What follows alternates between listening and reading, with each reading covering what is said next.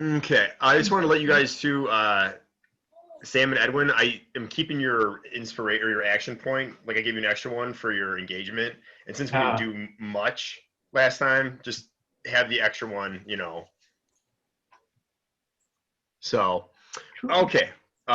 Real quick, could everyone go back and just say your character name, class, and race, just so like real quick refresher on that. So my name is Gulakesh Ig Kar Vanan. I am a goblin wizard. I am Sparkle Ball, and I am a human barbarian. I totally forgot about your cool name. I'm Heskin, and is that what I'm saying? I'm a red dragonborn sorcerer. And level? Right? No? Okay. We're all the same level. Oh. Vanbar, and I'm a drow rogue.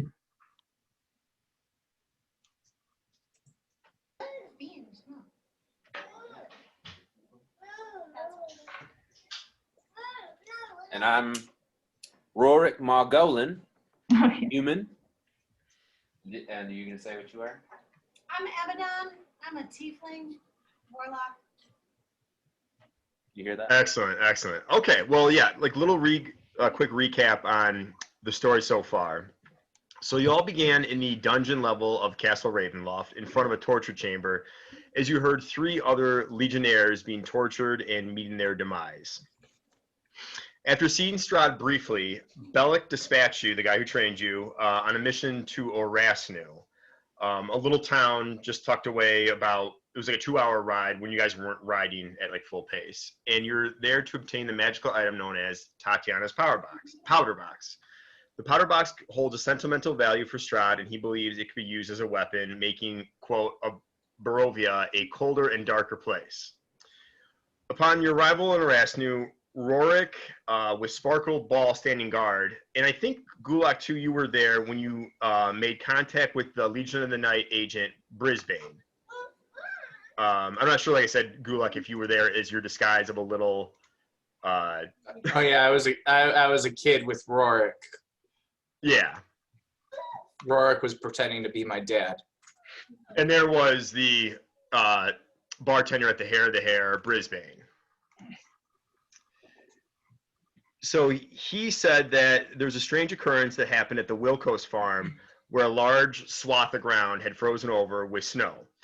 The Wilco's farm is the last one on the northern road leading out of town, and Brisbane said the owner of the Eyes of Midnight might be able to provide you with some more information.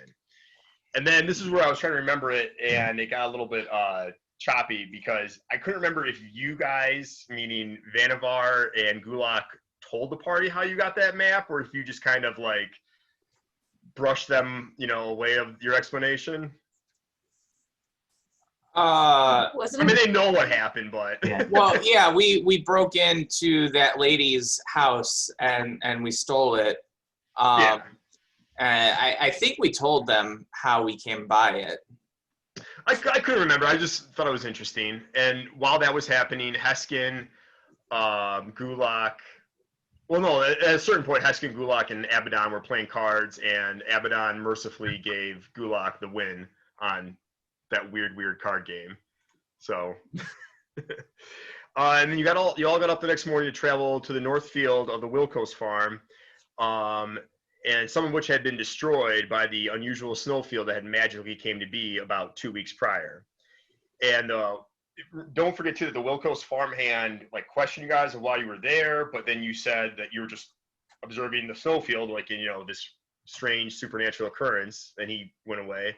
And then using the map that was stolen and Heskin's dragon fire breath, you uncover an entrance to the crypts of Kalemvar. And Rorik transformed into a badger and digs his way into the crypt. And that is where we find ourselves. So, little notes on the crypt. As you enter it, you notice that it is even colder than it is in the snowfield. You see that nearly everything is covered in a thin layer of frost, and scattered about are these small pockets of snow on the ground, a couple inches deep. From the ceiling hang some icicles and even roots from above, the above ground vegetation, possibly some of the crops from the Wilco's farm that were destroyed, and other, natural forming plants and whatever. You occasionally see a frozen spider, garter snake, and like centipede and other such animals throughout the crypt. Like they were just kind of, taken by surprise by this unnatural freezing. And to give you a little insight of what it looks like, so there's, one picture.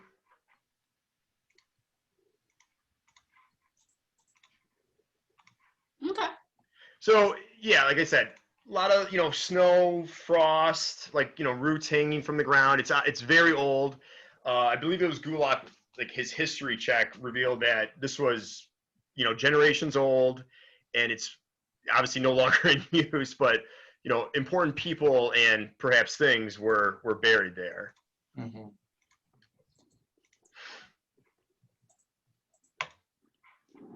Okay. So, three things to ask you guys to consider. If you guys all want to move into the room and try to figure out your little formation. I mean, there's a door to the south there. You can see. I'm not sure how you guys want to figure that out. Well, so as Gulak enters, being very small creature, the cold really chills him much more quickly. So he pulls his cloak tighter, and he says, "Oh, this is a dangerous place. We must be careful."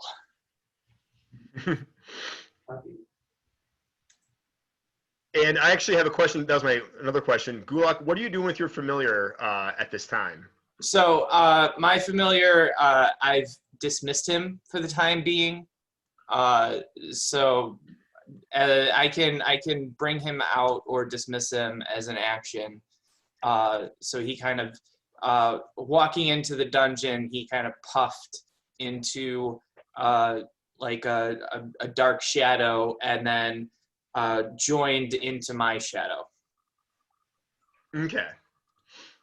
So I know that spell. You don't need to do the ritual again when you dismiss him? As long as my familiar is alive, I can summon him or dismiss him as an action. Okay. And then Rorik, so I'm trying to think. I think you might still be in your wild shape, or I mean, you can obviously cancel out of that. It's up to you what you want to start off with.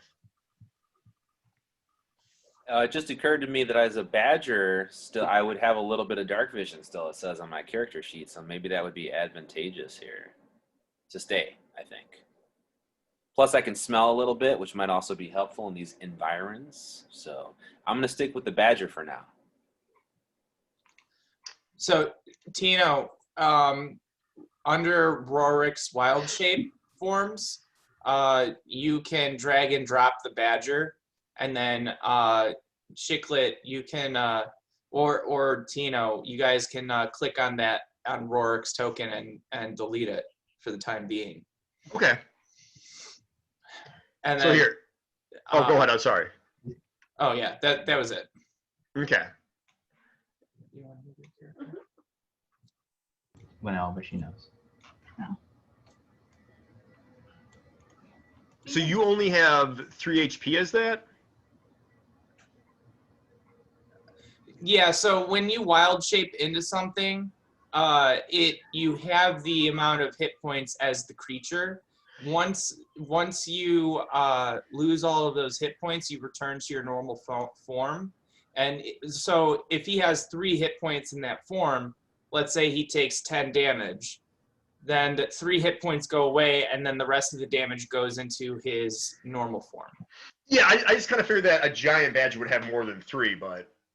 Well, a giant badger is still a small creature because badgers are pretty tiny. I was gonna say, what were those? Why were there 2 of them?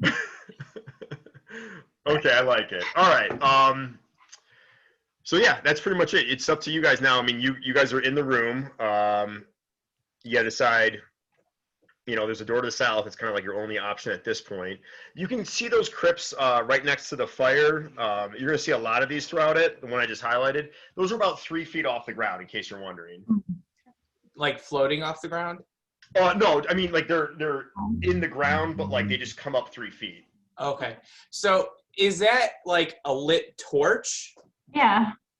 That is a magically lit torch. Oh, it's magically lit. Yes. So it doesn't give off heat or anything as Gulak approaches it. No, it does not give off heat, just light. Okay. Go ahead. Sorry, too. No, go ahead. I was going to say, too, I reflected upon the last session. What I'm going to do, instead of having you guys roll so much for perception, is I'll give you the base outline of like what you see, but I'll put the onus on you of if you think there's more, if you just want more detail, to say I want to roll perception. And then, Well, so Chiclet, you can also decide that yourself with our passive perception. So passive perception is just 10 plus our perception bonus. And then you can judge, based on whoever has the highest passive perception, if that meets a certain threshold. okay. So that's another way that you can do it.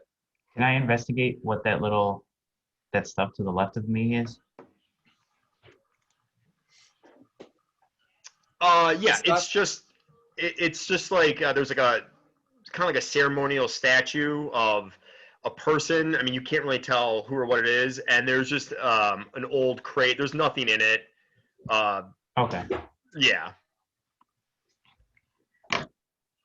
So Gulak is going to approach this crypt thing here and examine that a bit. What does he make out with this? So, I mean, it's about 6.5 feet long, maybe 3 feet wide, and you can tell there's a name on there, but it's, I mean, you could roll to try to find out the name, but it's kind of like rubbed off. Is it rubbed off or is it like covered in dirt? I'd say a little bit of both. All right. So my hand will begin kind of glowing a deep red as I put it over the name and use prestidigitation to clean it. Okay. Does that make it any easier to read? It does, and it just says Tristan the Brave. Tristan the Brave. Does that name mean anything to Gulak? No, that does not mean anything to Gulak. So Gulak would read it out loud. Tristan the Brave. Is that a name any of you are familiar with? And you guys would not be. I mean, this is, a generations old crypt, and it's from the surrounding area of Verasnu, the people that were buried, so. Not to me. No. Can't talk.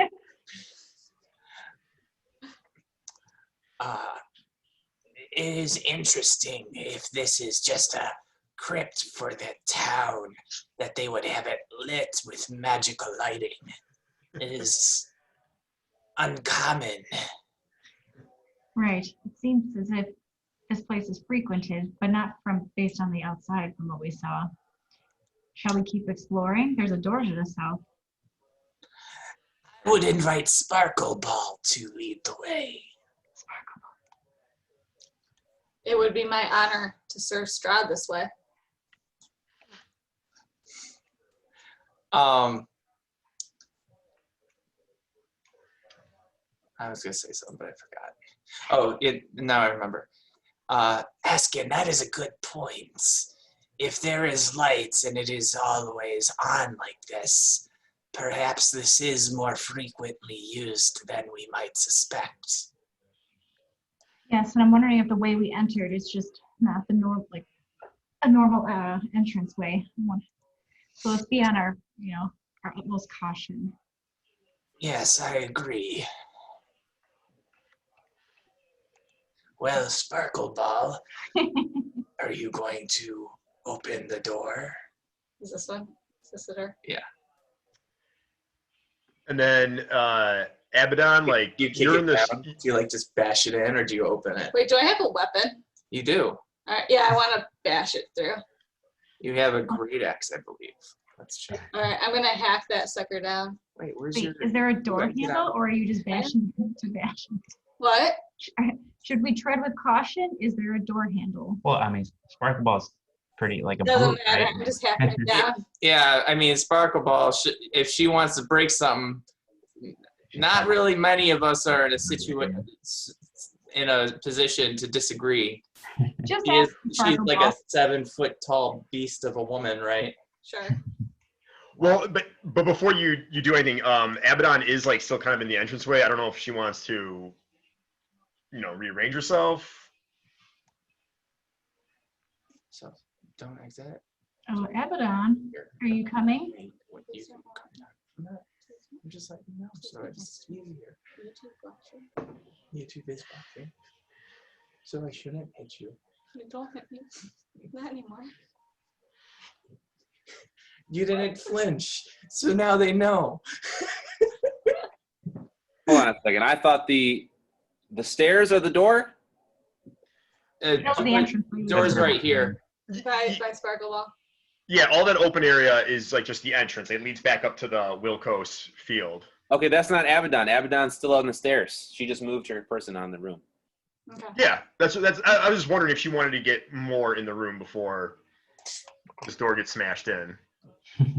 So is that what you're doing, Sparkle Ball? That's what we're doing. Oh god. That's what you're doing. Wait, before that happens, I'm gonna take a small step back. All right, so I take that great axe and I'm just shh. Okay. I'll say that it's a pretty old door, and it only takes you, and you're still like 100% healthy, not tired. It takes you only like 2 hits before it's just pretty much off the hinges and down. And as you do that, oh wait 1 second. Uh-oh. Uh-oh. Okay, so the door is gone, Ah! and the undead, or I should say the dead of Kalemvor are still lurking, and 2 zombies like just turn around like after like all the shards of like wood are like showering them, and they see you as like moaning, kind of angry look on their face if they can make any emotion at this point. It's too bad you busted the door so you can't close it again.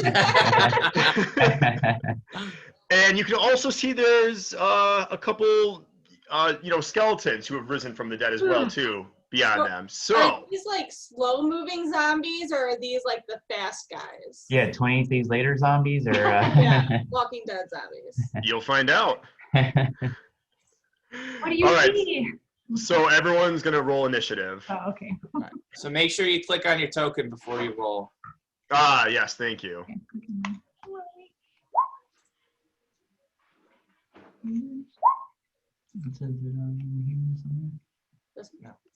Down into the windows. There. Now that's your character sheet. Oh, West, you have to separate it. And then go up to the. well, the first one of me. Way to make me look like I didn't do it right.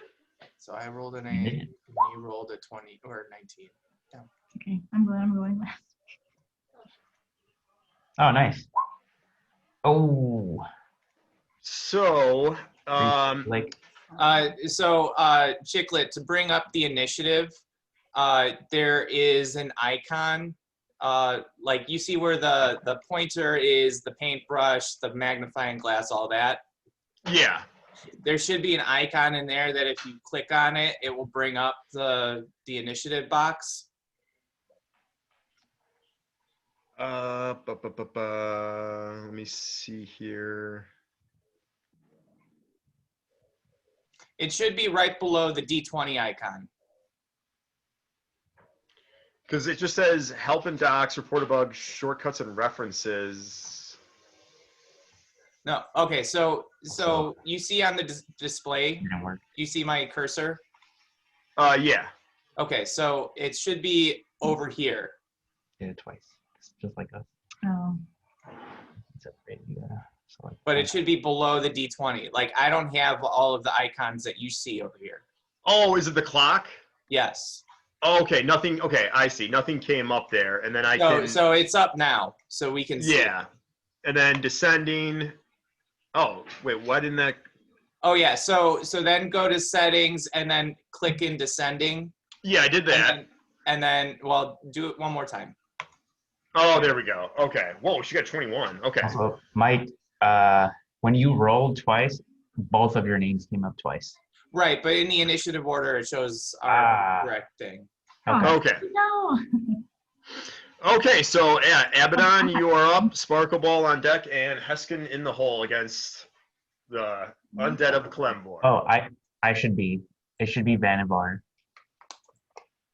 Heskin got a 5. Oh, I'm just physical, right? You're just a tank. Yeah, you just smack things real good. I have no spells or anything. Right, but rage is a bonus Right. action to get into. You can use reckless attack, which gives you advantage on your attacks, but then everybody has advantage when they attack you. And your frenzy allows you, when you're raging, to use a bonus action to make another attack. Okay, what's my danger sense?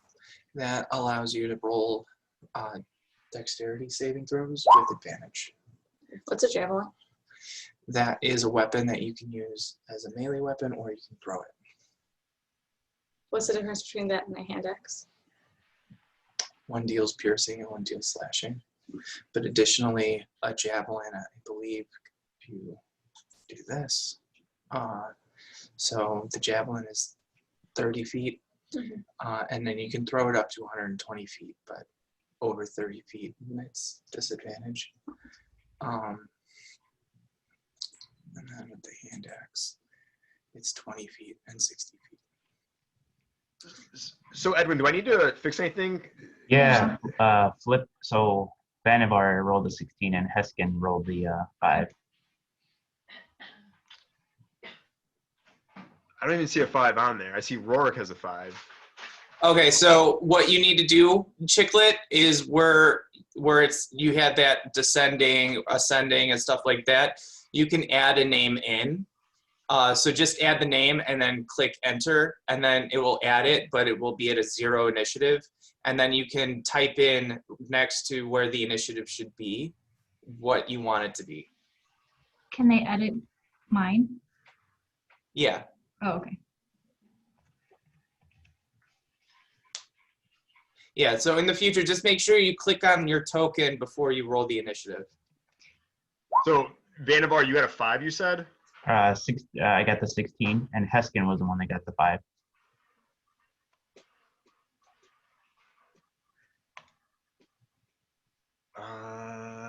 Okay. Token.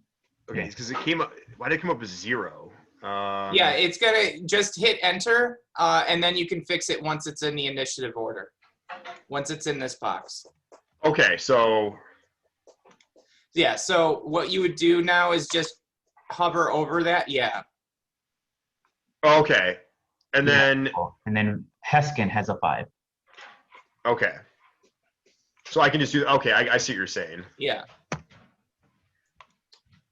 And so then just change Heskin's to a 5, and then click on ascending, descending, and then. But there's an extra one in there, so you can delete that. When you hover your cursor right around here, there should be a garbage can. Yeah. So click on the garbage can. Okay. There. Okay. So that should be good then. Hey. So everybody's in the initiative now? Okay. Okay, so yeah, Abaddon, you're up. I'm thinking about using a cloud of daggers, to leave something on the other side of the door so that anybody that walks through it gets damaged. How long is a minute? In 10 rounds. A round is 6 seconds. yeah. But you have to put it in a spot that you can see. So I'm not sure what you can see. which squares you can see from your point of view. I'll show you.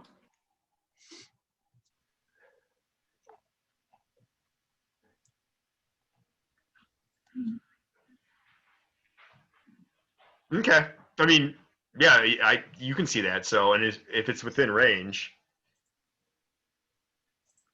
Here, so this is what And we I can guess do. I We can, could also see. I can also see the one with the zombie, the one below that with the zombie in it right now. is that where you wanted to put it? I was thinking, yeah, I was thinking they'd have to walk through that, but I guess there's another space. Maybe I should hit the zombie that's below it. You want to put it here on the zombie? No, there's another one. The one to the left. Oh, I can't see that. Yeah, let's do that. This I'll guy hit here? that. Yeah, and I'll hit that zombie and yeah. Okay, so you're gonna place the cloud of daggers just on him then?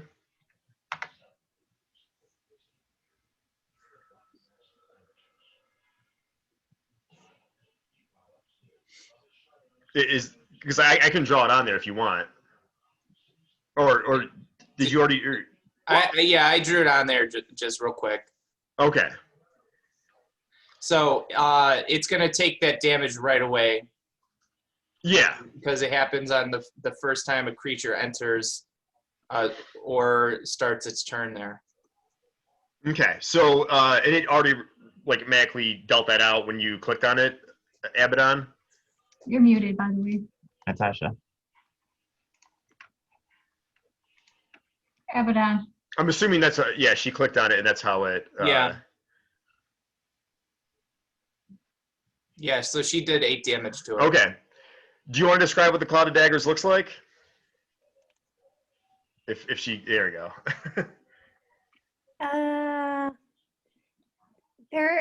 It's a variety of daggers, ornamental daggers,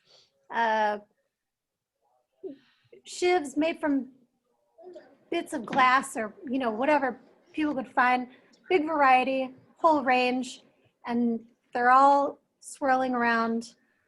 And they're all bloody. And they have an eerie screech sound that goes with them. It's like a yeah. Okay. Do you want? Okay. So yeah, the zombie, these daggers just appear around him and they start like just ripping apart his flesh. Nice. So and he takes 8 damage. Wow. So do you want to move or do anything else? Because I don't think moving will break your concentration, if I'm not mistaken. Mm-mm. Yeah. Only if she casts another concentration spell or takes damage. Yeah. And even then, it's just a risk. It's not automatic. Am I in anybody's way? I'll probably stay. Okay. All right. So I'm assuming hitting the arrow advances the initiative. Yes. Okay. So Sparkle Ball, you are up, and Vanavar on deck, and the skeleton is in the hole. All right. I don't have night vision, so can I even see into this room? I mean, I don't know. Can you? Well, okay, so she can technically see because I can. Right. But there should also be Yeah. the light from the room is probably in there as well. Okay, I didn't know if there But, was. light in that room. Yeah, is there light in that room? There is no light in this room. Okay. So technically my character doesn't know what's in there. So we can, let's see if this changes anything. I mean, I don't know if your party has any torches. Oh yeah, so you can't see into there. Okay. Yeah. I mean, I have enhanced, That's so I nice. see everything really good. Okay. So Mhm. I think what I'm gonna do is obviously I know something's in there because Abaddon just attacked. But I'm going to Oh, I lost my dark vision. All right. I'm going to move a little bit back just so I'm able to kind of attack whatever comes out of the door, if anything comes out of the door. Do you want to? do you want to ready an action? Huh? Like when you ready an action, that means like if anything comes out of the door, you're gonna strike it. Yes. Oh, If I'm explaining that right. when I deleted my token chiclet, I took myself out of the turn order. Oh, okay. If you can add me back in there at initiative 8. Okay. So you're stepping back and you're just waiting for the first thing Yeah, to cross your face. I'll just do that. I think I'm gonna move over here though. And then I can lunge. Okay.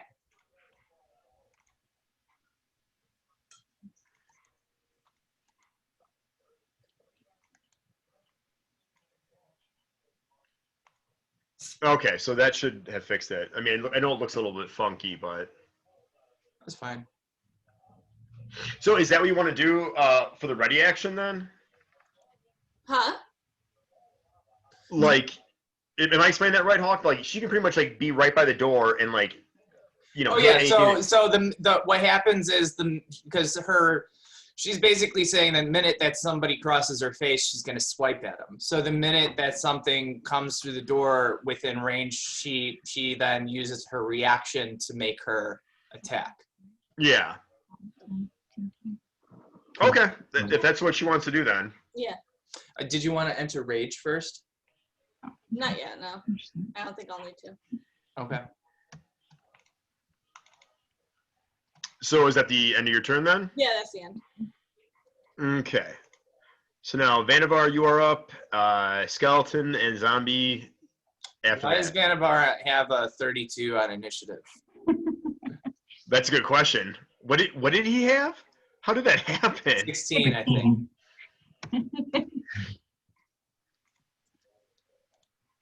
Just double 16. So I can see this guy pretty clearly. Oh, I don't know why that's doubling. Every time I click on it, because it was fine until. Oh, he's still naturally first, so it doesn't mess up the order, No, he's not. isn't he? He's No. 15. He was third. But you know what? As long as as long as you don't need to reorder it, it'll just stay in that spot. Oh. Yeah, I think that's fine. I think it's like just I don't know why that's happening, but It happens. yeah. Okay, random. So I can see this guy clearly. From the looks of it, he looks surprised. So with that being said, I'm gonna fire at him with a short bow. But also keep in mind that I have a sneak attack So on him.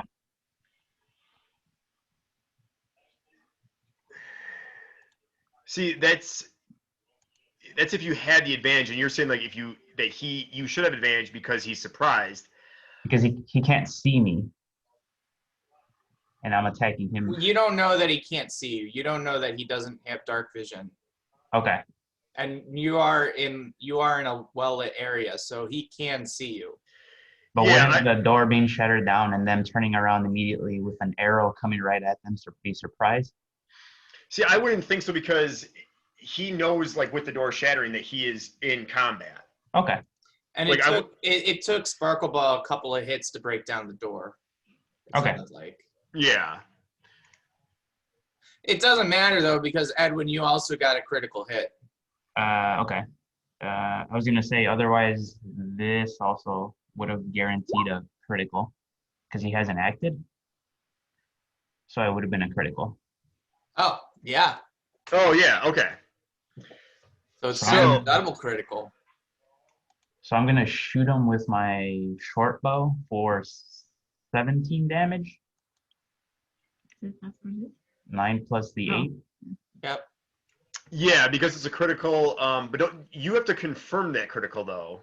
Okay, so I just shoot the short bow again, or do I roll a roll die?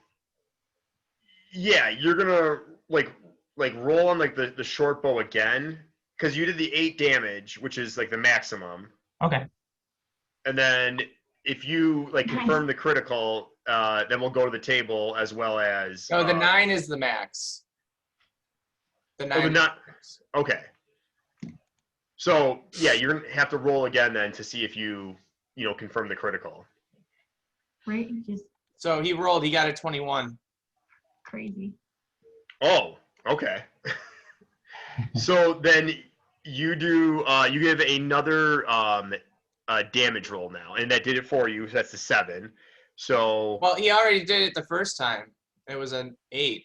Because when you hit a critical, it automatically does max plus one additional roll. So the confirm was just to make sure that the damage applied. Okay. So So it's 17. 17. oh, is that how it's set up? Okay. Yeah. So it is the 17 then. Yeah. And he gets also shoot, I gotta look up the the damage table or the critical roll or success table real quick, because you're gonna be rolling a die 100 if you Okay. want to get that. Are you using mine? I am using yours. All right. So just roll the D100, Edwin. Yep. I'll let you know what it is because I have it right here on my screen. Yeah, I got it. But yeah, go ahead. Oh, okay. Well. All right, 13. So the target is disarmed with weapon or object held, knocked out for 1 die in a random direction. But he's a zombie. He doesn't have an actual weapon. He just uses his like fists. He's a zombie. He could lose his hand. Yeah. Yeah, I mean, I think that's a good idea. He's going to lose his hand, and Does that put him at disadvantage then? see what I would do for that, because he just uses his hand. I'm going to. What if he I'll give doesn't lose anything, but now he's knocked prone or something? What's that? What if he doesn't lose a hand or something? Now he's like Well, pushed back or knocked prone or something? I'm gonna stick to the critical roll table, and I'm just gonna say he's gonna have disadvantage on all future attacks. Sweet. All right, so let me just take care of him with his 17 damage, and then I'm gonna also place like a marker saying that he.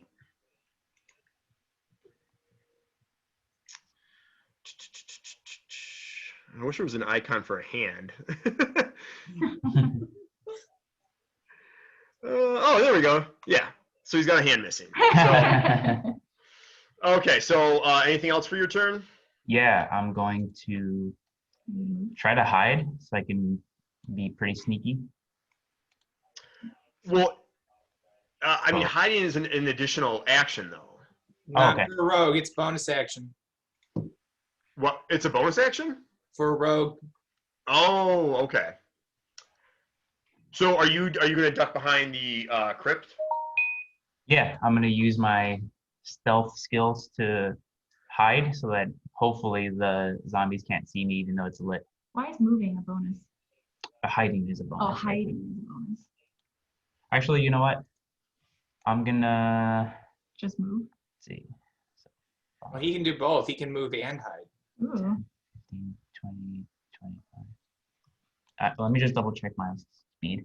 30. 30? Okay, so this is where I'm going to move, and then I'm going to hide here. Okay. What am I gonna do? They can't see me. How should I use a little icon? Ninja. Yeah, that's good. Cool. I use my little ninja icon to say I'm hiding. And then that's all I can do, so I'm just going to hide out there. Okay. Excellent. So, yeah, let's see. Skeleton is up, zombie on deck, and Gulak, you're in the hole. Yeah, I don't know why it still says 32 for him down there, but Oh, well. whatever. Okay. Oh, and I'm -1 arrow. Oh yeah, obviously be sure to take care of that. Instant anytime. But you have to read what it says, spend stuff. Yeah, that's sorcery.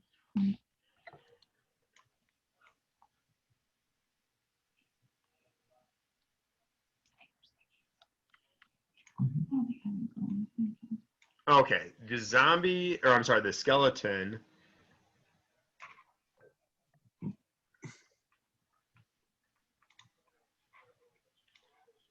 is going to move right here. And the first thing he sees is Gulak, and he's going to use his short bow against you.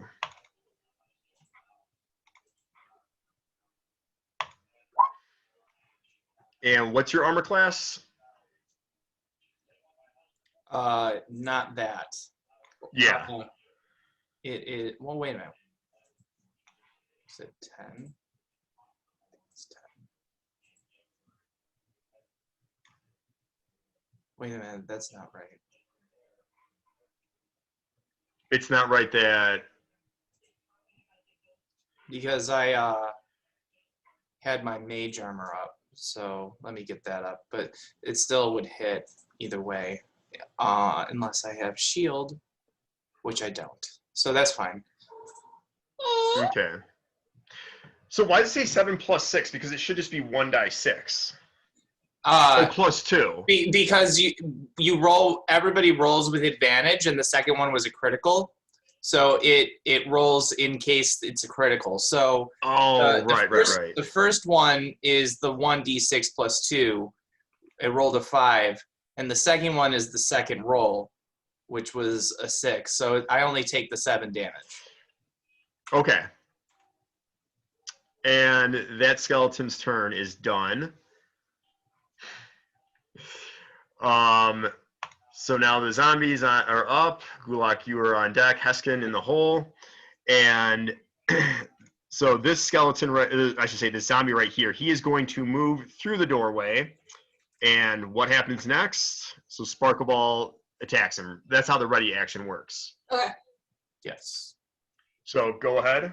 All right. So I'm taking my great axe and I'm jumping in front of him and I'm going boom, boom, and then straight down. Oh, wait a minute. Was that the one that came out of the cloud of daggers? It is. Does he take? Because it started its turn in that cloud of daggers, so it takes another 44 slash. Oh, okay. I guess Abaddon, since you started that, do you want to roll the 4d4?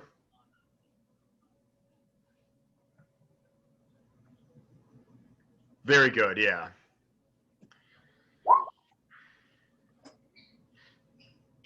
$10 damage. Okay, so let me adjust that accordingly. Cool. So now he has even less. Oh, wait, why didn't that? Let me. Okay, so Sparkle Ball, go ahead. Thank you, Hawk. All right. So I'm just slashing him 3 times. Backslash, forward slash, and then straight down through the body. All right, so you want to roll your damage? Oh. Or roll your attack? Right here. Yeah. Nice. So, Woo. Yeah. Go ahead. yeah, that's definitely going to be a hit. But like for some reason, Hawk, it says like their armor class just says scraps. Doesn't give an actual number. Are you looking at the token? Because it should be on the token. Like just like look at the character sheet. Oh wait, now it says 18. Oh no, that was the skeleton that had like the non-existent armor class. But No, that's so you're looking in the wrong place. If you're looking on the character sheet, there should be a number right by where it says armor scraps. I'll look again when like the skeleton like comes up. But yeah, you definitely hit Sparkle Ball of this zombie. He only had an 8. So Okay. how do you want to describe it? All His right, demise. I Oh, go you straight killed down it. the body. Like just. Like he's and just do like this. okay. Yep. So yeah, his little venture into the next room did not go so well. So he is done.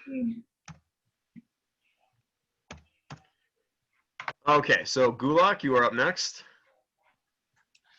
All right. So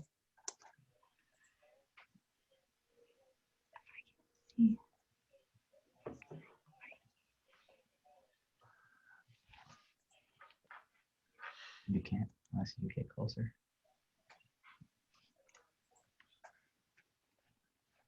Gulak Somebody use is going to move 1, 2, 3, 4, I move closer. Can you see more? Yes. 6. But you start using Right there. And then he's gonna cast mirror image on himself because he took a lot of damage. So that is Wait, when I move, you can pick me when I move? No, Oh, I'm saying, but you're using so I get 3 illusory duplicates.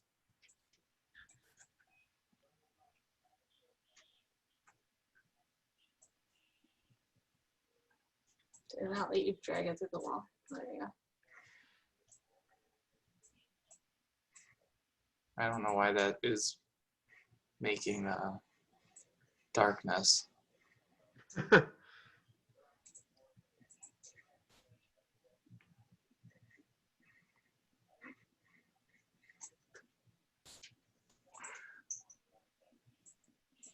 All right, so there's 4 gulags now. Okay. That's my turn. Okay. All right, Heskin, let's see what you Alright. got.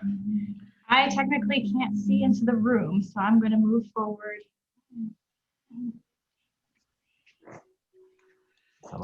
Well, I still can't see. Yeah, the vision is not updating on Heskin. Would I be able to technically see? Oh no, because she doesn't have. Well, Heskin doesn't have dark vision, so that makes sense, right? To not be able to see. Yeah. Oh, you know what? Actually, that wasn't my whole turn. Can I take? I'm gonna use an action point to take another action. Can I Okay. do that? Sure.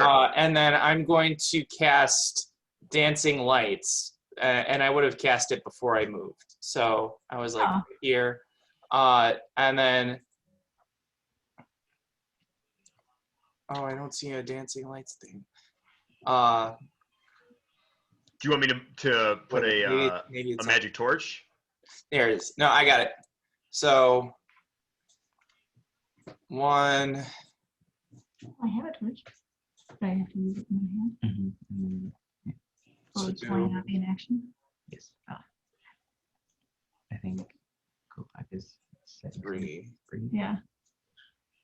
Wow. And then I would move over. Okay, so if he technically did that before I moved, I'm gonna move back to where I was now that I can see. Okay. And yeah, make sure to obviously remove your spell slots and your action points. Oh, okay. And then I'm going to use Firebolt. And it's got a range of 120 feet. So how can I show where I'm targeting if I double click? Why is that dark? Yeah, I you double click on it. I'm gonna aim. Is it me? How do I? No, it might be the one for that. There's a little ruler. No, how I think it's the little ruler. I don't know. do I show who I'm targeting? By just like double clicking on the guy? Yeah, if you want, I mean, you could just hold your cursor down and then that will Oh, on it that's how you do it. Okay. show I was double you're clicking. doing it. Yeah, so I'm gonna target that guy with Firebolt. The skeleton? Okay. Yeah.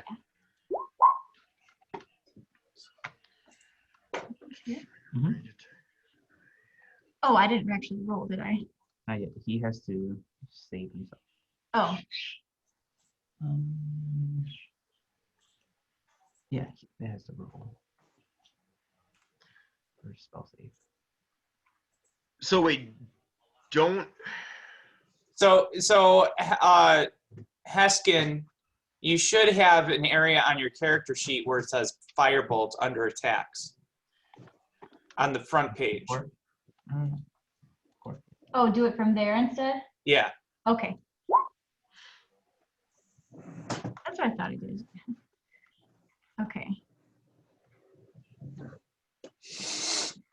So let's see here. Yeah, I don't know why it just says armor scraps. That's weird.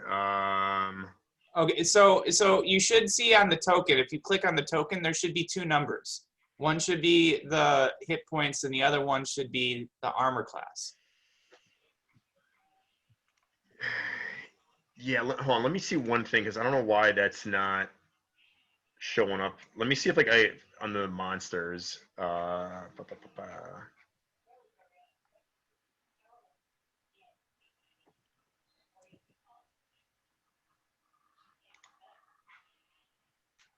Yeah, even like in that list on the like from the main one from like the what is it, the journal or whatever, it just still says armor class, armor scraps for skeleton. I mean, look here, I got on my phone like what a skeleton's armor class is. It's 13. It's 13. Okay, so yeah, you actually hit it directly, and it does 9 damage.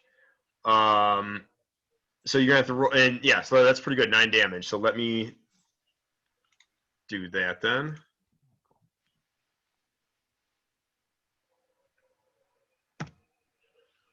Nice. Okay. And is that gonna end your turn? Yes. Okay. Rorik Margolin, you are up. We're getting back to the top of the order again. Badger's turn.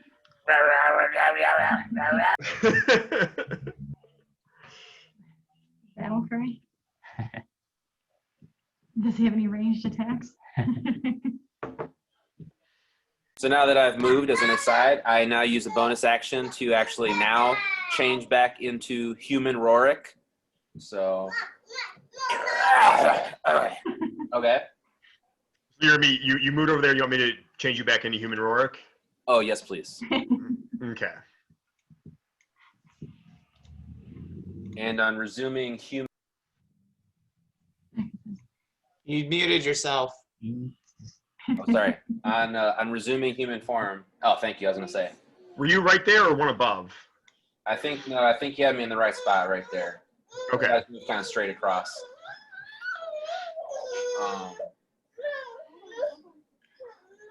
So on my screen I can actually still see, but without dark vision, what am I? I'm not sure. What can I see? Can I actually see everything right now because of the torch? I put dancing lights up so that people could see. Oh, beautiful. Okay. All right. So I'm actually going to use produce flame and launch it at.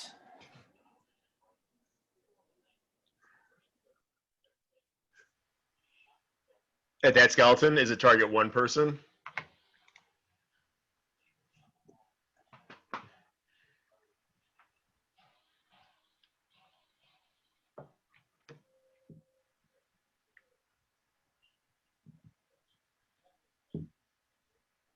Not mine.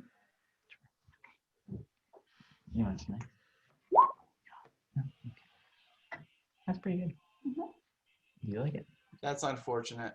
Oh no. Yeah, you only got a 6 there, or is that? I guess That's a critical fail. it's a critical shit. fail. Yeah, because he also rolled the critical success. If it had been advantage, then it would be a crit. So what's the 6 + 8? That's because it rolls as if there was a Oh, critical as if hit, it's. I see. right? I see. Because I it see. rolls twice, so it does it automatic just in case. Okay. Rorik accepts the outcome of this unfortunate situation, as one does. So let's see. If you get a critical fail on a spell, Well, it's the same thing. Like if you're gonna, whether it's a spell attack. So do you want? Are you using critical fails as well? yeah, I am. So then, Tino, roll it again. Oh no. Wait, what? Tino got a critical fail So he's rolling. to confirm it. Oh. All right. So then it's just a miss. Oh. Okay. Oh. Lucky. So yeah, the flame just goes right over the skeleton's shoulder, and he's fine. Yeah. Unless the skeleton has a 22 AC, which I know it doesn't, because I just looked it up. Right. Yeah. All right. Are you doing anything else, Rorik? I just take a picture of both. Send it to Marie. Rorik is not in the initiative anymore Next time. Oh. Oh, how'd that happen? because you removed his token. Oh. Oh, right. Okay. Do you remember what you had? I think it was like a 5 only, right? 4. 4? Thanks for being honest.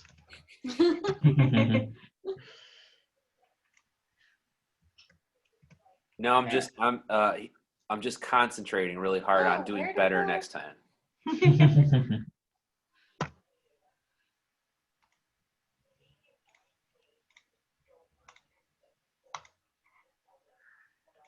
So, yeah, you want to make sure because Gulak only had an 8 and Vanavar only had a 16. Yeah, and okay, let me. That's so weird that it's like happening. Oh, cool. Yeah, it looks like it's fixed now. Oh, never mind.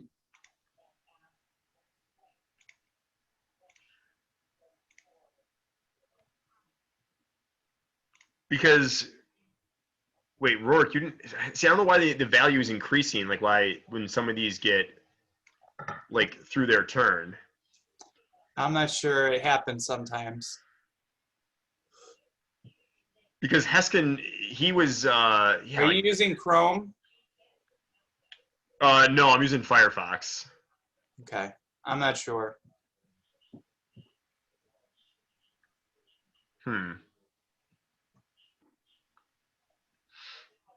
I mean, if need be, we can just like try to remember, I guess, for this instance. But I think, It's going to be hard to do. There's a lot going on.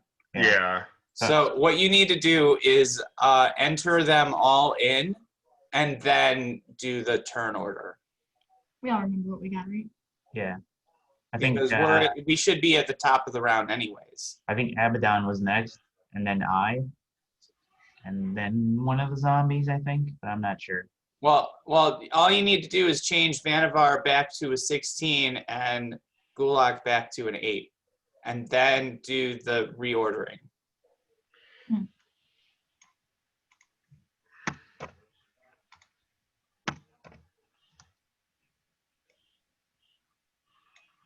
If I move, does that break my concentration? No. Get rid of the, nice. If And I Rourke, you had a 4, right? Rourke hit a 4. If I can't see the spot where the dagger cloud is, does that end No. the dagger clouds? Nice. Okay, so are you doing anything else, Rourke, or no? I think you're good. Yeah, I think he said he's just focusing on doing really good next time.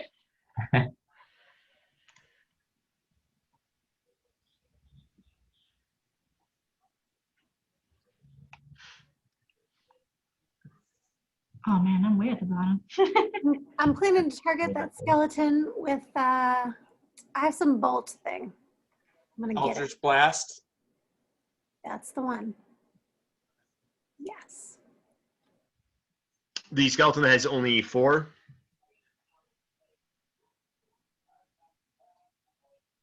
Oh, the skeleton's looking pretty dead.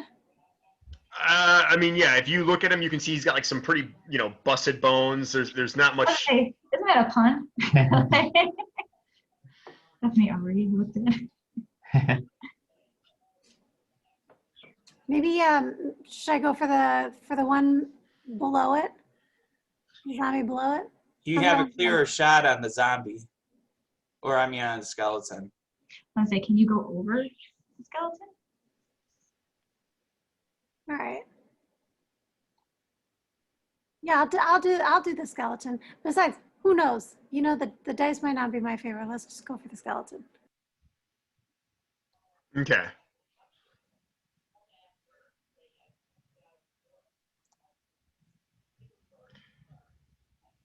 So are you gonna click on the Eldritch Blast? Is that you said you were doing? Okay, there we go. Nice.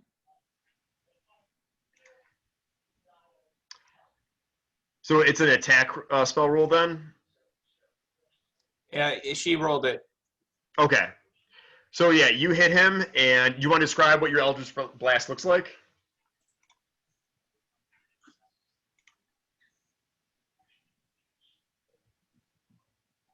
You're muted. Abaddon?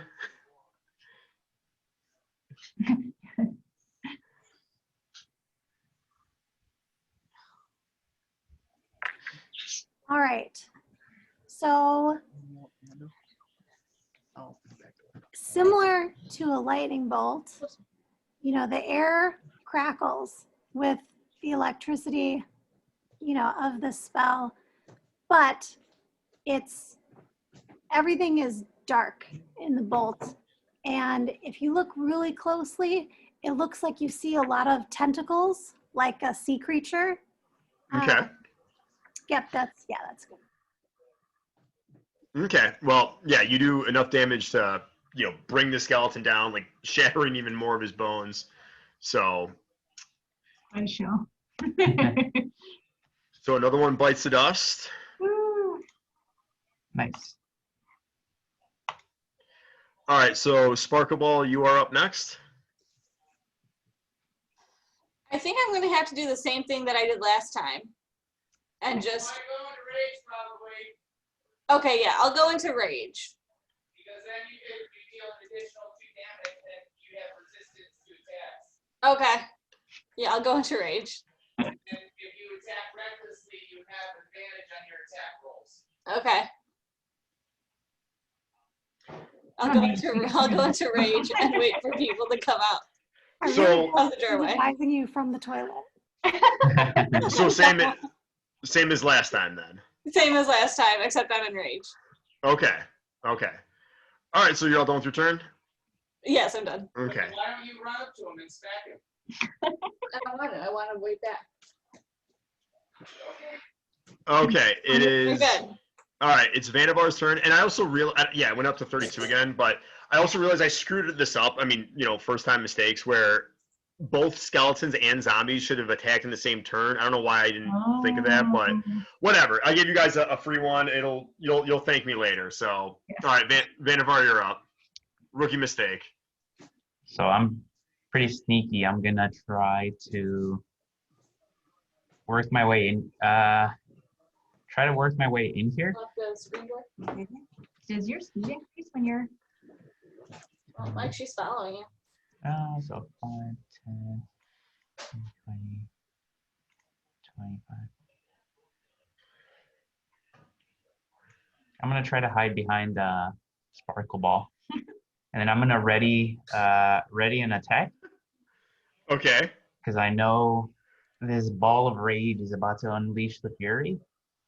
So I want to take advantage of when that happens, and kind of do like a tag team move. Since the loudness coming from Sparkle Ball will be enough to distract him, where I can try to like sneak some attacks in. And then that's all I'm gonna do. Just ready an attack here.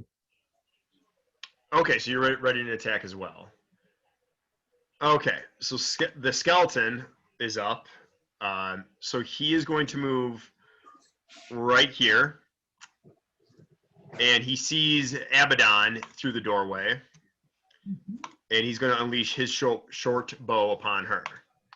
Oh, snap. Oh. Okay. So let's roll the. So you're getting 6 damage for sure. And let's see how bad this gets. What do you do? Oh boy. Okay. Confirm the critical. And he's gonna roll it. Now it's gonna affect his Oh, whoops! I didn't. All right. I guess. roll So the 100 one. yeah. No, I'm going to do that. But that's like the. Unless I calculated that wrong, because it did take into effect his. No, it did in the first roll. Okay. So he got the first attack, which is a full 6. Plus, yeah, the full 6. Plus 2 is 8. Well, actually, it's so 8, and then it rolled the second one, and that was a 2. Okay, so all right, you got 10, and then let's roll the die 100 to see. 7, 8, 9. It does max damage, so it's the 6. Oh. Plus the 2, so it's 8. Okay, so 62. Target is stunned until the end of their next turn. Woo. Oh. So you suffered 10 damage, and you are currently stunned. If you want to, use an icon for that. Sorry, Abaddon, that was a bit of a rough round. It's skeleton did not forget its skills in the afterlife. All right, so he is then done with his turn. All right, so zombie is up. And of course, the zombie is going to do the little doy move and go right over his, compadre or whatever. And Sparkle Ball, you know what to do? Yes. I'm taking that great axe to him. With rage. And I am in a rage. Yeah, double click. Okay. So what do? I go great axe. Mhm. And then rage. No, you've already done that. It's Oh. already calculated in there. Okay. So you are going Are you to attacking? Are you attacking? Were you attacking recklessly? Okay, let's attack recklessly. You've already done it. So Okay. then that gives you advantage. So you rolled a 12. All right, so 12.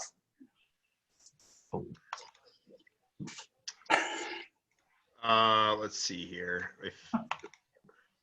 Oh no, skeleton was 13. Is Did you use an action point already? No. Oh. Give yourself an action point. Oh, his armor class is only 8. So yeah, you're hitting either way. Okay, cool. So, and you did 5, which was just enough Wow. on the dot to kill him. Wow. Well, wait. Is that a zombie? Just go. Oh yeah, that's right. Thank you. Dead fortitude. Yeah, the dead fortitude. So it's got to make a Constitution saving throw. 5 plus the damage taken. How do you know this? Because it's happened to us before. Think of like a zombie. Just never died. So if I click on 5 plus the damage taken. So Okay. So because that's what it says in there, right? On the character sheet. Yeah, the undead fortitude. But it says 5 plus the damage taken. Am I right on that? Yeah. Okay, so it just barely passed. So it survives with 1 hit point. Yes, that's exactly right. Okay, so It's right. Mhm. Oh no. so he's still, like, now it's his turn's not done though because he's got whacked pretty hard. Right. So he can move right up to here. He sees Sparkle Ball, who's just been pummeling people, and now he's going to attack with disadvantage because he only has the one hand. Wait. But then So he- also with advantage because Lisa attacked recklessly, so it cancels out. So it's just regular attack. So now it's moved into range for me that I had my attack ready. Does that happen before or after his attack? Wouldn't Vanavar go? Well, wait. What was Vannevar doing? So He was ready. I had moved next to Sparkle Ball to ready an attack as well because I was trying to. So he would have attacked right at the same time that Sparkle Ball did. So before the zombie even moved. So the zombie would be here still. He would be right there, and then he would be attacking Sparkle Ball. Well, no. Now Vannevar gets his turn to make an attack before the zombie moves. Okay, I see. Because what are you attacking with, Vanavar? I'm gonna use my rapier.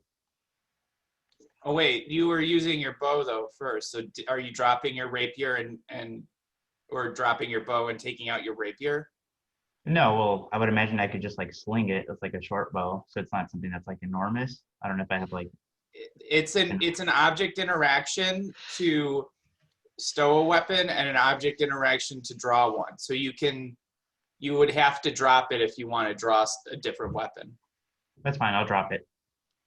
Okay, so then it wouldn't happen. So the zombie would move it within range, and then that's when Vannevar's attack would go.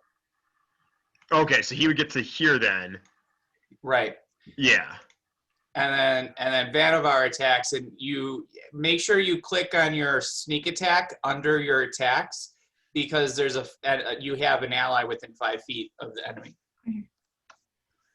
So there should be like a checkbox.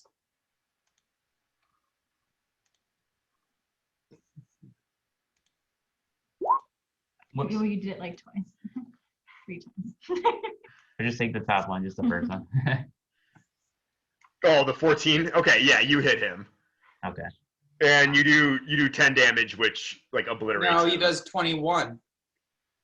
It's the 10 plus the 11, right? Oh, okay. Obliterate him. Because it's 10 sneak attack damage and 11 piercing, 11 from the rapier. Okay, gotcha. So yeah, you absolutely like shred him to pieces then, and now this zombie is dead. Right, Cool. and because it was well, he gets his undead fortitude again. Oh yeah. Wait, I thought if you do it beyond, he's got to keep on doing that. So every time the zombie, that's the undead fortitude thing. Every time the zombie gets hit enough to bring it to die, it makes a Constitution save 5 plus the damage taken. So Okay. it has to make a Constitution save of 26. So I screwed that up then for the first zombie, right? No, Because because the first zombie died from a critical hit. I thought. maybe. Does that sound right? Well, either way. Okay, so he did not get it then, because you said it was 26? Yeah. Yeah. Describe how he did. So as Sparkleball is like swinging wildly, kind of like Texas Chainsaw style, I kind of like sidestep and like just stab the zombie right through the head, and like the neck just rips off, so it's just like a severed head on the rapier. I love it. It's very good. Okay. Well, that is unfortunately his turn. He is no more. So Gulak, you are up next. All right. So Gulak is going to 5, 10, 15, 20. Gulak is going to move here. He's going to place his hands on Abaddon's back with his hands glowing once again in that red energy. And now, Abaddon, you can spend one of your hit dice to heal.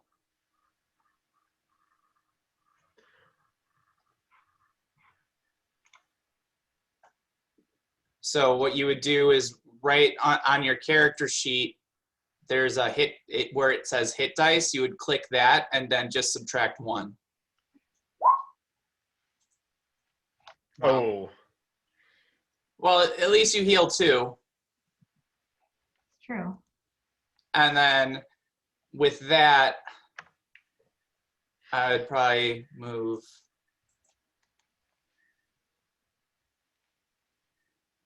here with the rest of my movement. And then that's my turn. Okay. All right. Dragonborn Heskin, you are up.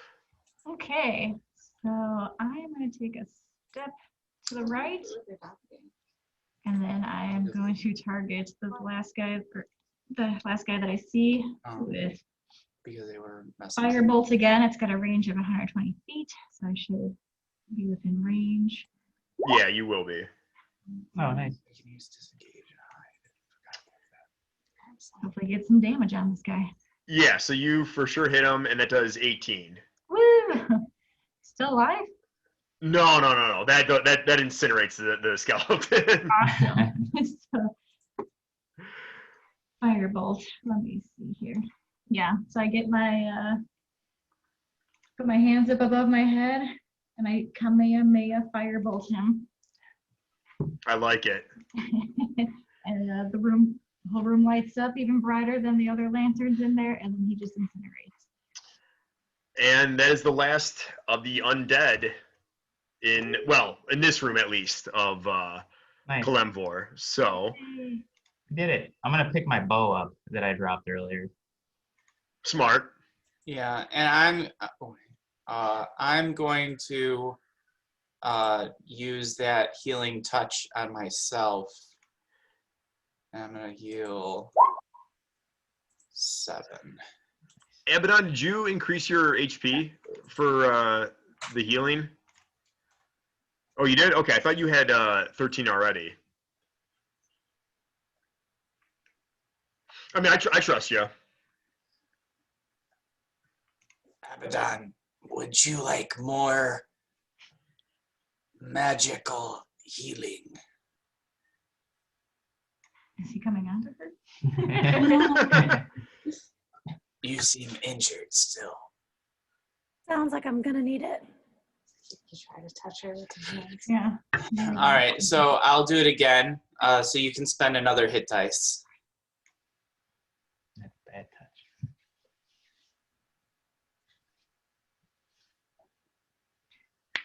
So if you just like, click on it, will it roll? Oh, cool.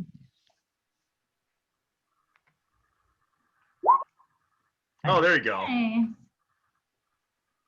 So now you're back up to almost full. Here's the D6 minus the D8. Hooray. Is that healing touch? Like what spell level is that? It's a cantrip. What? Oh, That's wow. like- That's pretty strong. The reason it's a cantrip is because it's not just healing. You're spending hit dice, which is something you could do on a short rest anyways. It just means you can You're spend not- it You're outside not taking of a short rest. And That's it's pretty still good. an action to use. So Yeah. Okay. All right. What do you guys want to do next? Do these chumps have anything useful on them? I mean, just the short bow they were using. I mean, there's a severed zombie arm. Can I In case take you the want that. arrows? Can I take the arrows that they would have? Yeah, they had 5 each. Well, no. One of them, because one of them went into like Abaddon, and I don't think you're gonna use that one. So we'll say 4 and 5. Okay, so I'll add 9. Sweet. we should be cautious as we move forward. If there are undead here, and this is a crypt, then there are likely many more. And if your party has any torches, you could obviously make that so the non-dark vision people can see. Oh yeah. Yes. Can we take that? Well, magical I have these dancing lights which I can maintain with concentration. Can we take the magical light that's behind the crypt? Can I grab it? Yeah, I mean, you can grab that if you'd like. Cool. Should I So just add it to my items? Now, yeah, I'm trying to think how to move that with you, or maybe you can just move that yourself, like as you move. You need to give us, well, here, we can pull out our own torch. So under our characters, it should say torches and spells. And there should be a torch there that you can drag into the oh, cool. map. I can just drag this? Yeah. Wait, Yeah, the magic torch is dragging onto her then. how? Oh, I think we should. Oh, I thought I started. So like, but it doesn't stay with her though when she moves or when Hesper. Yeah, you moves can her. select both of them at the same time and move them together. Oh, I can? Yeah. And you said it doesn't. It's not fire, right? So theoretically, you can like toss it down a room, and there's nothing anybody can do. Like it's not heat, right? It's not heat. No, Yeah. it's like you can like dance your hand over it. It's just light. Cool. Cool. So Gulak is going to approach the threshold, and then he's going to send his dancing lights across the room. Okay. Can you put that in the news thing? I want to, or whatever you want to call it, the news feed on Facebook. I want to see what it does exactly. Sure.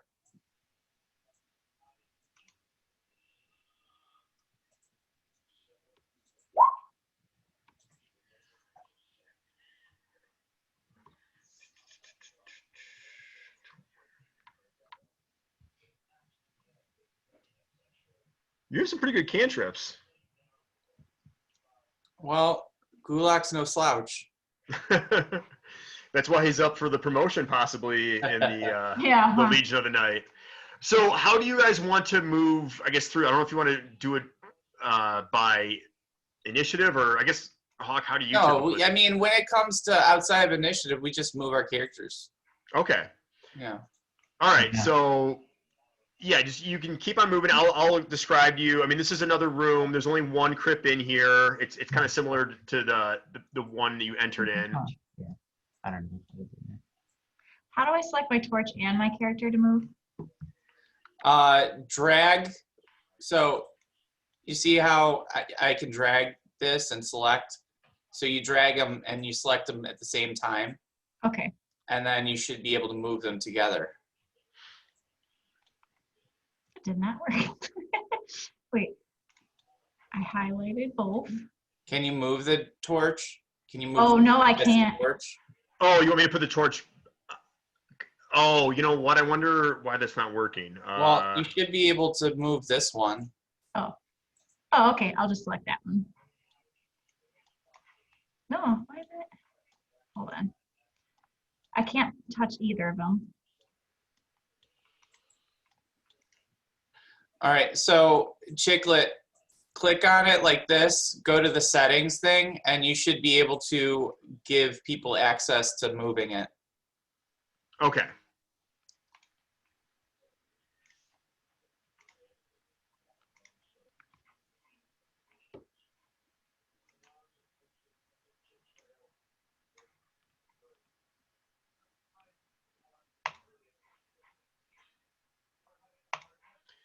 Here, I'll get rid of the one that you can't move. So try now.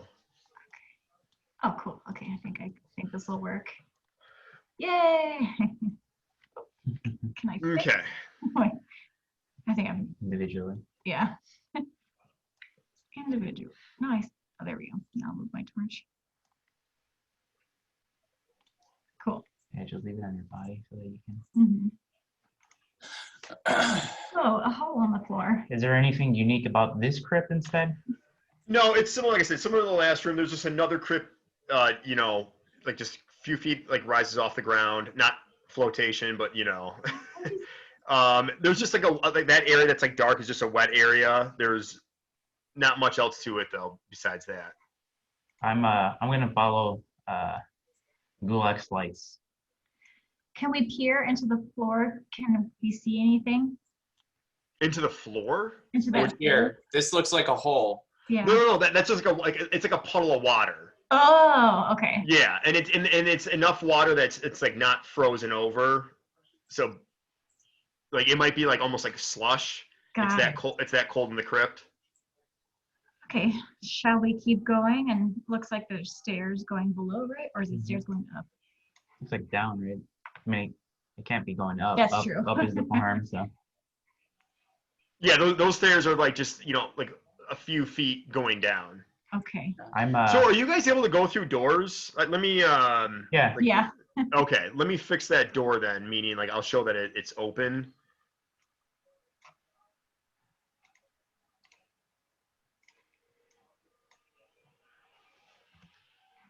Okay. Is everyone else coming? So when you want to go through the next door, I can, quote unquote, open that up for you. Gulak is gonna wait right here. Oh, I thought I was already past it. I'm starting to get nervous because Sparkleball is not here, and I just feel more comfortable with a large distraction by us. Sparkle Ball, would you like to lead the way once more? Sure, it worked out so well the last time. Is this a hole? No, it's not. No, it's just like maybe like a half a foot of standing water. Okay. Yeah.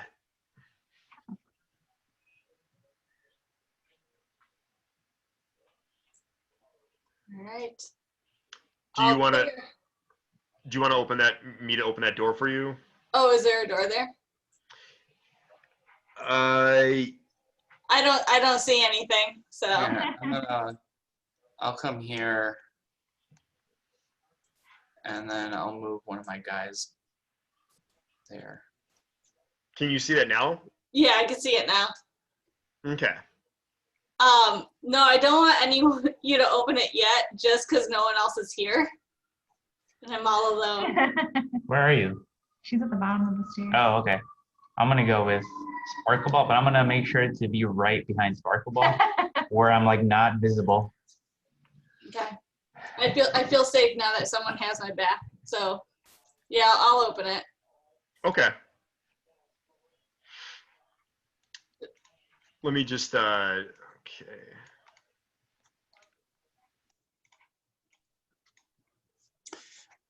Okay.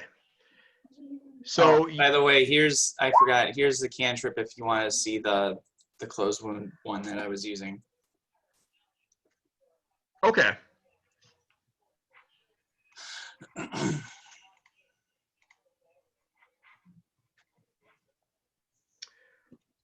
Okay, so down this hallway, I mean, I'm not sure how much you guys can see down it yet.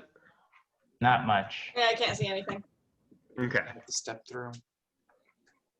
Well, I don't have dark vision, so without your lights, I can, you can't see. I'm gonna, Sparkle Ball, step back. Let me take a look. So since I have dark vision, I'm just gonna like, basically like just peer in. I can't see where the entrance is. The entrance is up top or down bottom? It's like just one space in front of her. Okay. Can we swap positions? Sparkle Ball? Yeah. And then I'm just gonna look down the corridor here. Looks like it's closed still. Oh no, you could go through it. Okay.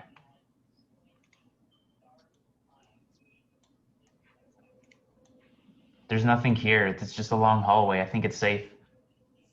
So at the end of that hallway, you see some vegetation like kind of hanging off the wall, and it's got a thin layer of frost on it. And toward like at the bottom of the vegetation, there's a like rope that's like coiled up in itself, and it looks like relatively new in comparison to the other things of the dungeon, but that's about all you see right there. I'm gonna relay that to Sparkle Ball and ask Sparkle Ball to tell the others to hurry up and come down.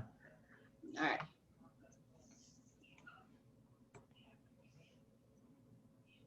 Hey, come down here. It's all clear. Okay.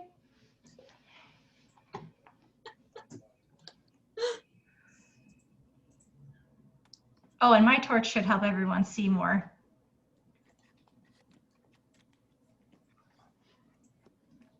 And those dancing lights. And then I'll mention to everyone, like, hey, you see that rope? That's fresh. Someone's here.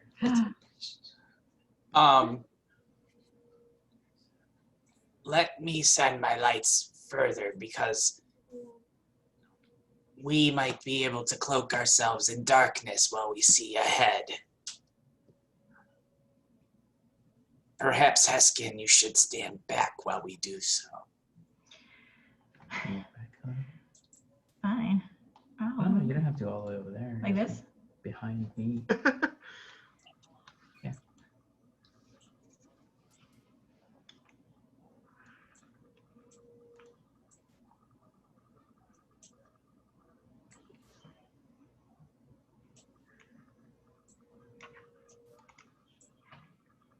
So as I'm moving these lights around the corner, does anything seem to react? No. Whoa, whoa, whoa, I don't want to be in the front. Yeah, I mean it's just there's like, what do you mean by like anything seem to react? Like, do I hear anything like go like, hey, what are all those lights floating around? No, very good point. No, you don't hear or see anything. I'm gonna confirm, like, hey, it's clear, there's nothing here. Let's keep going. Do you want me to move you? Yeah. Well, you can move both of those things at the same time.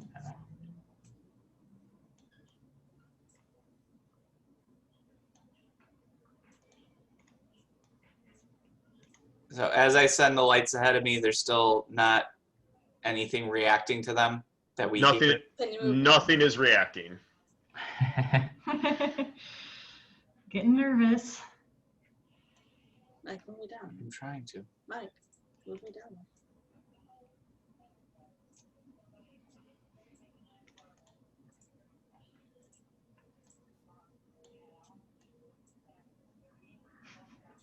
My torch is a little bright. That's Oh, I forgot. I should be opening doors for you guys. I know that. Just to show that you've gone through them.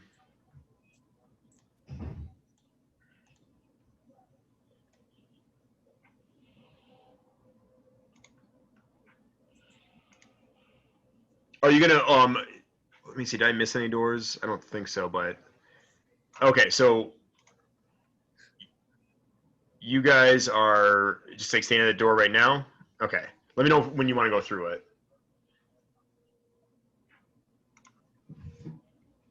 Well, I'll go through it. Eskin and Vannevar. you guys are near the door. I'll go through it. Okay. Because you have dark vision, so you can be more sneaky. Yeah. Plus, I'm in stealth. Well, if you're gonna use your dark vision, I'm gonna cease my concentration on the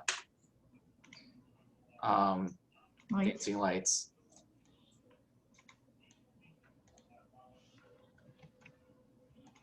But it's not gonna help a whole lot if Heskin's standing right behind you with a torch. can I turn my torch off? Okay. So you open the door, and I mean, you can You still can't see what turn you a see. torch off. It's a magic torch. Yeah, it is a magic torch. I mean, I you mean, could. it doesn't give off heat, so I mean, I guess you could put it under your robe. I was just gonna Okay. say that you could just like stuff it into a sack and. Okay, I will put it underneath my giant beard. I can I don't know if a beard is going to stop light from showing.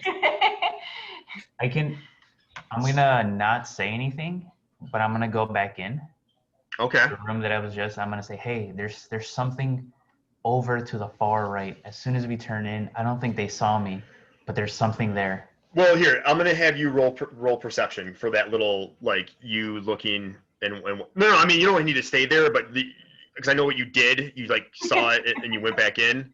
But if you want to give me a roll of perception, Okay.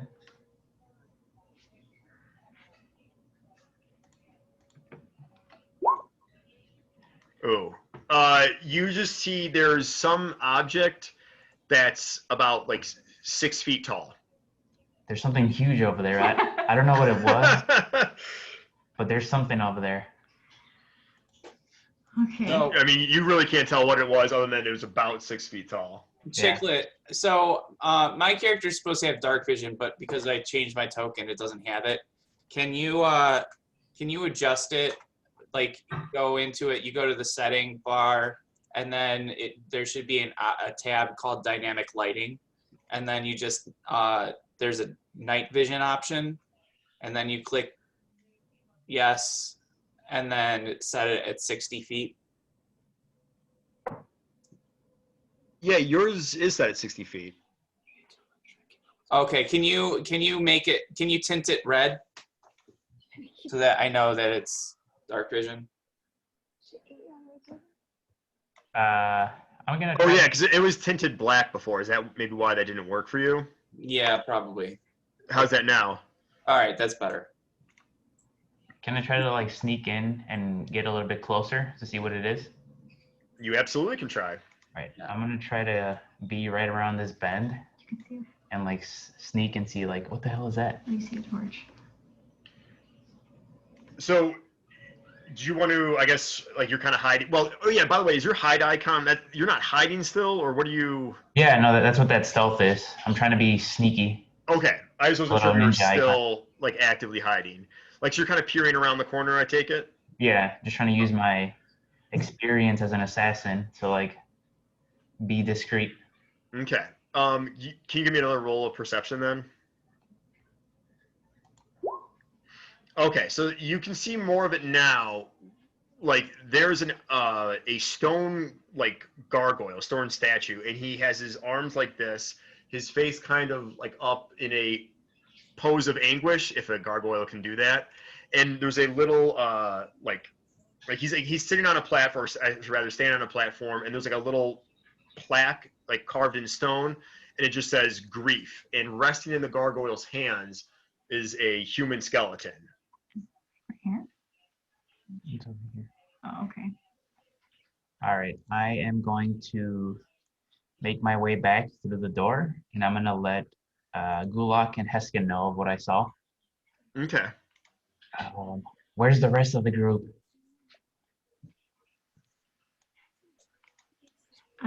Sparkle ball's here. All right, I'm gonna get closer, just enough to like where I can see it, just like peering over the corner, just in case it tries to come at us. I can let them know. Okay, so show me where you're going to move. Or oh, you went right back to that spot. Yeah, I just went back through the door to let them know, and I'm still Okay. like keeping an eye on the gargoyle. Is there any light in this room? Yeah, it's like a torch. Yes, there's a torch in the northern side of the room. All right, so I'm gonna run. Well, oh, this is supposed to be a door, isn't it? That is supposed to be a door. You want me to open? I got through it. I wasn't supposed to. Yeah, I don't know if I did something wrong there because whatever. I'll open Yeah, it up though. there's no wall here. Oh crap. Okay. Well, yeah, I missed that one. Hold on. I mean, it's not a big issue. Isn't that a wall? This is supposed to be a wall. Okay. That looks like it's a wall, and that the door is But you're not supposed That- to see. the door is here. Yeah, And that's this is the wall. right. That should have fixed it. Yeah. Yeah, I Oh, fixed it. I see. Yeah, sorry, missed one. So yeah, I mean, you can open that door, or what do you want to do? Oh no, I'm waiting and I'm kind of peering around the corner. So actually, what I'm going to do, because it doesn't seem like that thing is paying attention, is it? I'm not sure what Vannevar told you. Well, I was able to peer around and I was able to see it. Like as I moved here, I could see it. Yeah, I mean, it is a statue in all intents and purposes. So what I'm going to do is my hands are going to start glowing a bit red, and I'm going to they're going to carve sigils into the air, and then that's going to form into a ghostly image, mirror image of myself, which, let's see, 30 feet. Yeah, so We're not saying this Let's is a statue, right? What? We're not saying this is a let's see, statue, this right? is- No. Okay, just want to make sure. Right, that's what I. So I'm gonna put it right here. Okay. So it's gonna be a ghostly image of me, and then I'm gonna move around the corner, and it's Well- going to be shouting, "Ah, hey, rah!" Well, okay. So, like, as you're doing that, let me just kind of run you through what's going on. So, as it gets to like this point, oh wait, whoops. Okay, as it gets to this point, like, Well, you- I can have it just appear here, oh, you have it appear there. right? Okay. So as it appears there and it's shouting, you can almost and you duck behind the thing. You Yeah. hear like stone on stone, like rubbing and moving. Like you don't hear a lot of it, but a decent amount, I guess, if that makes any sense. And at one point, you even hear the skeleton fall from the arms, presumably of Grief the Gargoyle. So it's just gonna continue, like in that little circle or spot. This image of me is just gonna kind of stomp around. It's like a ghostly reflection of me just stomping around, going nah nah nah nah. Okay, so Vannevar, are you? I'm not sure if you're seeing what is going on. You moved out. I moved behind this whatever that is. That's just like some like snow on the ground. There's not anything to hide behind. I know. Like I said, it's a little bit crude, but Okay, so then yeah, I can kind of see that it's very slowly reacting to the taunting. yeah, it's starting to come to life. You can like see, its like tail start to move. Its wings, like the skeleton has already fallen from its arms. I'm just motioning over to Gulak like it's starting to move. And then what I'm gonna do is I'm gonna cast Dancing Lights, Why? and I'm gonna use the second part of it. I'm gonna combine them, the four of them, to make it kind of look like a person, humanoid form, and I'm gonna have it run up over here, so that it looks like it's trying to be like flank the gargoyle. See if that gets a reaction out of it. Okay. I'm just looking at the spell right now. Okay, so at this point, can you show me again where you set it? Yeah, so at this point, like Grief the Gargoyle has fully come to life. He steps off of his platform, like steps over the skeleton, and he goes over to your, humanoid light thing, and he like bites and like swipes at it with his claws. And it just goes right through the light. I don't think that disappears. I mean, there's no damage thing for your light. So he's No. kind of like, he just kind of like is, if you can, I know it's acting for a gargoyle to look surprised, but, well, I just gotta plug my laptop in. Oh, I thought you were gonna act out for us. I'm gonna go back and inform everybody, like, hey, there's a gargoyle that's gonna attack us in this other room here. So, It just came to life. Oh, yeah, oh yeah, hold on, let me move, he goes like right to about here to get in like striking distance of where you put your thing. So that's where he is at now.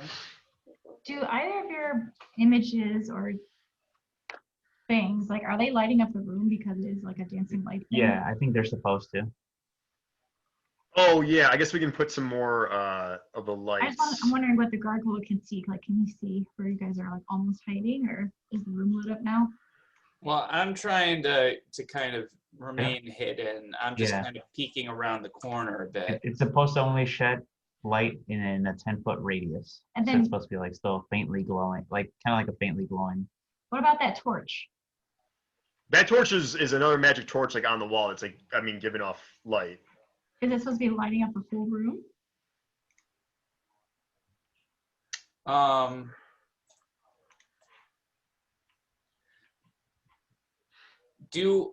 Do I have I know there's that corner there and this other corner. Do I have a clear shot where I can maybe try to throw something at the light to break it? I don't think, I mean, if you show your line of sight again, I don't think you necessarily do. Okay. Yeah, I'm going to give it a ruling of no. So at this point, the gargoyle, like, he looks at the light and, it's doing nothing. He just kind of like slumbers around a little bit, and he's going to go back to his like pedestal, but he's still kind of just moving around a little bit. I'm gonna sneak closer so Wait, I can. At this point, you already told us, so I'm keeping my torch. Wait, okay, so Vannevar, you want to sneak closer? Yeah. Here, you know what I'm gonna do? I'm gonna cast Silent Image to create a cube wall around the light so that the torch's light can't pass through. I'm just gonna move without my torch. Yeah. I'm and gonna then start to come in. so since I had Okay, I dark mean, vision, when I saw him walking towards the light, that's when I ran for it because I know he couldn't see me. Hopefully. well, okay, we're kind of getting out of order. So what would happen first? That you went for like that corner post while he was walking toward the thing, or I mean, how are you guys deciding the order of what happened, I guess? Well, so I know Gulak is seeing this torch here and wanting to control the light in the room to be as advantageous for us as possible. Gulak would begin casting a spell to create an illusion so that the light can no longer be seen beyond the illusion. Since my silent image is purely visual, so visually it should be able to block out the light. Yeah. What I'm going to do, for the purpose of that, is I'm just going to get rid of that light then. Yeah, that's fine. Yeah. And it's a 15-foot cube that I'm affecting, so I'm going to draw a 15-foot cube. I can still see it. What about everyone else? Are you guys gonna enter the room? And then that would the silent image or the minor illusion is not concentration, but it's still end that one.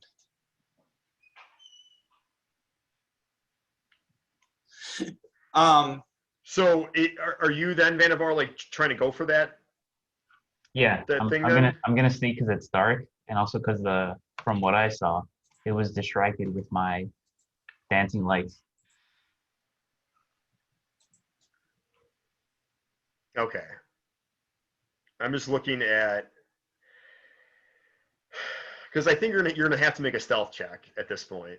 Okay. Well, does the gargoyle have dark vision?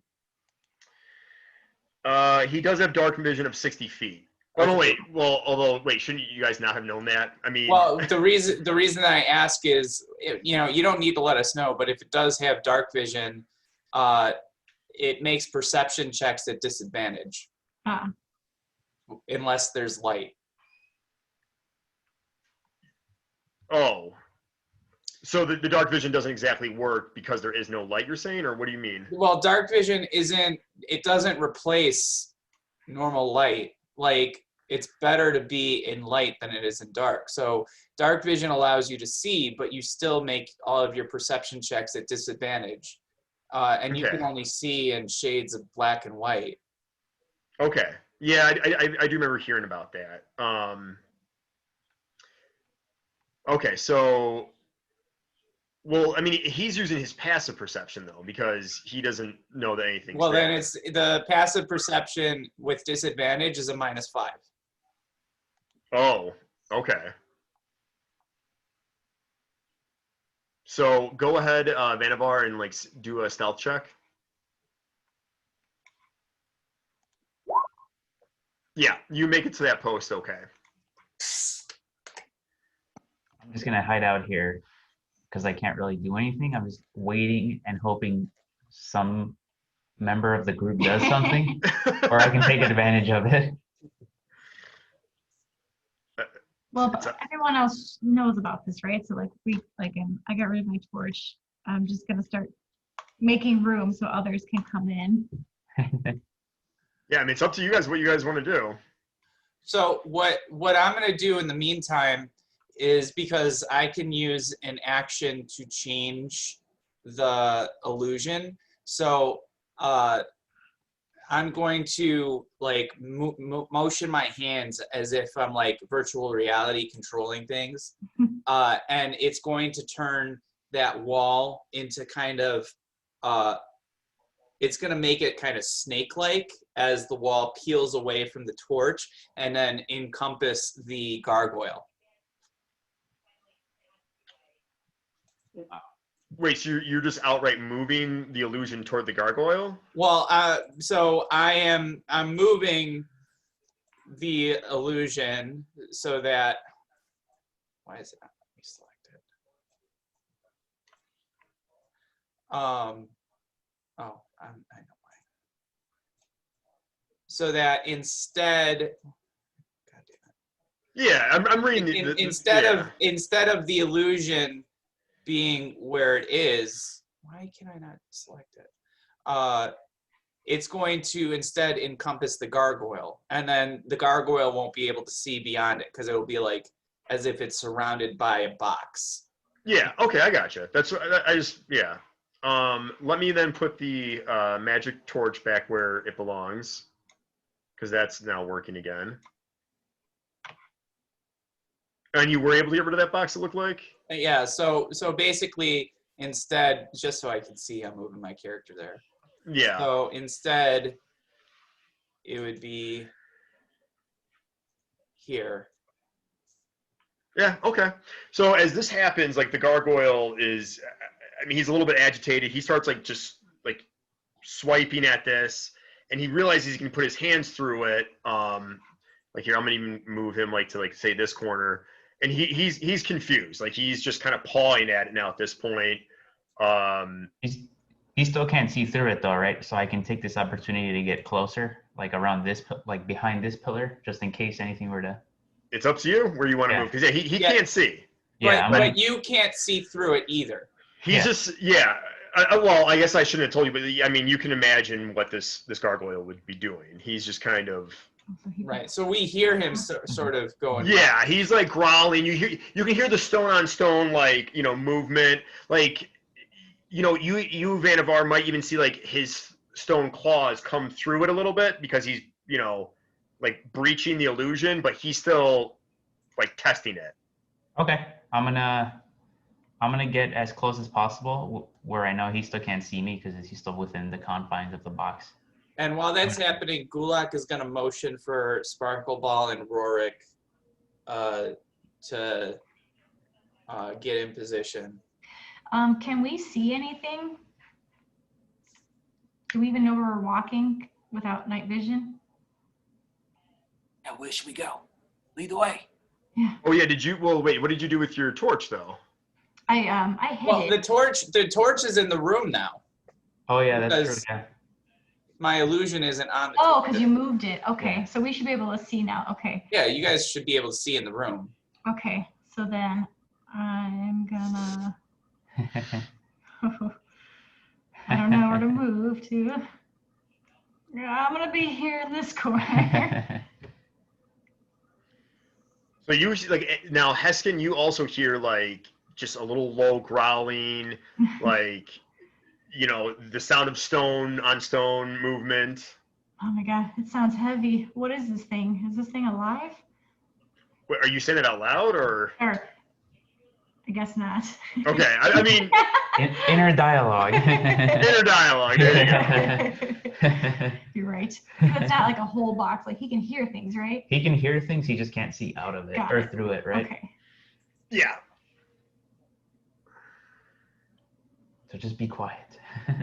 Be silent. Don't let it know that we're here setting up on him. Did you want to move your character in position to attack?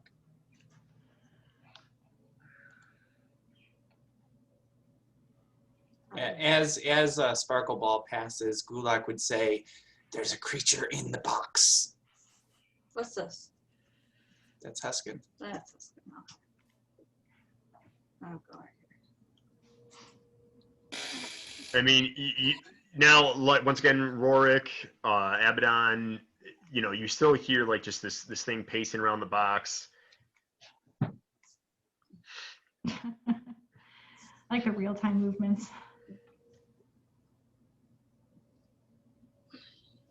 So, at one point now, like the gargoyle, he is going to step out of the box. Like, he has tested it enough that he realizes, like, he's not a complete idiot. So he is stepping out of the box. So, yeah. I was wondering what you guys were doing. I'm like, I mean, so, yeah, roll initiative. So, Do it right. Do you have to do it here? Can we get a surprise round because we're all suddenly here and that thing yeah, is I'll all allow that. confused and stuff? I'll certainly allow that. So we roll it twice? No, No, surprise no. rounds are, yeah, it's basically he won't do anything for his first round. Oh. He can't do anything. Right. Just kidding.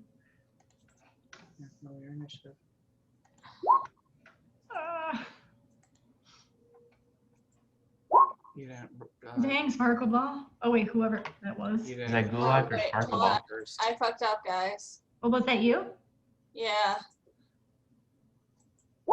There we go. Wait, it's still both of you. Well, it won't show up. Wait, Chicklet, did you clear out the initiative from the last battle? I just hit X. Is that not clearing it out? No, it doesn't. Oh shit! What do you have to do? So go back to where the ascending, descending is, and then you just got to cancel it or clear it. It says clear turns. Oh, okay. Shit. My bad. All right, so then we have to do it again. Okay.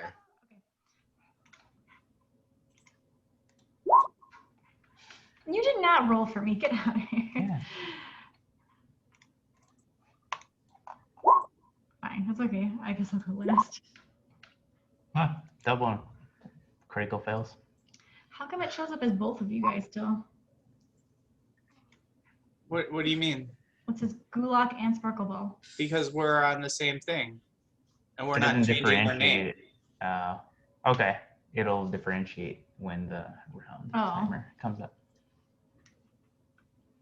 All right, we need this. Chiclet, You guys got them all? put up the initiative tracker. Okay. I wasn't sure if you guys had them all. Okay. So, Rorik Margolin, you are up first. The gargoyle steps out. He's like, kind of like, I mean, sounds a little bit like that. My gargoyle impression's not good.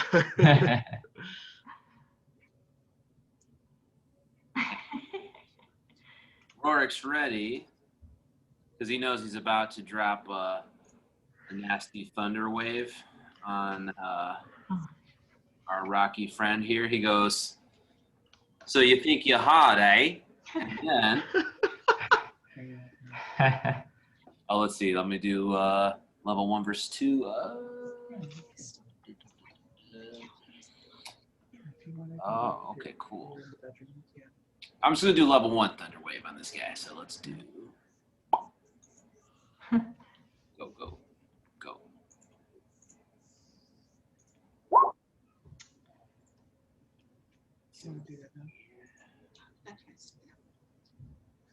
Try and use the good chair. Over. Make a Constitution saving throw. Okay. So You have yeah. to be, well, wait, Rourke, you have to approach because it's a 15-foot cube from you. It's center. So. Oh, Yeah. That's a close range attack. Got it. Push 10 feet. Which you can get there. Yeah, I definitely can. Okay, so let's see. I'm trying to look at what would. Fine. But you don't obviously want to hit any of your compadres. Right. Would I still be hit if that pillar is in the way? Let's see. And I'm like hiding behind the or whatever that tombstone is? Where are you? Over Well, here. like, so Over here, if like you, behind it. well, you don't want to go in there because that's the box and you Yeah. won't be able to see out of it. But like, if you stand here and you do it in front of you, a 15-foot cube Yeah, that would hit. is, yeah. So you would whoever this is, Abaddon would not be in the way, and the gargoyle would be there. Mm. But Abaddon won't be hit? No. Because because it shoots out in front of him. 10 feet in front of him, right? 15 feet in front Right. of him. So it would be, So it's because That's an like addition. pushing a cube. Oh, Fail. it's a 15-foot cube. So it's this area right here. nice. Do you guys see on the display? Yeah. Like, it's the same area as my illusion box. Right. I thought it was like a 15-foot radius, not a 15-foot cube that I'm like pushing out. Right. So it's like you basically put your hand out and a 15-foot cube from your hand. Gotcha. Okay. Cool. Yeah. So I'm gonna push it out towards this way here. Yeah, yeah. So he needs to do a Constitution saving throw. Okay.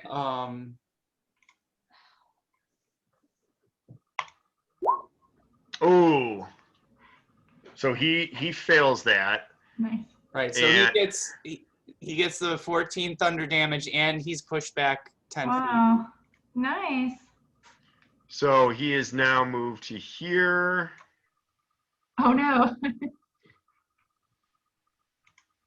I'll rock you like a hurricane, mate.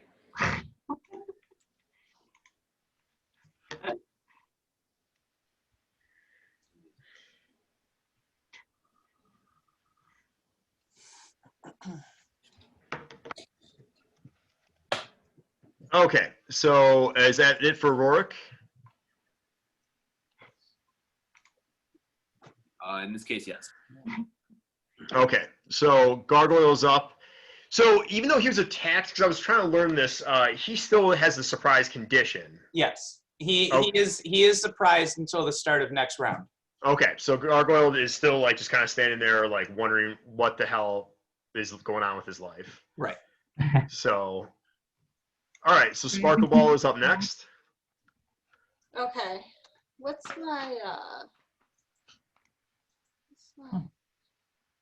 so I have a speed of 30 feet. Right. Is that the same if I'm enraged? Yes. Oh, no, not that. Up, down, down, down, up, up. Is that the one you want to see?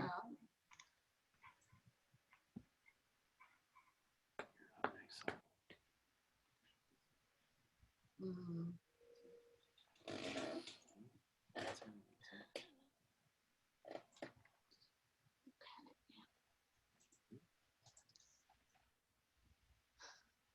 I could throw a javelin.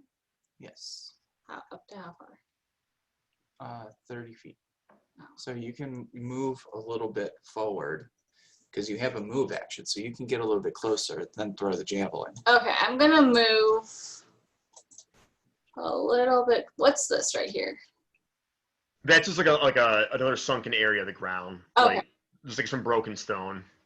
Okay, I am going to move.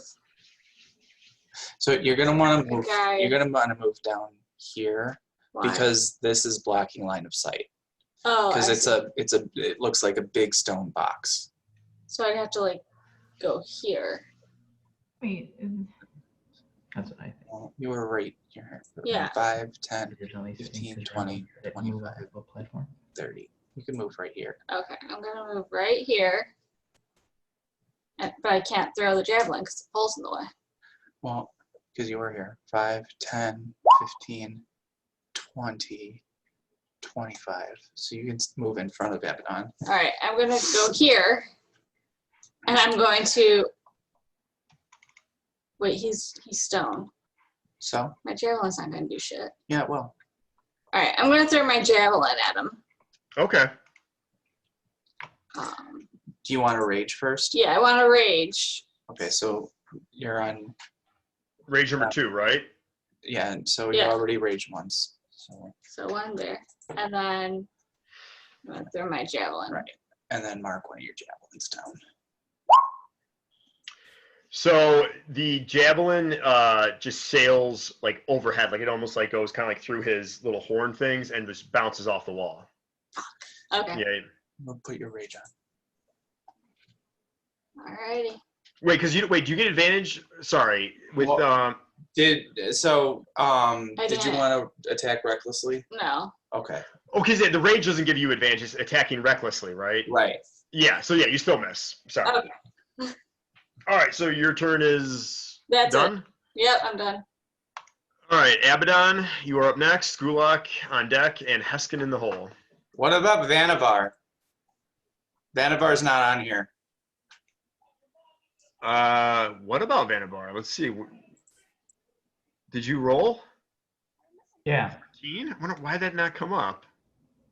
He's a 4, so he's a. Oh, he's a, Wait a minute, because Heskin is a 4. Mm-hmm. What did Heskin roll? 4. A 3. Oh, 3, sorry. So Heskin is a 3 and Vanavar is a 4. okay. So it messed up the thing. Are you guys clicking your tokens before you click initiative? Yeah, Sam, he's yelling at you. should we do it again? Yeah, we did. Well, don't. Here, I'm just going to add it in. So you had a 3, Heskin, and Vanavar, you had a 4, right? Yeah. Okay.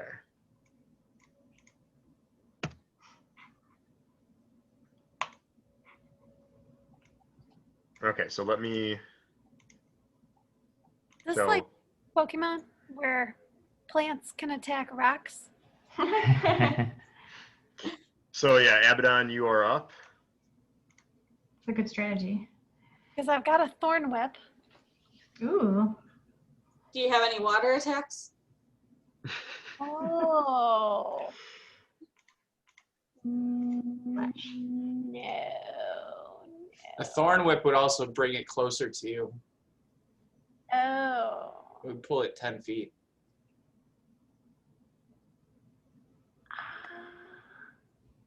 I was thinking about bludgeoning with a shillelagh, but I have to get close to it. Maybe I'll use an Eldritch Blast again.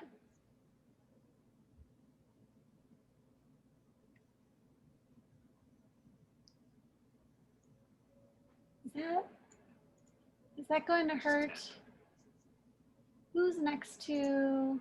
Is that going to hurt somebody that I like? Is that going to hurt one of our friends? Like, maybe Edwin, right? Natasha, you need to click it on your first page where it has your attacks. I don't know Oh, that I she was want to checking, do this yeah. yet. Oh, okay. Is it going to hit Edwin? You mean You Sparkle target- Ball? Sparkle Ball is the one that's in front of you. Oh.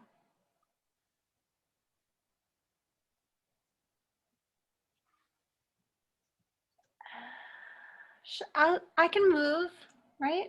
Yeah. I go around. Go. You're in the box. You can see. I can't be in the box. Well, you can, but then you can't see. What's in Yeah, it's that box of illusion. Visible. That's the whole point. You can't see from out of the box. Now you can't see anything. Well, can I see? Can I see? If I go here, can I see on the corner of the box? Not.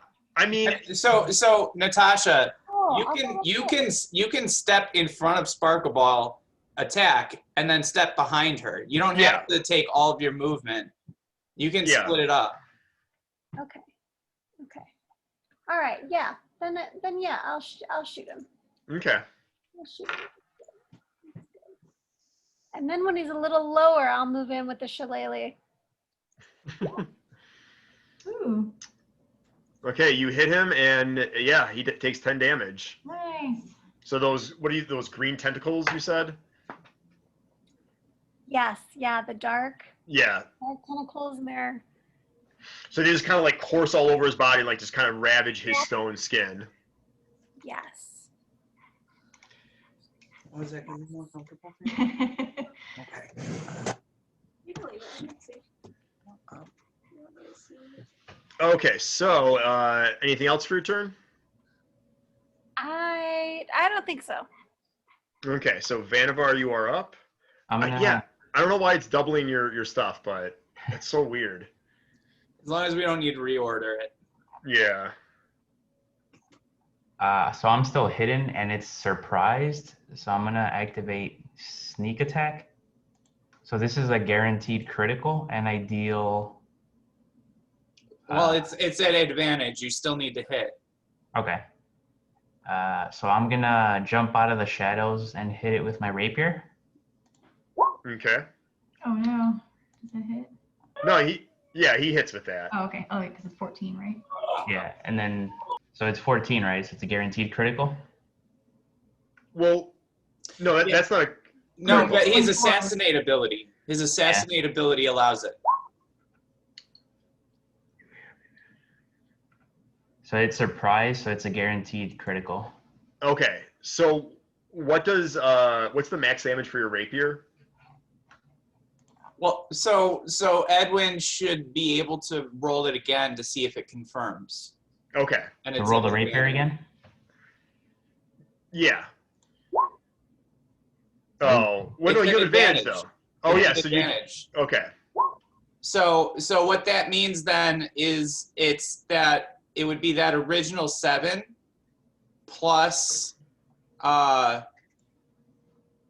8, or the original 14 plus 8 would be 22 plus 12 would be 34. Really? Wow. It would be 34, but his stone skin like just kind of brushes off a lot of the damage. Let's put it that way, without giving away too much.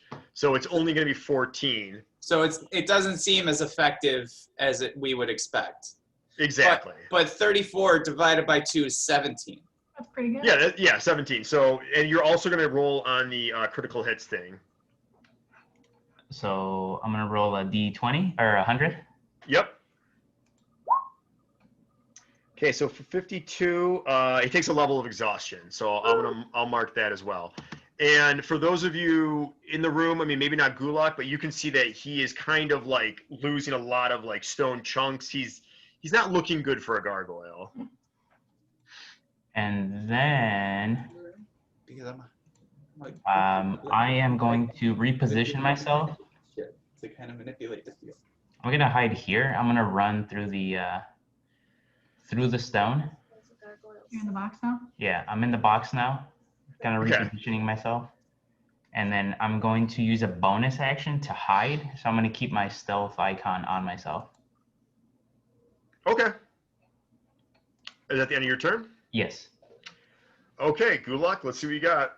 All right, so 5, 10, 15, 20, 25, 30.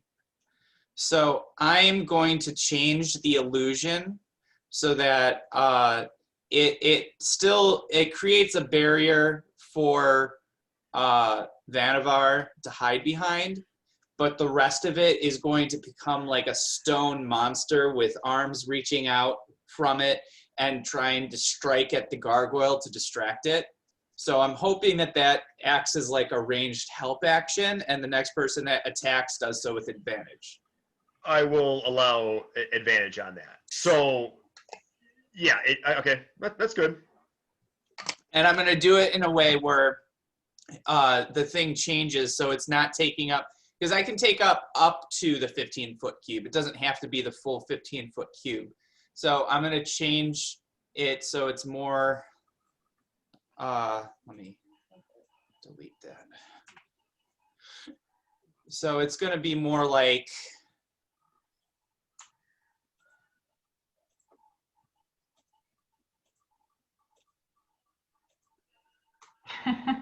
Perfect.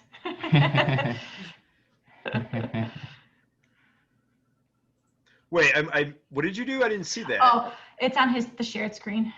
Oh, okay. it's not on the other one? Mm-mm.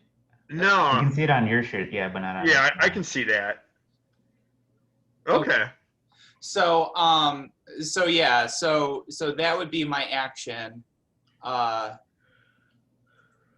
And then let's see if I have anything I can do with my bonus action.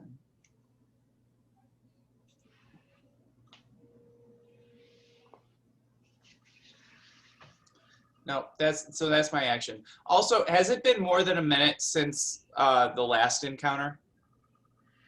Yeah, that's why I Okay. had Sparkle Ball go into a second rage because her first one would have dissipated. Because Well, the first one would have dissipated the minute that she's ended her turn without taking damage or trying to attack something.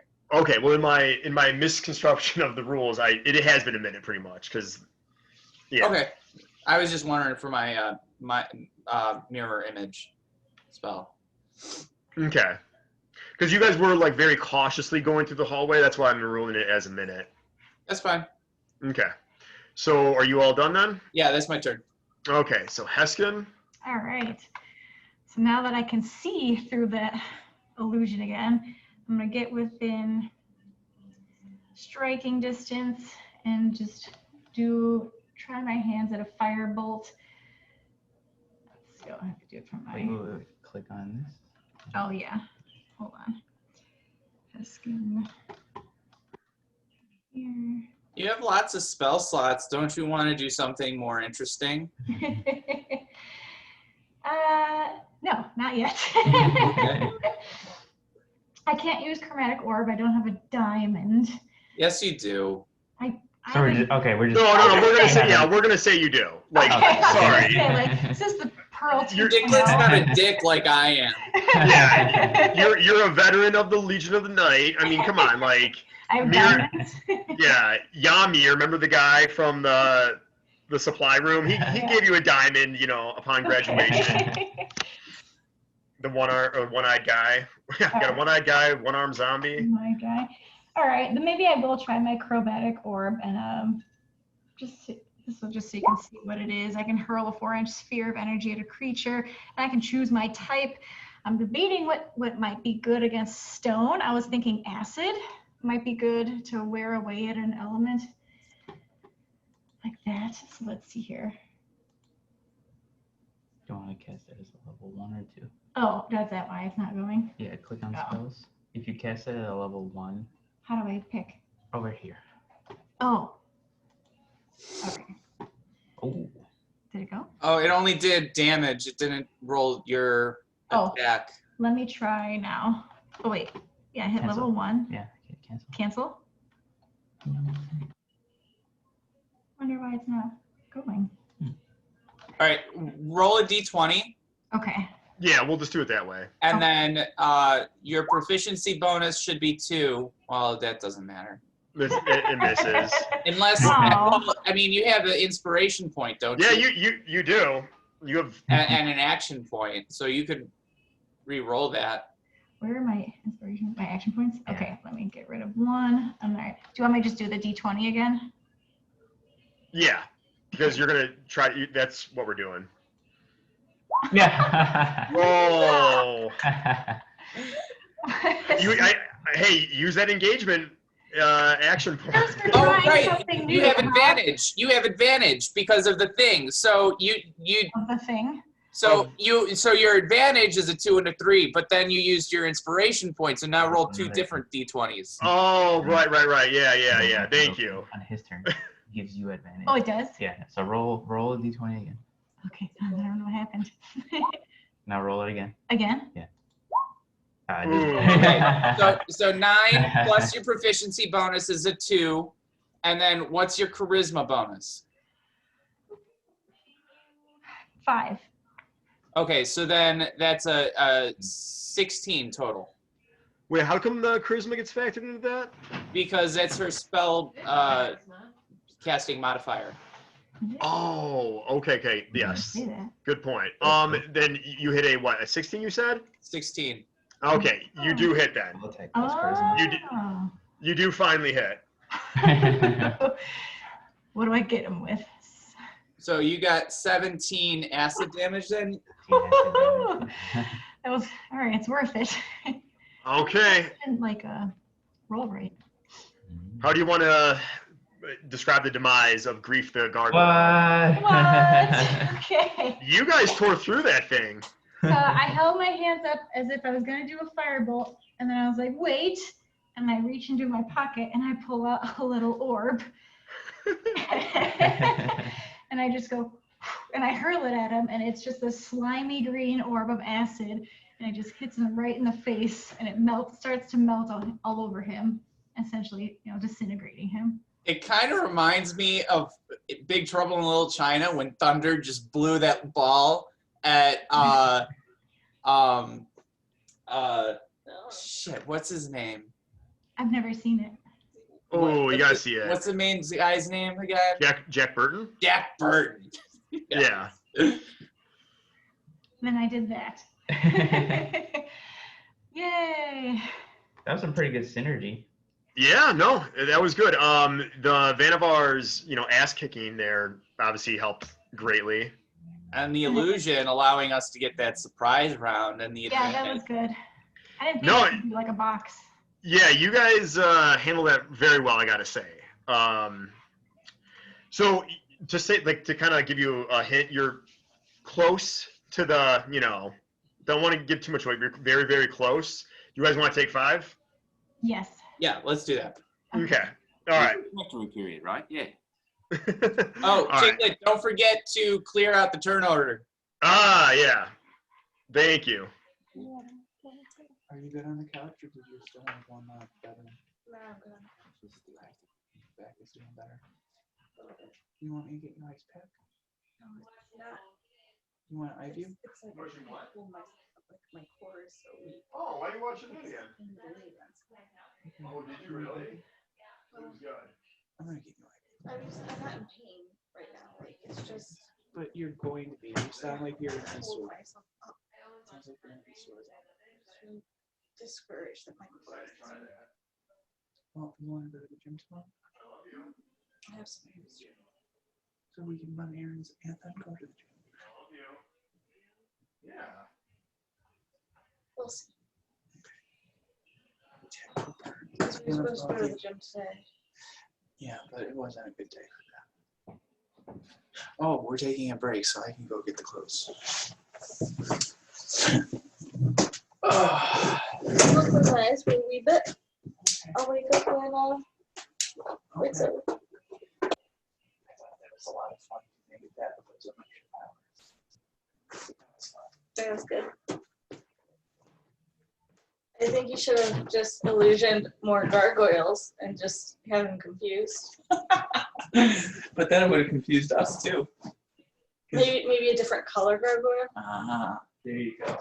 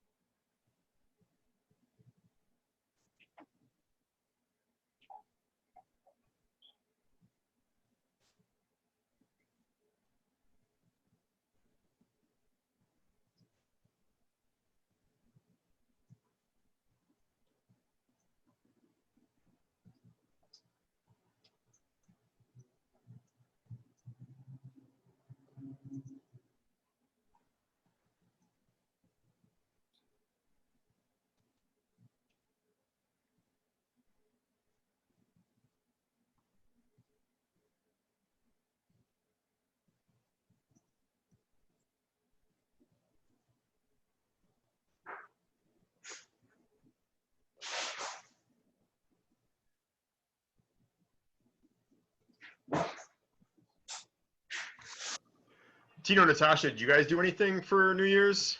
I can't remember if you guys were in the room when I asked that. Yeah, I did. Yeah, Natasha was asleep by 8 as usual, and yeah, like I was like playing games online with my friend, and I heard like fireworks, and I was like, "What the hell is that?" It's like, Oh yeah, you did say that. I thought you were almost joking when you said that. No, dead serious. Like I couldn't care less about New Year's most of the time, and this year I was just glad to be done with it. So, Yeah. like you couldn't get me to a New Year's Eve party most years, and this year it was like, yeah, I'll pop Yeah. myself. I was at work and I got out a little bit later than I wanted to because we usually are done by 10. Mhm. But there was a SWAT incident, nothing big, like just like some crazy guy with a knife, and he like wouldn't come out of his house. So a lot of like people were tied down on that. So then we couldn't leave at our normal time because we had to like pick up the slack until the next shift got there. And then like I don't know if you know this, but like in Inglewood and other parts, they will just start like shooting off guns at midnight, like for a good 5, 10, maybe even more. So I'm like, I gotta get home. Like it was 11:15. I just like didn't want to be like anywhere near all that when it went down. So, but then other than that, I just came home and started like having a few beers, and it was good. Yeah, sounds about right. Mm-hmm. Daughter likes pout fish in the big dark. The pat fish in the big dark? The pout. Remember I sent that picture? Yeah, the pout fish. Yeah. In the big dark though? Is that one of the lines? That's the version. That's where that picture came from. It's like another book. It's like a spin-off. Oh, I mean, there's so many spin-offs of like everything. There's like the Stinky Face spin-offs and the Beep Beep Little Blue Jeep spin-offs. It's crazy. Oh, but you were talking about the regular pout fish. Yeah, I didn't know there was a spin-off. Oh yeah. Yeah. I mean, Goes to the doctor in one. He has to go find a pearl for his friend. The clam, she yawns and her pearl falls out. oh, okay. Find it. It's dark. He doesn't want to go there. He's afraid of the dark. You know, that's like the one thing I realized that I should have been like a child's author because you can just make so much money. Like, I mean, these books aren't complex, and like you can just like make so many like like oh, the spin off of that, spin off of this, cha-ching. Yeah, and I'm reading some of these and I'm like, hey, this doesn't make any sense, but it doesn't matter. You know, I kind of feel like some of these child authors are just like, how weird can I make this book, and some child will think it's like fantastic. So adults will just be like, yeah, this is a was it Cadbury Award winner or whatever? You know what I'm talking about, right? Oh. Newbery medal. Like I could literally write a book. Caldecott. Yeah, I could literally write a book that's like, my Christmas tree got PTSD, and they'd be like, oh wow, because he's touching on all these like mental health issues and also Christmas. Yeah. And Oh yeah. I don't know. It's Yeah. And do it. Yeah. maybe we should. We're six bright people. We can do it. So as we are getting started, Gulakesh, he's looking visibly drained, and he asks, "Do you mind if I take a minute for just a short rest?" Now, wait, hold on. Like, aren't short rests like 4 hours or so? No, so normally they're 1 hour, Okay. but since this is a one shot, Okay. otherwise it wouldn't make sense. Yeah. So is that okay? Yeah, that's fine. Okay, because that allows me to get some spell slots back. I do remember that from my days as a wizard. Like, how many do you get back? I get half my level rounded up, so I get 2 spell slots. Okay. So Just I can curious. take either a level 1 or a level 2 spell slot or 2 level 1s. So I'm taking 2 level 1s. Okay. No, I take that back. I'm going to take the level 2. So now, You but had a little strong spirits from my water skin. I didn't actually use it for water, so that should help you recover some of your energy a little faster. Put some pep in your step, mate. Huh? Thank you, Rorik. I appreciate that. Careful, Dad. Just He'll leave me. gulp some down. Anyone else need to pick up? No. All right. all right. I mean, if you guys are good to go, you can. Does the gargoyle have anything on him that we can use? No, it's just a bunch of acid-soaked rocks. So there is this door here, but there is also another door back by where we came. 2, actually. Which way should we go? Is there a door above us too? Oh yeah, there's one here. I don't know. I feel like we should pick one of these 2 doors in these rooms, but either up or down. How do we feel? We're starting. We'd better find this treasure box thing we're looking for. Otherwise, we're all canned. Well, worse than that. You saw what happened in the last group. She means literally canned, put in cans, and fed to the rest of the Dark Army. Well, we should make a decision. I say that we go into this door. I'm with Okay. you, fella. Do you want to be the first one in, or how do you want to? Oh no, I will defer to those bigger and stronger to lead the way. Okay. I'll use my produce flame, but I'll hold on to it to create a little light, and I'll open the door. I think that gives me 10 feet. Or do you want to hold this other torch? You want to take that one? Yeah, we can take the magical one. Mm-hmm. Oh, okay. That works. Okay. So you open the door. Whoever wants to go in.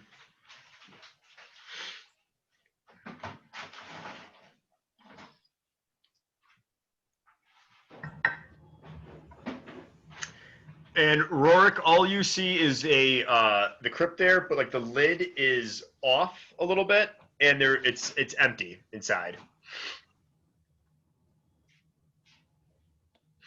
It's just another empty crypt. Doesn't look like there's anyone here to give us trouble. Come on in. Can we close it?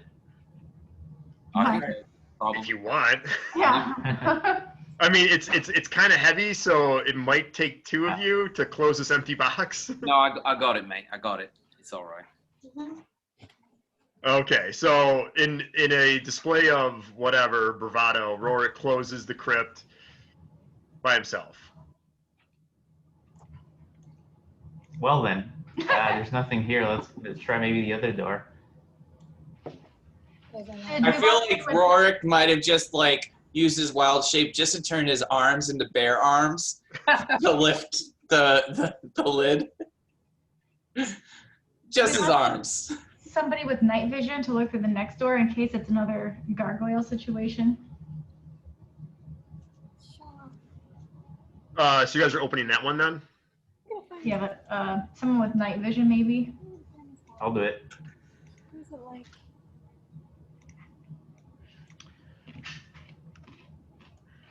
What? It's a treasure Okay. chest. Yep. So that a so treasure? Vannevar, you see a treasure chest in there. Yeah.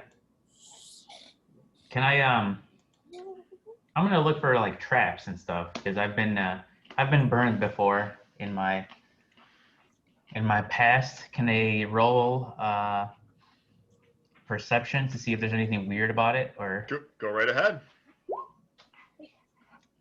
that was me. Yeah, that was very funny. Okay. You detect no traps. Okay. I'm gonna open it. Wait, are you gonna tell us? Oh, yeah, I told you all. There's Okay. a treasure chest in here. All right, you find a short bow, but it's got like a kind of bluish aura around it. It's a magical short bow. What? I'm gonna So- snatch it. And in the interest of this being a one-off, it's just a normal short bow, but the damage is +3. So now comes the question of who wants the short bow, and me entering that information into your guys' character. I'm gonna snatch it as I'm very greedy, and I was the first one in. If Are this you- was a one-off, would it have a whole backstory? Wait, what was that? If this weren't a one-off, would the short bow have a whole cool backstory? I mean, honestly, just doing this for the first time, I'm not sure how you do it with magical items because I think you're supposed to like find out about it or something, but you just know in holding this that it can, do some pretty massive damage. Oh, okay. So you wouldn't have told us about the blue aura and all that. Okay. No, I mean, yeah, I'm not exactly sure the method, but like you just know that it's special. We've been around the block. We can tell it's special. So let's see. I don't know who's all near the room, but so Vannevar, you just take it and you put it, and what do you say to the rest of the group? I just want to say, yeah, check this out, and do some sleight of hand and show them my old short bow. Like, it's just a short bow. Stack of bones. I love it. Gulak doesn't believe him, but he also doesn't care. He's more about getting on with things, and he says, "All right, let's be on our way. We have more things to do." Okay. Bullshit. I mean, you know what? We'll just like mentally add +3 to your short bow attack. Okay. So, okay.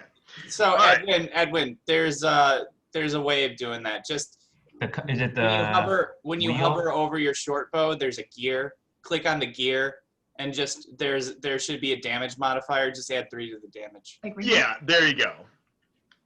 like attack +3. Not attack, damage. Oh, damage. sorry.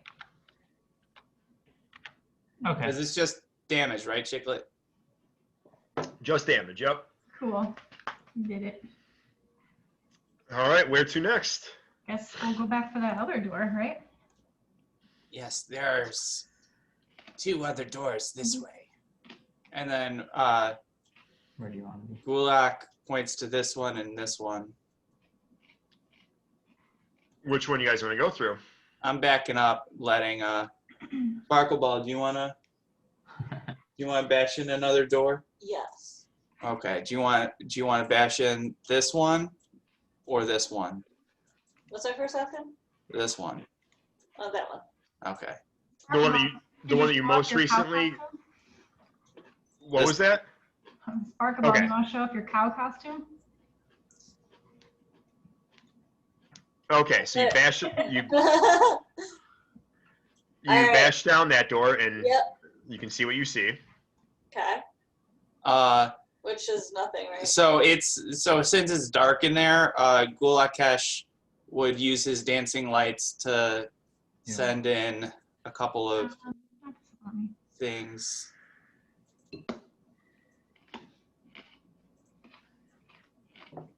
Okay. I should have just grabbed that torch.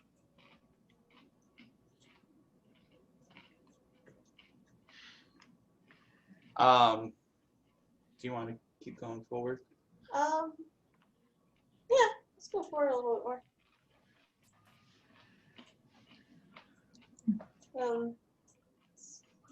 All right, so I'm gonna follow Sparkle Ball into the room. There's 2 more doors here. Wow. All right. All right, guys, come on in. All clear. That's a weird spot for a door. That's a weird crypt. Let's can I try to open that one? Yeah, sure. The one that you're right in front of. Yeah. As I send my orbs around that corner, do I hear anything? You still hear nothing. Okay.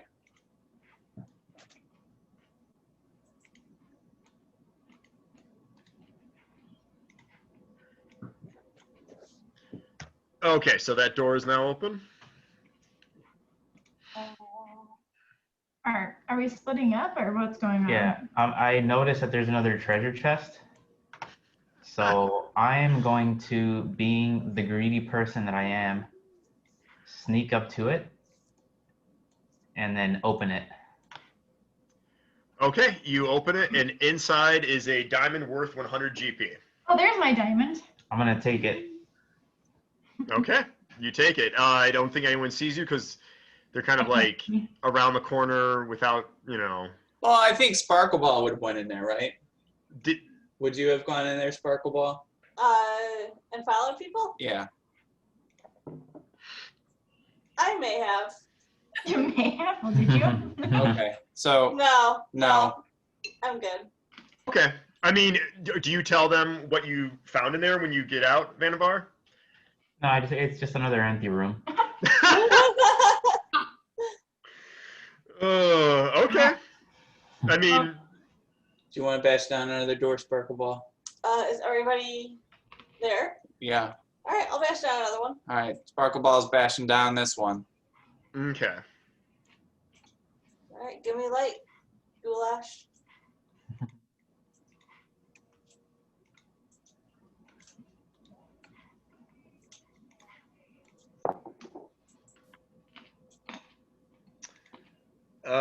Let's see. I can't.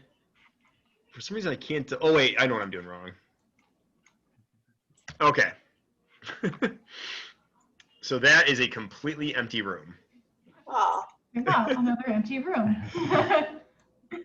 This place is full of empty rooms. All right, so I'm gonna send my dancing lights out this way, Okay, I'm gonna follow. and I'm actually gonna. Oh, Vanavar, you've already gone ahead like that. Yeah. Okay, so So I'm gonna delete those dancing lights then. Oh, I'm gonna pull out my magic torch from underneath my cloak again, so everyone can see too. How do we do that? We left it. do you want me to wait? Where did you leave it at? It's just back by the. In the hallway before we got to the gargoyle. Okay, There should be a torch. I put it right by you, and you should be able to control that, Heskin. Yes, thank you. All right. Okay.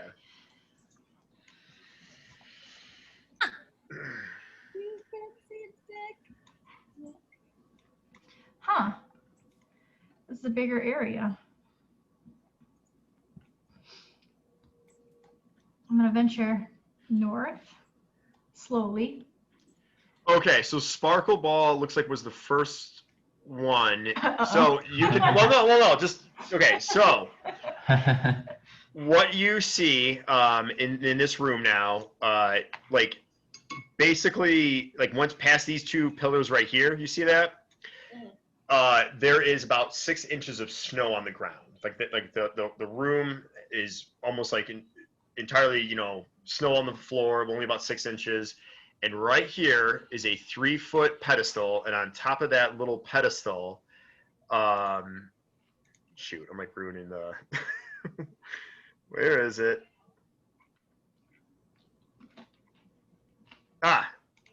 You see on top of that pedestal, that. And out of the pedestal, like the lid is still on it, looks exactly like it does. It's about 8 inches in circumference. There's a like swirling vortex of like blue aura-ish light coming up, and there's like a stream. And then when it hits the ceiling above it, it like the ceiling is completely iced over. There's icicles hanging down, and it just is spreading out. Like you can see like the cold ice snow spreading out. And in this room, there's snowflakes coming down. Whoa. So you have found Tatiana's powder box. Finally, what we've come for. Who knew that the powder would be quite literal? Boo! Take away his action point. Ah, joke's on you. I've already used it. This didn't seem so hard. Why did the last team fail? Yeah, I'm very skeptical about this. Oh, Roll perception to see, like, it seems like it's a trap. Yeah. Do I know that it's a trap? all you see, Vanavar, is like I said, there's this like swirling like vortex of like a cone going up, like almost like a little mini tornado, but going up like slowly of like the snow, and there's just a little bit snow coming down. You don't see any traps. What is this? Oh, and yeah, I couldn't get rid of that. That's just I mean it's a chest. If you want to examine it, you can. Yes. Okay. So you can put your character over there by the chest. Okay, hold on. Oh. Yeah. So you open the chest and you find like funeral supplies, like candles, wraps, maybe like some like the stems of plants, but there are obviously no flowers on them. They're completely dried out. So. Well, that's useless. But I'm also still very skeptical. I don't know if I want to touch the Tatiana's powder box. We must bring it to Lestrade. Does anybody have like a advantage against like cold that would want to hold on to it? It looks like it could almost be damaging to touch, I would think. Jasharet Nipa Kotana. A sharp sword hurts less when you fall on it. Pardon? I like. Up.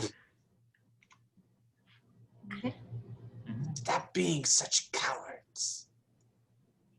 Go right ahead. I am small and weak. Oh, now you're small and weak. I will tell Strahd you said that.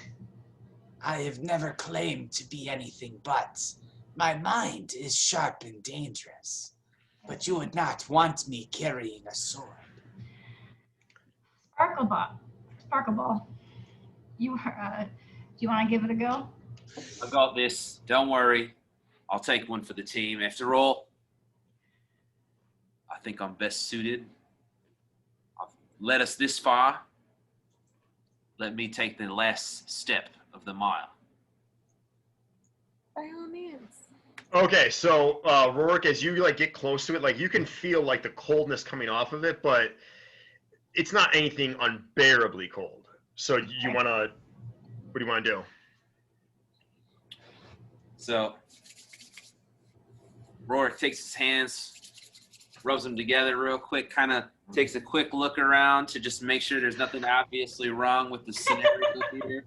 It's very Raiders of the Lost Ark-esque. You know, he's trying to figure out if there's some kind of thing that he's missing, and finally he just snatches it up, both hands. Oh no. Kayak or something? Okay. Just gonna carry it with your hands? Just gonna carry it in my hands, yeah? You're gonna have a backpack? We'll get to that part first. Well, Okay? Take it easy.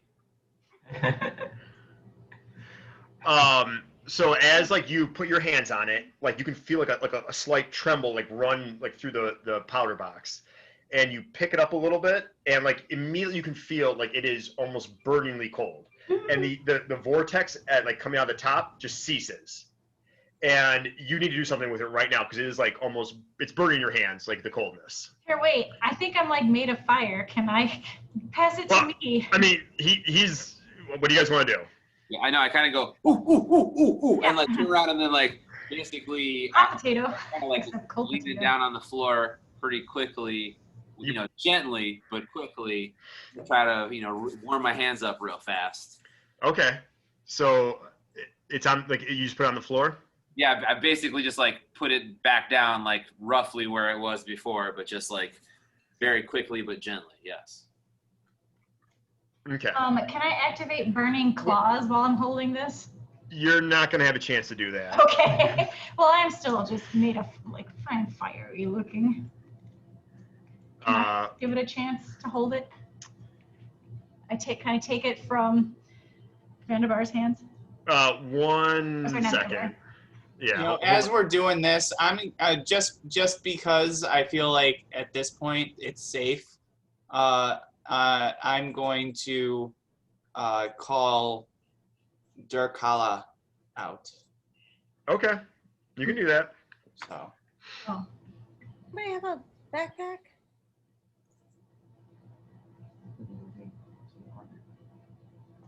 Here.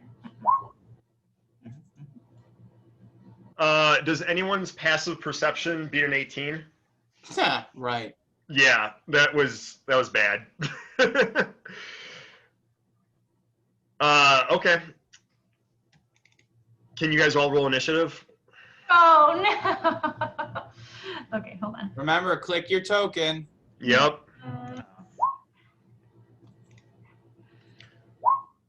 Ooh. Oh jeez. It beats some good. I don't know if first is good. Okay. Nice. Go ahead. Can you roll initiative? I did. Okay. Okay. You got 19. Cool. Okay, so that's everyone? You guys all rolled it? Yep. Okay. Okay, so wait, what did that work out? Oh yeah, it did. Okay. You're all surprised. So I'm just pretty much gonna skip ahead to Main. yeah. All right. So Vanavar, let's see. 1 second. I hope this works. It's not like a screw up.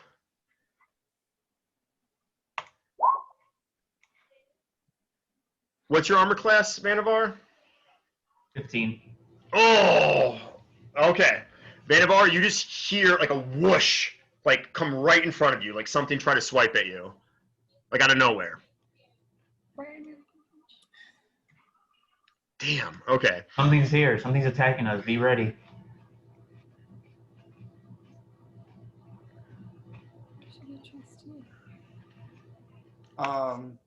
I just know that it's a claw of some sort. Like, does it look familiar? I mean, that's all you hear is a whoosh. Okay. I'm assuming your armor class is not B to 22, Rorik. I'm an 18. No. Okay. Oh, that's his pen. Okay. So Gulakesh is looking around. What's happening? Who's got the powder box? It's on the ground. It should Okay. be. Ah, shit. So I guess I must have entered. I mean, this was a creature I entered in, but we'll make it work. Wait. Ah, damn it. Okay. So, Rorik, you are taking 10 damage from that. Jesus. From what? From something attacking us. Oh.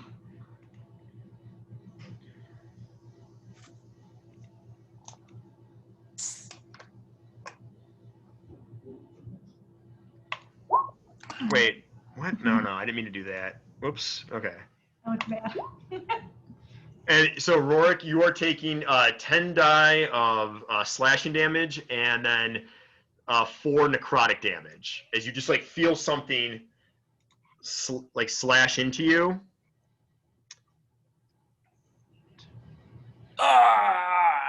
Something slashed into me. And now I will tell you this though, Rorik. You hear like footsteps in the snow, but you think they stopped somewhere on the steps. Well, wait a minute. Can we see? You don't just hear footsteps. You see footsteps in snow. Do you? If it's heavy enough to crush the snow to make a sound, I don't know. If it's Maybe there's a creature out there that doesn't. So did you? I'm sorry, Rorik. Did you reduce your? I did, yes. Okay, sorry. All right. So, Abaddon, you guys are still all surprised. So we're back at the top of the order, which is Heskin.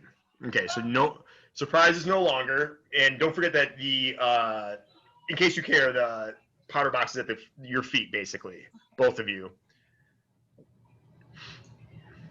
We gotta find this thing somehow. Oh, so we don't see it still?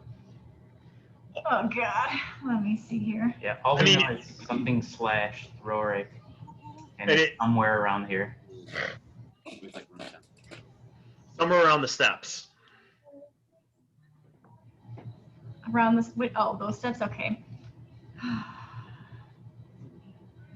Can I do? I'm gonna do shatter towards sphere within range, within 60 feet. Yeah, I'm gonna do shatter towards the steps. Hold on. Let me get to my... Can you? I thought you had that spell, but can you put it in the feed? Yeah.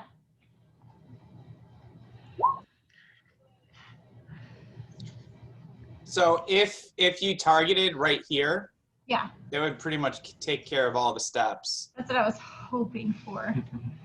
Okay. Okay, hold on. Ready? So that's what you're doing, and I gotta make. Okay, Constitution saving throw.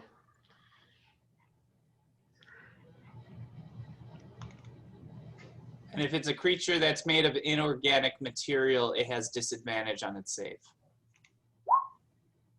Yes. It does not make the save, so you do 18. Ah, Is that real? I mean, that's what it says, right? yeah, I'm just Okay. being exaggerating. Dramatic. If this is a spell that it's using to remain invisible, then it would need to make a concentration check to maintain the effect. Hold on 1 second. Oh man. Rorik, Heskin, and again, I'll say Sparkle Ball. I'll also say Gulak. You hear a shriek, like a loud shriek, in addition to the loudness of the the shatter, and a thud on the steps. What? Think you So- got it. And with the thud, do we see an imprint in the snow? Or anything? I am going to say, in the interest of this, I will say that you see an imprint in the snow of about a 5.5 foot tall humanoid figure. What? What is this? Why can't we see it? Is it alive? I mean, there's an imprint in the snow of a, you know, do with that information what you will. All right, are you done? Are you want to move, or what do you want to do with your turn? There are Oh, no. powerful spellcasters that could maintain invisibility like this. I don't know if it's dead yet. Well, there may be others. That's true. I mean, Vannevar is up next, and you could say what, you know, occurred with you. I mean, I think you that's did. right. You did kind of do that, right? Huh? Vannevar, didn't you kind of mention about like the whoosh? Yeah, I told everyone that something clawed at me. Yeah. Oh man. I'm wondering if this is the same thing. I guess there could be others. Well, I think I'm. Can I? You can run away or like move or something. I'm gonna stay where I am. I'm gonna end my turn. Okay. So Vannevar, you are up. I'm gonna Sparkle Ball on deck, and Rorik in the hole. I'm gonna press myself up against this wall so that it's one less direction I can get attacked in, and then I'm gonna use Fairy Fire in that same area. Wait, you can use that? Yeah. Yeah, he's got that once per day as a drow. Ah, Wait, you want to put it there? Or you want to put it where you felt the whoosh? Well, I don't want to chance it where I felt the whoosh, because what if something is just like running by, whereas we know something for sure is there or something was hit. I was gonna poke it, but I just didn't want to. All right, fine. I'll do it in this area. Well, no, you can do it, you know, wherever you want. I was just wanting to make sure. Yeah, I'll do it here. That's fine. I'll do it in this area. Okay. So it's a 20-foot cube, so that's a pretty big area. What color do you want it? What? It lists the color blue, green, or violet. Green. Okay.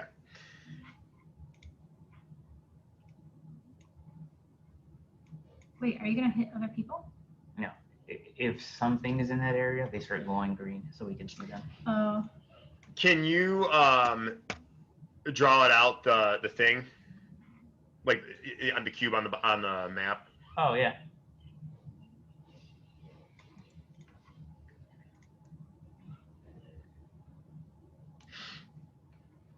No, it's a 20-foot cube. That's a 10-foot cube.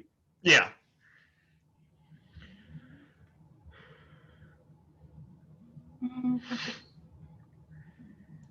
So be that then, right?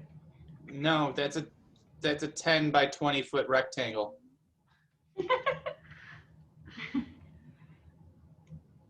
Erase it. How do I erase? Here, I mean, I can do it for you, or Yeah.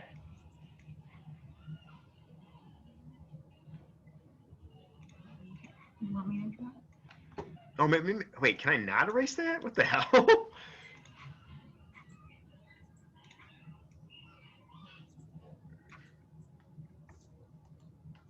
Don't you have to select it? Oh yeah, here we go. Sorry, I don't know why that didn't work before. All right. Got Okay.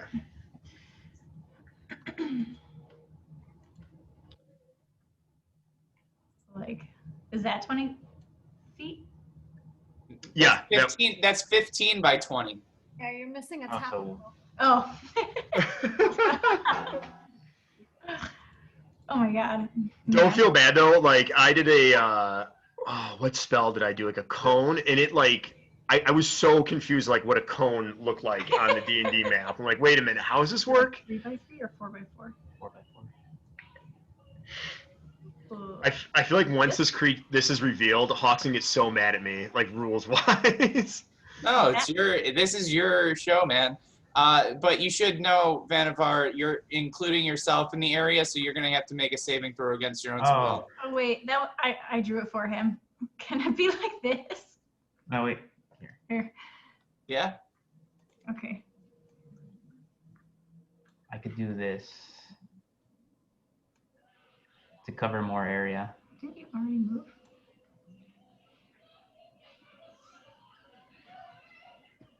He still had movement left, probably. Yeah. Okay, so you're doing your fairy fire right there? Yes.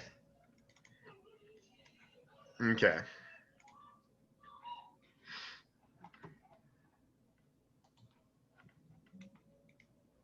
So now I've got, I can't use this again. That sucks. But I can still use these, right? These. Okay, it is ineffective. Oh, Jesus. Does that fairy fire stay, like, if anything goes into there later, will it show up? No. Okay, darn. Yeah, so like you have this whoosh of like green aura in this cube, but nothing is illuminated within that. Well, Okay. even. So I'm gonna use my bonus action to hide behind here. What if it's also hiding That's fine. We'll find out. there?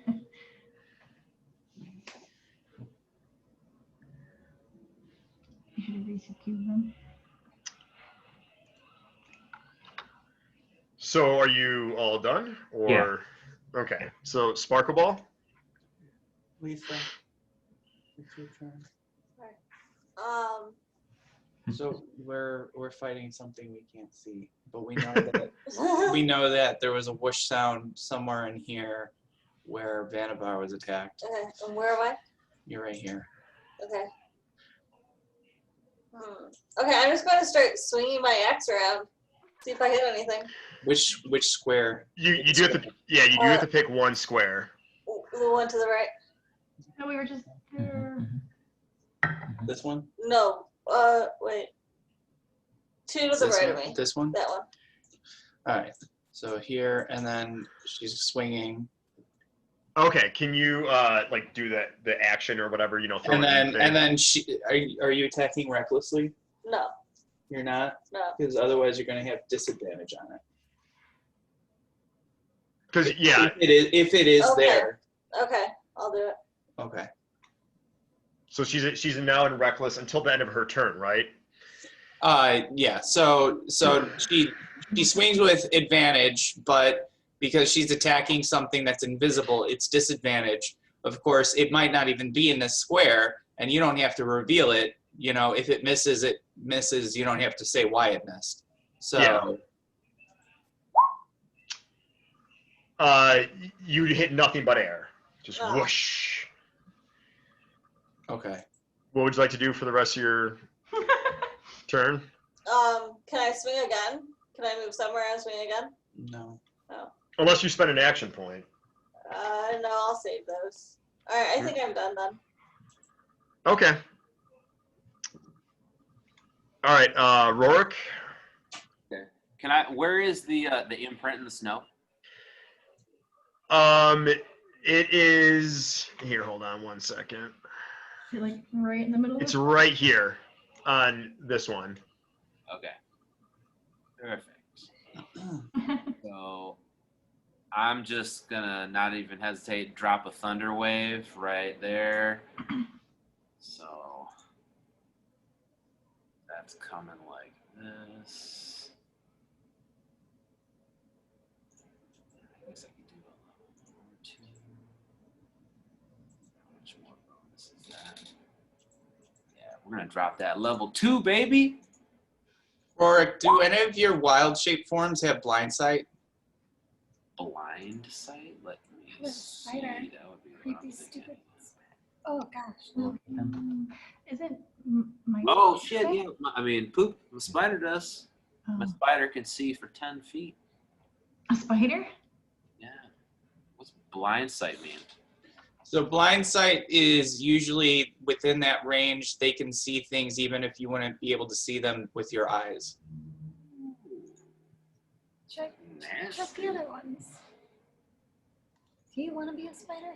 I guess you could trap it in your web. Theoretically. But I've made my bed, so I'm gonna sleep in this for a second. Will you? Huh? So you're doing this up the thunder wave? Oh, yeah. You didn't know about Okay. I'll meet you. No, I know, but that's okay. That's I'm still, even if I had known that, I'm still making this play right now. Chill out. Okay. So the this humanoid figure on the ground, it just like limply gets knocked back 10 feet, like it tumbles down the steps, and it's gonna land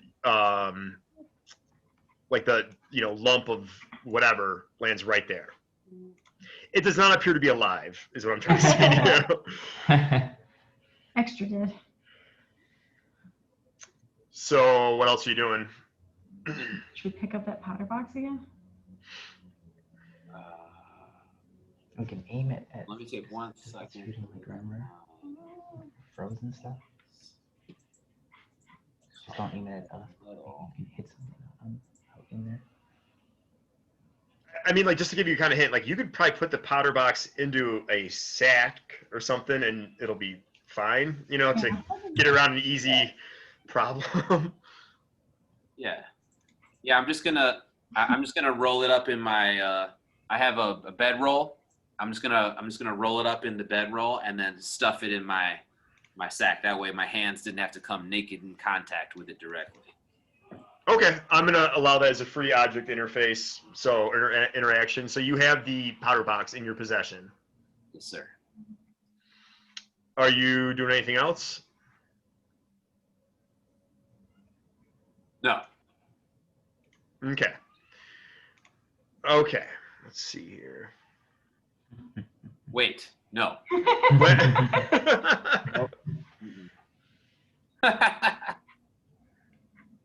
So you aren't? What? I am? No, you are not doing anything. You're done.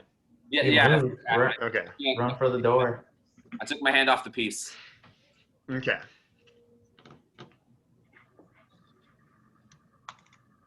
Are we still fighting something? Yeah, it's not over yet. We haven't ended. We don't know. Should we start to leave the room with the powder box? So that's a hit, Rourke, I'm assuming. You're not 20, or not Rourke, I mean, Sparkle Ball. That is a hit. Okay. Not 20. Use that advantage for their invisible. Oh, I was gonna say.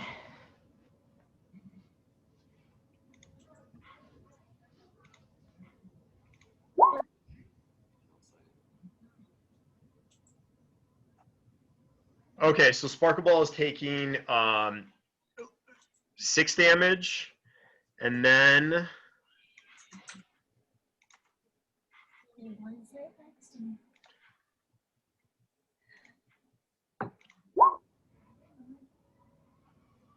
so she's taking 13 damage. Ooh. 6. It's no, I'm sorry. Yeah, 6 slashing and 7 necrotic. So like Okay. just so. Sometimes. Mm. So Sparkle Ball hears like this thing scamper like a little bit north of her. Oh A little bit north of her. So she like after like the claws just slash like her side, like giving her this nasty black necrotic wound. She hears it like scamper just a little bit north of her. man. Does she say something about it? I mean, I could. I wasn't asking you. She probably just grunts. Yeah. Mm-hmm. Ugh. Okay, so Abaddon, you are up next.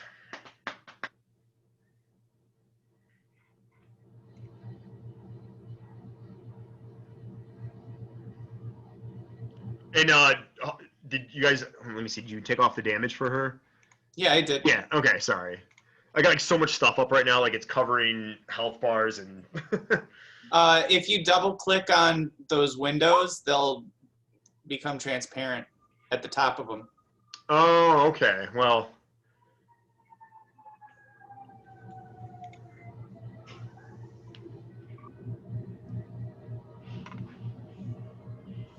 So, Natasha, that's something if you were to take damage that you could use, but you need to be able to see the creature to do it.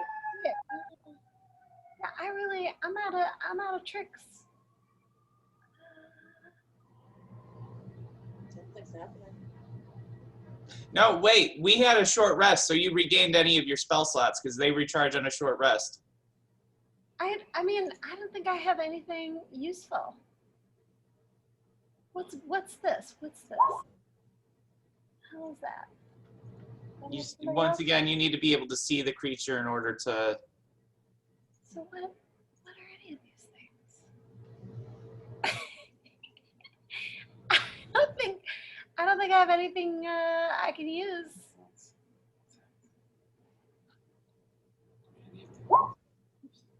You keep doing that. You need to be able to see the creature to use that one. Oh my god. Can you just start wielding something? you can do what Sparkleball did and try to attack That's what I was thinking. where you yeah. think. So Sparkleball, when she got hurt, she probably would have turned defensively in the direction from which the wound came from. That's a very good point. So you Sparkleball, guys would see that much. Sparkleball would have turned to her right. The difference. One, Well, two, so here, Holding it with one hand or Oh. swinging it. towards this square. yes. No, towards this one. And like I said, she heard the thing scamper a little bit north. Well, she probably would have turned in the direction where she heard it scamper. So which square would that have been? Up. Well, I mean, it's just north. I can't give you too many specifics. Right, but I mean, in terms of,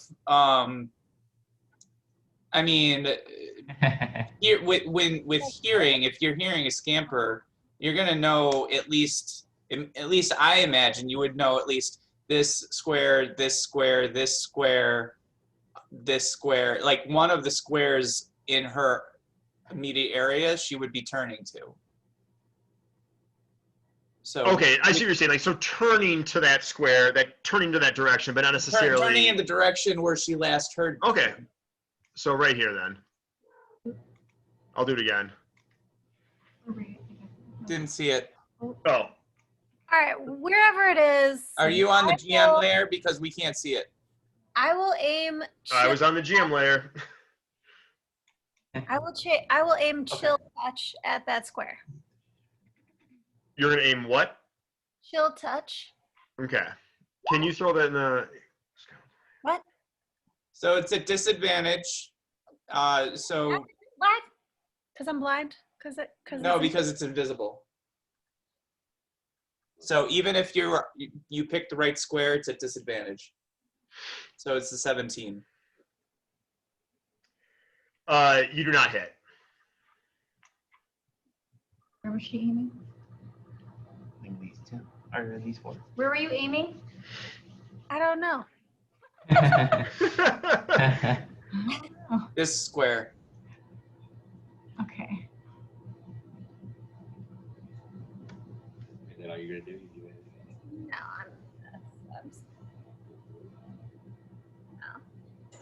I'm not going closer to that thing. Yeah, I think I'm done. Okay. All right, Gulak. Let's see what you So got. Gulak curses Kavalar, and then he begins summoning up magical energy, and begins saying Kartuv Kuradar Mishi Moridar, and then with that, where is it?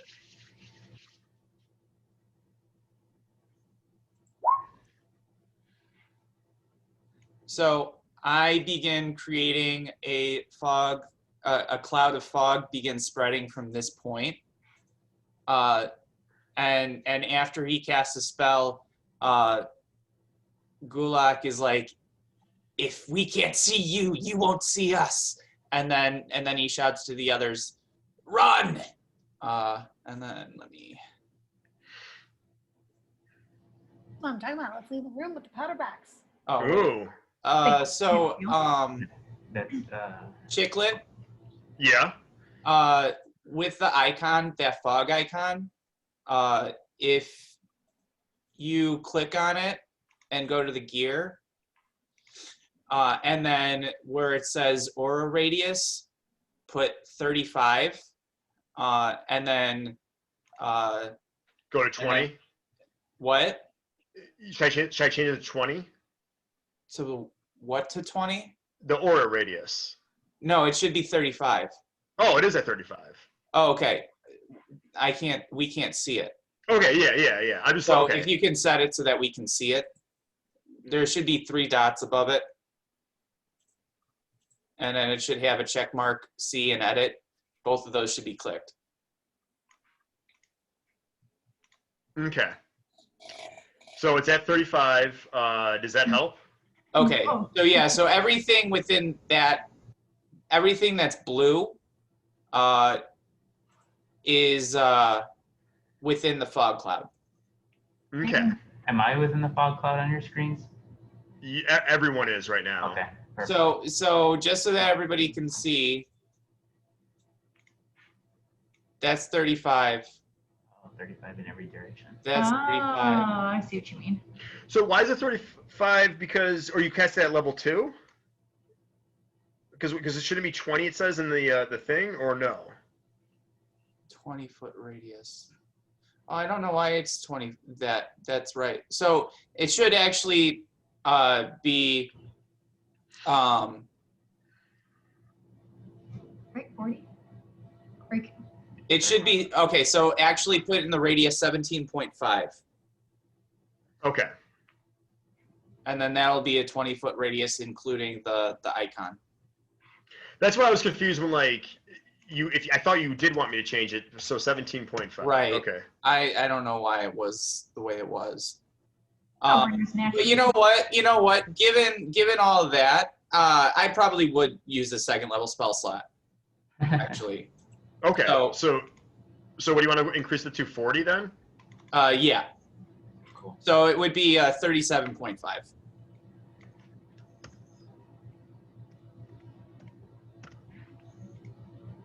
Okay. So then now everything should be covered in fog. So we're all under heavy obscurement. And Gulakesh and his bat familiar are going to use a bonus action to disengage, just in case this thing is next to him. Okay. Not that it What does can that be do? him anyways. Disengage. What's that? What does disengage do? So normally, if you're next to an enemy and you move away, you get they get an attack of opportunity if they have a reaction. Disengage prevents that. So then Gulakesh is going to move 5, 10, 15, 20, 25, 30.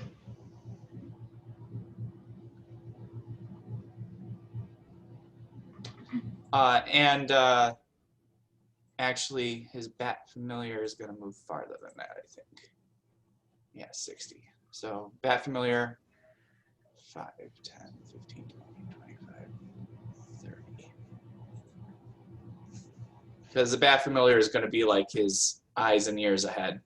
Okay. And then that's my turn. You told And us you- to get away from the fog, right? Yeah, I said run. Oh, okay. I thought I meant into it to like. Because we have the powder box. We don't have to stay and fight this thing.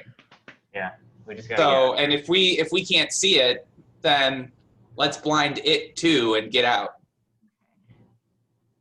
So yeah, so because it's heavy obscurement, Chiclet, that thing can't see either.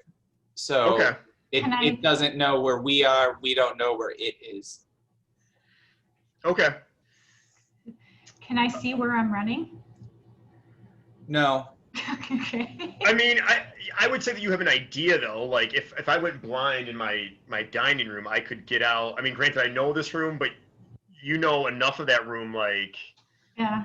I would say that. Like you know enough that you wouldn't like run in the opposite direction. Okay. Well, before all that happened, I was when Sparkle Ball was attacked, I turned into the direction of that commotion. So I want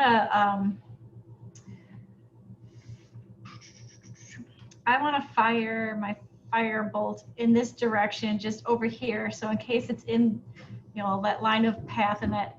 Draw the line. Oh, can I draw a line? Yeah. Down. Probably got a line. Yeah. Like this? No, use the other one. I can just do the ruler. If it's anywhere like within here. Well, you have to pick a square. I do. Yeah. So if it's within that line, it'll just not hit it. You have to pick a specific square. Well, I was That's gonna pick like the farthest one away over here. but it won't, if you pick that square and it's in between that square and you, Yeah. it's not going to get hit. Oh, that's stupid.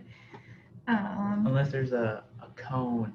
Yeah, that would be if you had a spell that did a line effect, Yeah. which you should, I Oh. believe, I think that one was. then it would hit everything in that line, potentially. So like Ray of Frost. No, Oh. like Agnazar's Scorcher. Do Go back to core. I have that? What spells do you have? Not that one. Backward, maybe. What about a beam attack? Well, yeah, that's what I mean, but it has to say in the description that it hits everything for within a 5 foot by like 60 feet. Oh, okay. Got it. Anything that strikes just one target, you have to pick a specific square. Yeah, 15-foot cone. Yeah, you can do that one. Okay. Scratch that. I will do fire breath. And that's a 15-foot cone. Can I do that in this direction? But would that hit Sparkle? Oh Ball? yeah, absolutely would. Wow, I wish Sparkle Ball moves. He's tough. Okay. Maybe I'll do. You can reposition yourself too, so that it doesn't hit her. But then you gotta think about where. that Yeah, I mean, I thing feel might like either way, it's like, what if I move? What if I move and I like bump into this thing? Will I know right away?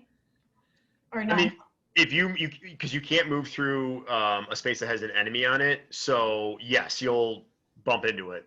Okay. Technically speaking. Okay. Well, let's just say I'm gonna. Let's see. I'm gonna move. And I think that would give you a provoke an opportunity attack. Oh, it would. Well, if it provoked an opportunity attack for them, it would provoke an opportunity attack from Heskin too, because neither one can see the other. That's okay. That's yeah. So what? They're both just gonna swing immediately. Yeah. So I guess I mean, nothing that's would fair. happen. I mean, Yeah. that would make sense. Yeah, that's true. That's true. Yeah. When you bump it, you're both gonna immediately attack each other. Okay. So who will go first? Yeah, who would go first? They'd I'd happen say- at the same time. Yeah, it'd be the same time. Okay.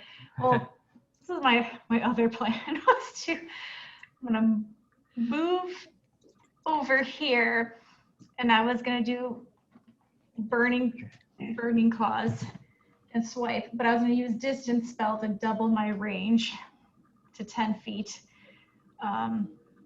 So once again, that only targets one person, so it's not going to hit every square between you and where you're attacking.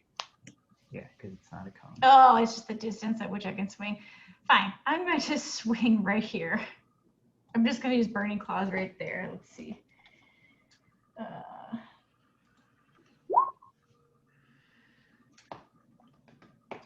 It's a miss. Okay. You strike nothing. Okay. Ah, man. All right. I moved 5 feet. 10, 15, 20. So Rorik has the powder box, correct?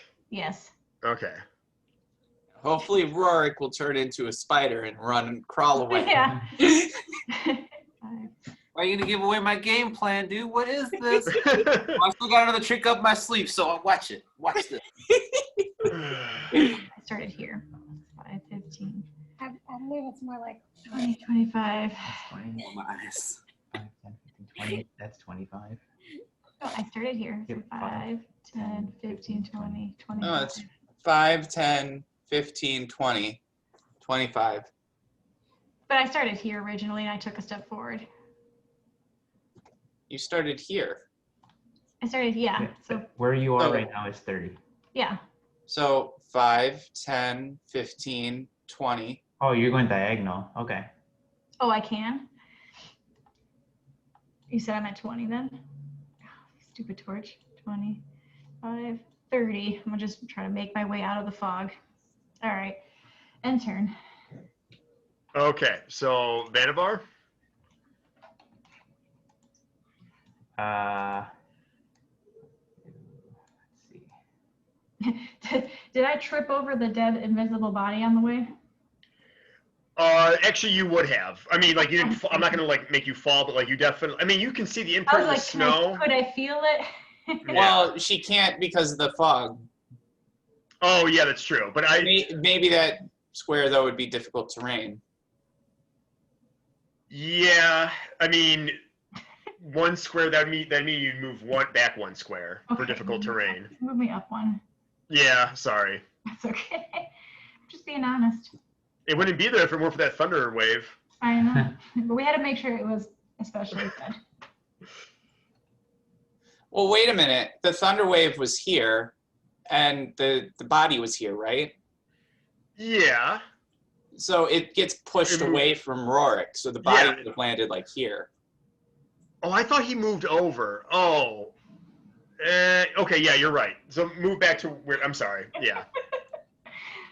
Boy, invisible creatures. I gotta say, there's a lot going on. Yeah. Okay, so yeah, Vanavar, your turn.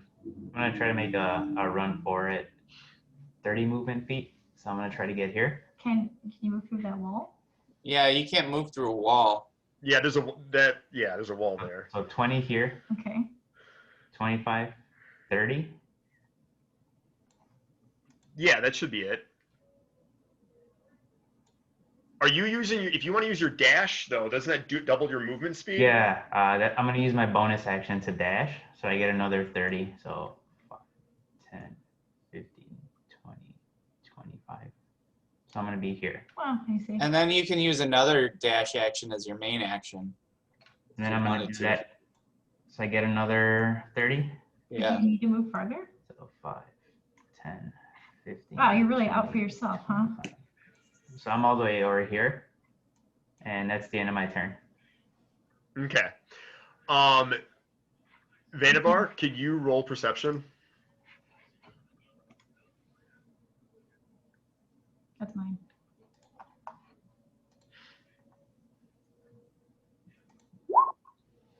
Okay, so you hear some voices Oh, jeez. coming from, if you can see on the map, within this room. I mean, you can kind of tell they're deep within there, but this is what the voices say. They must have come in through this way. The door is smashed. The chest is open. I mean, who? And that gargoyle, he had acid all over him. And someone you say, that was good work, Malachi, paying off that Wilco's farmhand. And the person you presume is Malachi, do you think these strangers are like the others who came to Erasnu? Oh, jeez. Do you think they serve Strahd? And the person that responds, why else would they come to a farming town and then go to a god-awful place like this? We never did get it out of the others of what they were after. I doubt that bastard Strahd has stooped to grave robbing. And Malachi says, how many did the farmhand say there were? 6? It's no matter. Should they make it past us, the others can bring half of the camp down upon their heads. Wow. So that's like coming kind of deep within the room. And you say your turn's over? Can you show me one more time where? I mean, so I just wanted to differentiate, like, that it's this room, not the room that has nothing in it. Okay. but like the room that you took the diamond out of the chest. Like Okay. it's you speculate that they're probably around that chest, and they mentioned that in the dialogue too. Okay. Okay, so Sparkle Ball. We've been set up. Lisa. I'm sorry, guys. So you are. It's okay. You're surrounded by fog.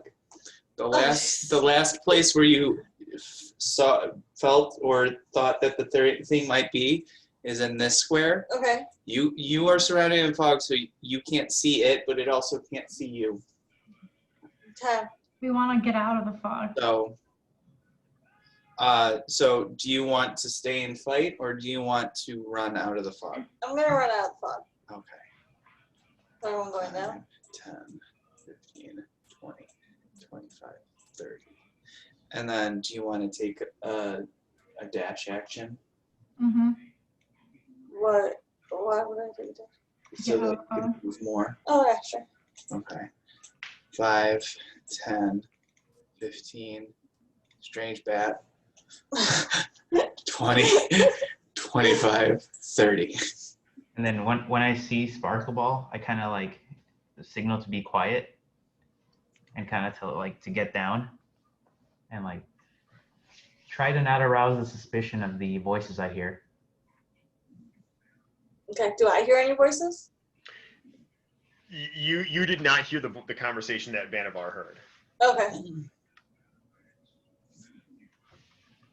All right. That's her turn. Okay, Rorik. I like how the guy who has the most important item is the furthest like in the Yeah. dungeon. All right. What a team we are. I'm just trying to measure. I can't find that little measure. That's it. He's about to do some crazy shit, that's why. I would say no snapping. But you can choose. And then hold it down Oh, that's on the not start. what I want to know. Hawk, a little like side note, do the Vistani have like their own like dialect within or their own accent within Barovia? Yeah. Okay. Vannevar, you could tell that was a Vistani talking. And you and the camp kind of concludes and confirms what Brisbane said too.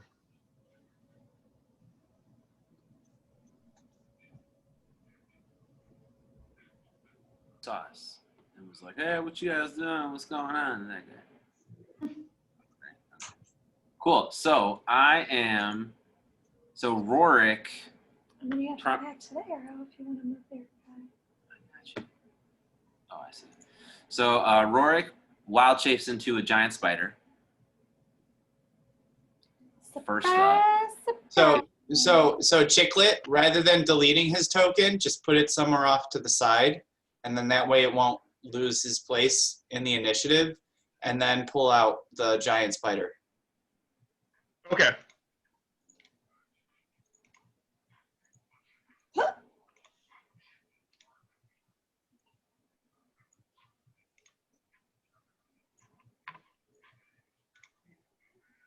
Oh, he's blind now.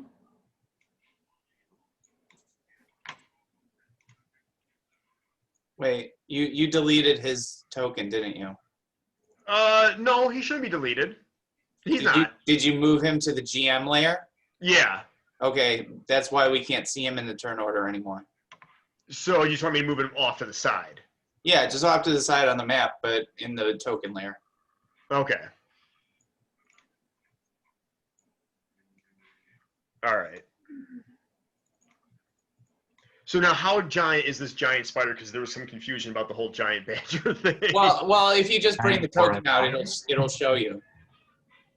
Okay. Because it's a large beast.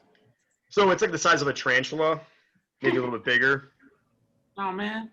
It's only like a couple inches. No, you did the Tino spider. There's a giant spider. Oh, okay.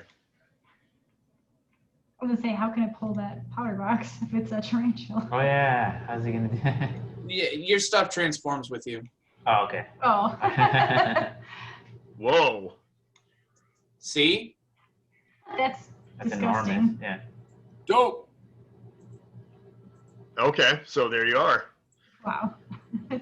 Oh wait, so my stuff transforms with me. I don't have to like hold it in my little claws or nothing. I mean, if it helps you, you can picture yourself weaving a little web and putting it on your As a back. basket, a little basket on his back for Yeah. web. I figured I got 8 arms. I could just like tuck one like I'm holding the football. 4 points of I pressure. mean, it's your character. You And, okay, fine, whatever. The point is, all right, cool. So I got my. Football, So, you're wearing one of those. all of them for this invisible thing. No, check it out. But I still can't see the map on my own. I'm looking at like your screen to see me. So,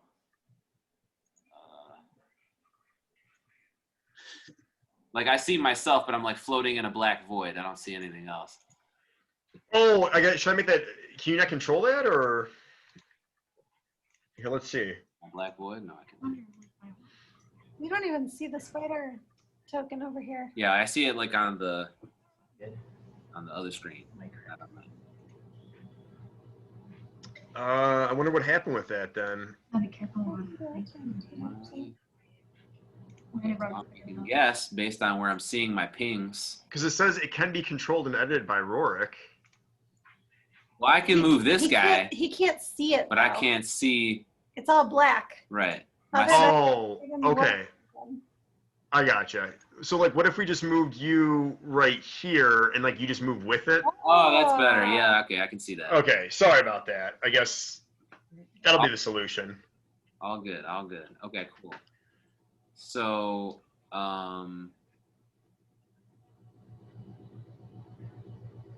I guess my only question here is, can this giant spider actually go through a door? What do you mean, like knock it over? No, like walk through a doorway. Like you put one in who came into the room through. Shift your Oh, legs. it's too big. It kind of looks like it's pretty big. They're nimble, these spiders. They can like flatten up. so creatures can normally squeeze through spaces Mhm. if they need to. Yeah, I would say he could squeeze through the door. I mean, he's huge, but like it's still the ceilings are like 12 feet tall, and therefore the doorways are about that same height. I mean, maybe a little bit shorter, but he'll be able to do it. Okay, I just want to make sure I didn't like overstep some like stupid thing there. Cool. So I'm a giant spider now. So I skitter over to. Oh, I can't move my spider.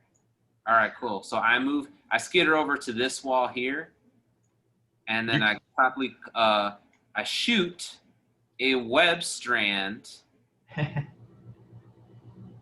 like so, diagonally across this distance. Okay. Okay. Slick. Yeah.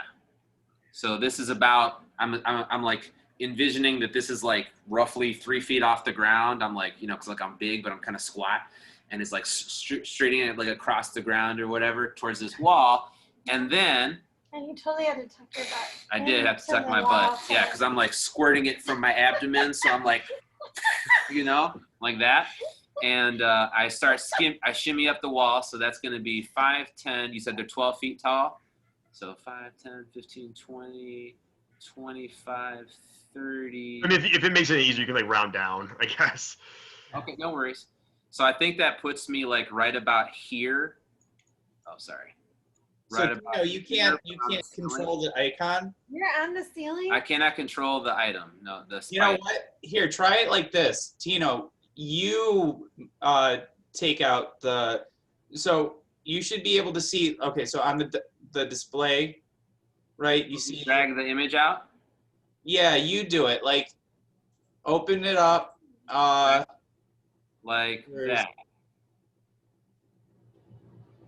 And then like you should be able to hold, click, and drag, and see if it lets you take it out. I'm dragging it on, but there's a little no symbol. A little circle with a slash line through it. I mean, worst case scenario, I can move it for you. Just move your regular character how you would want Well, to. so I can follow you. Yeah, that's a good. Edwin's got a good idea. if you Oh, wait, hold wait. shift, if you hold shift and double click on the spider, it'll open up its character sheet. And then if you go to edit, you should be able to add Tino's name to the players that can edit it.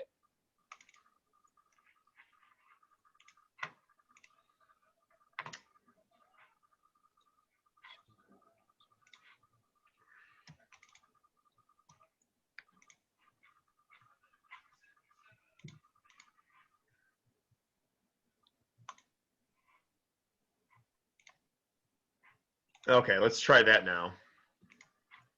Ew. All right. Boom. So I'm like right there. On the ceiling. But on the ceiling. Yeah. Okay. And so I'm trailing behind me like a strand of webbing. This is key because now I'm still attached. I'm still, in other words, my sensory interface here. Oh yeah, I'll draw that. I'm gonna draw you that sexy web. So it's one singular strand? Okay, I mean. Well, it's like, what I mean is like this. Think of it like it's like a cable, right? Because I'm a giant spider. I ain't no little spider. Do you have like a web ability? I do. No, not a specific. Why don't you click on that and post it? It's okay. Is this so that in case that creature touches it, you know where it is? Like an attack. It's not like a. Right, but you should still be able to click on it and put it in the journal chat. You got it. Here it's coming.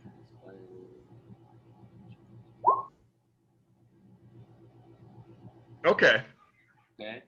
And I'm relying on this here, my web sense, for this to be kind of more useful. Okay. So I've shot my webbing across this area here. You can draw it if you want. Boom, like that. A little more straight, but you get the idea. Yeah. That's pretty good. Yeah, and I'm still connected to that strand of webbing by it's like trailing behind me from my little spinneret. So I'm still in touch with it. So anything that comes in contact with it, I will know precisely the location. Okay. That's creative. All right, so I'm on the ceiling. I got my box, and I'm feeling with my web sense and like looking around with all my eyes and stuff. It's great. Okay. Is that anything? What was that? Do I feel anything? Well, no, not yet. Okay. Tino, on your character sheet for the spider, is the movement limited to just 30 feet? It's 30 feet. It's 30 feet like moving and 30 feet climbing. Oh, okay. I assumed that was not each. I assumed that was like total. Combined. Right. Right. That's why it doesn't look like I moved very far. Yes. You did a lot. Okay. So that's where you're ending your turn at? Yes. I can't move or do anything else. Okay. I'll head. I'm gonna move and join the others. Well, no, it's not your turn yet. Okay, so Oh God. Oh, we kind of got out of order. Oh, it is your turn. well, it would be if you know. There wasn't something trying to kill us. Invisible. Oh, right. What? What do I know?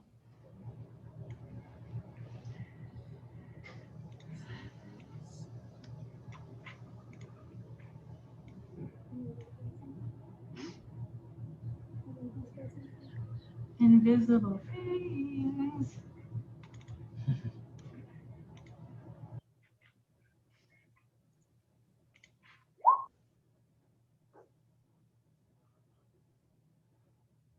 Wait, that can't be right. Or is it? I guess it could be. Okay, so you Who's you? Success. Attacked and destroyed.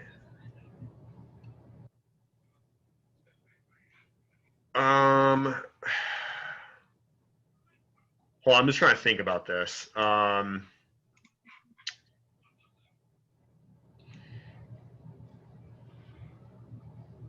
Dicklet, if it helps, because of the fog, it wouldn't know that a web was slung. Yeah. I know exactly what I wanted to do. I had to like get in the mindset of the creature. Okay, so the creature is not. I'm just letting you know, Rorik, because you can kind of tell the creature's not restrained. But you can feel like your web sense go off right here. Like you know it's exactly right here.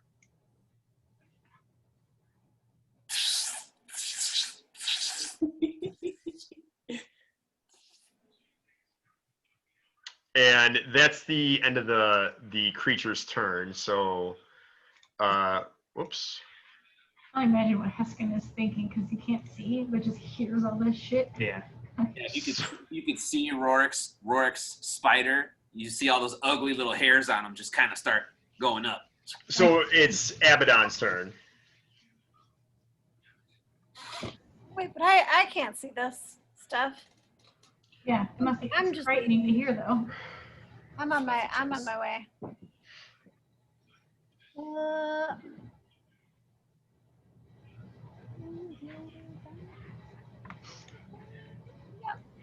I'll be right. And how do we get out of here?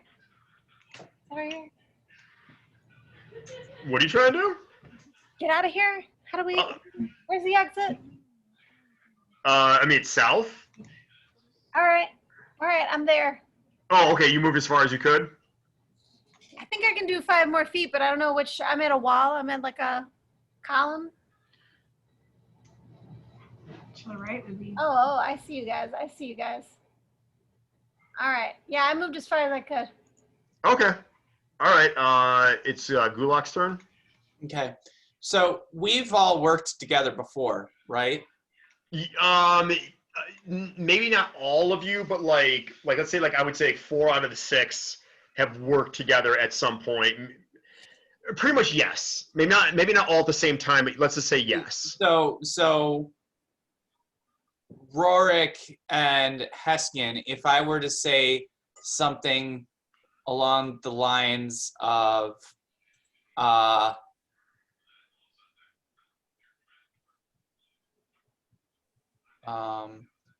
Chikulen Pamutran. Like if I were to say something like that as like a code word for like a tactic, could they potentially understand it? Yeah. I mean, like it would be like kind of like broken dialect or like language, but they would have an idea of like what you were saying. Okay. Well, I mean, I wouldn't expect that they would know exactly the words that I'm using, but they would know the intention and the meaning behind what I'm about to do. Yeah, that's good. Yeah. Okay. So then first I'm using my bonus action to disengage because Gulak is still in the mist and he doesn't know if anything's around him. Well, you kind of do though. Oh, I guess you. Well, no, you technically don't. You technically do not. Right. And then I would go 5, 10, 15, 20, 25, 30. And then I would use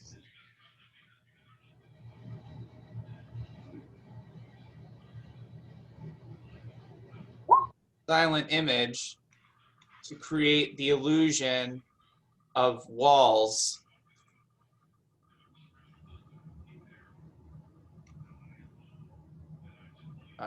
Wait.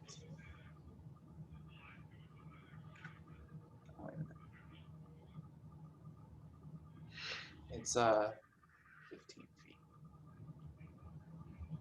So is it 15 foot cube? So let me ask you, Chicklet. 15 foot cube. Could I instead have it go like these squares and these squares, because it's 1, 2, 3, 4, 5, 6, 7, 8, rather than 1, 2, 3, 4, 5, 6, 7, 8, 9. Could I do that? Yeah, I'll allow it. Okay. So then I would create the illusion of walls here, hoping that my companions would know it's just an illusion, but then confusing anybody who might be trying to pass through. Okay. Okay. I mean, Especially because there's this fog cloud here.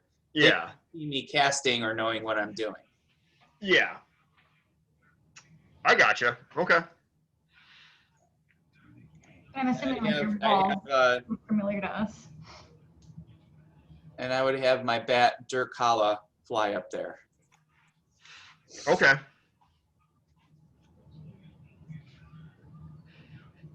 And then that's my turn. Cool, yeah. Okay. So now we have Heskin. All right, I'm gonna continue my run. 5, 10, 15, 20, 25, 30. Am I still technically in the fog? No. No, right? you're Okay. not there now. Yeah, I mean, Can you dash? I don't think I have a dash. Yeah, everyone's got a dash. Oh, everyone's got a dash? Yeah. You pretty much, if I'm understanding the dash action correct, Hawk, you pretty much just like don't obviously do attack or anything else. You just are adding another of your entire movement as your action. Like you are sprinting.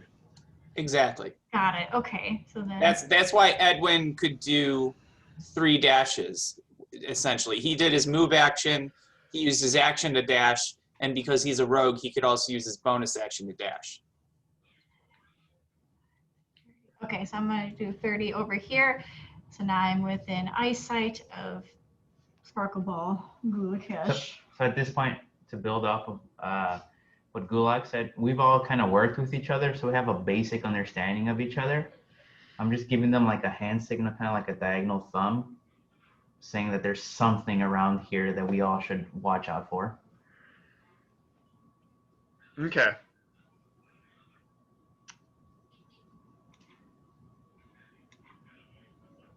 So is that end your turn, Vanavar? Oh yes, sorry. Okay. Or Heskin. Or yeah, Vanavar, you are up. So I'm letting you know too.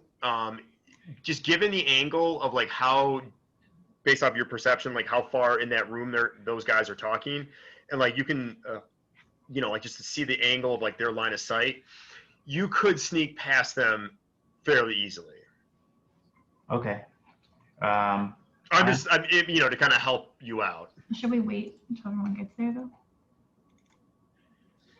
You could sneak past there easy.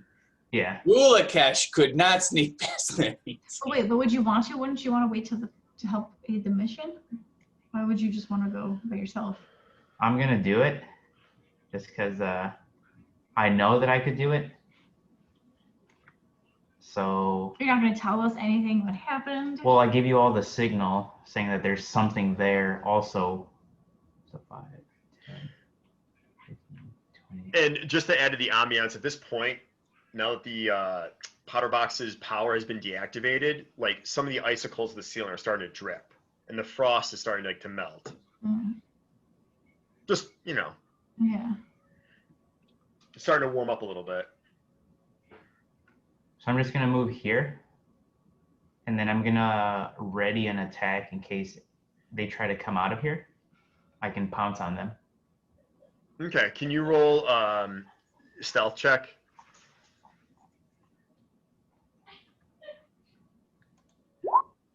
Oh yeah, they don't see shit. Okay. And then I take it in case anybody saw me and the way that I'm positioned, they would know that there's a threat somewhere in there.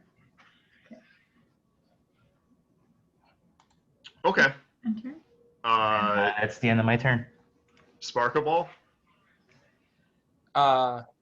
Lisa? It's okay. Well, So I'm trying to resolve stuff. Chicklet, looks like Abaddon can't see anything from her page either. Nothing. She can't see anything? Nothing at all. that is probably because Turn order? Abaddon's not here. She's not on the screen. Oh yeah, what happened? Did I don't. Abaddon's not in the turn order either. Oh, I know she was like down there, unless like somehow deleted her. Did you move her to the GM screen by mistake? I don't think so because I don't even see her. Let me see if I moved her somewhere I didn't mean to. What was Abaddon's initiative? Let's find that out. 7. So did Abaddon didn't go last turn. Yeah, I went. She went, yeah. I Huh. went away. Yeah, she Run bolted. away. Yeah, and she went. No, because I'm last. Abaddon did not act before I put up this new wall. Yes, I did. I Yeah, ran away. she moved after. She went right there. Yeah. Yeah, Oh, I moved. Huh. Let me add you back in. I don't know what happened with that. Like you should be like right here, right? Yeah. What's up? Yep. Right there. Okay. Oh. Okay, let me add you in here. I don't know what happened.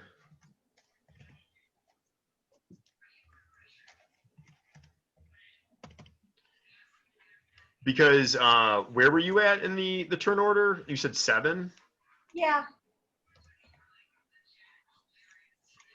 You know what? I might have accidentally deleted you. Turd. On this screen, it's the display screen. Gosh. Technically, I can move things that I wouldn't otherwise be able to. So if I was doing it on this one, I might have accidentally done it. Okay, so yeah, there she is in the turn order. I don't know. Yeah, It might go up. It might go up. All right, so Lisa. So we got Veskin, or I mean, what's his name? Vannevar, like he's kind of like directing people. Like Vannevar right here. Okay. He's signaling that there are people in here. Okay. And we are heading down that way. So what do you want to do? I want to sneak down there with Vannevar. Okay. 5, 10, 15, 20, 25, 30. okay, I'm not gonna make you do a stealth check because you're not like within the possible line of sight. So Okay. So that's your move action. Did you want to ready an action in case somebody comes out to smack them? Not yet, no. So you're not going to ready an action? Okay, already in action. Okay. Because otherwise you What? could Yeah, do yeah. a dash action I or don't think so. something else. I'll ready in action. Okay. I was gonna say like Sparkle Ball probably sees Vannevar like ready as well. Like Wait. not there. Go up 1. Yeah, there. Right there. That's where you want to be? That's where I want to be. Okay.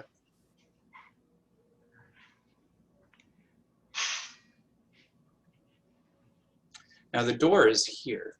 So did you want to be like, because this is a wall, did you want to be like your back is against the door or the wall and the door's right here so that the minute somebody Alright, if passes through the door, that's the door. because the minute somebody passes through the door, you can be like, Yeah.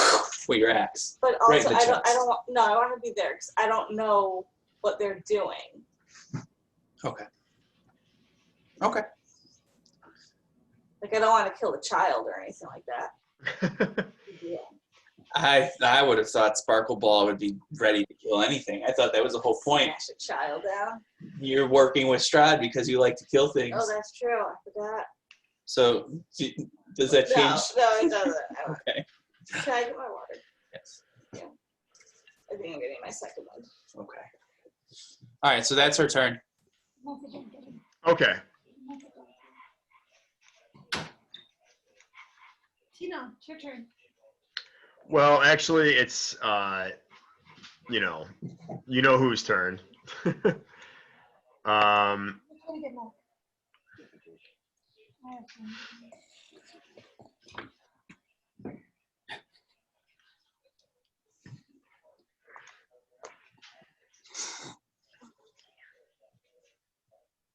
Okay, now Tino, it's your turn. Okay. So 5, 10.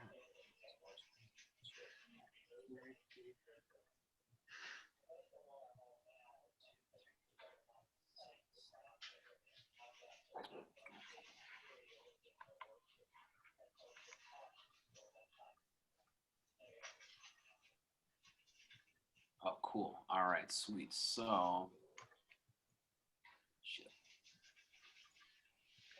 I move down this way.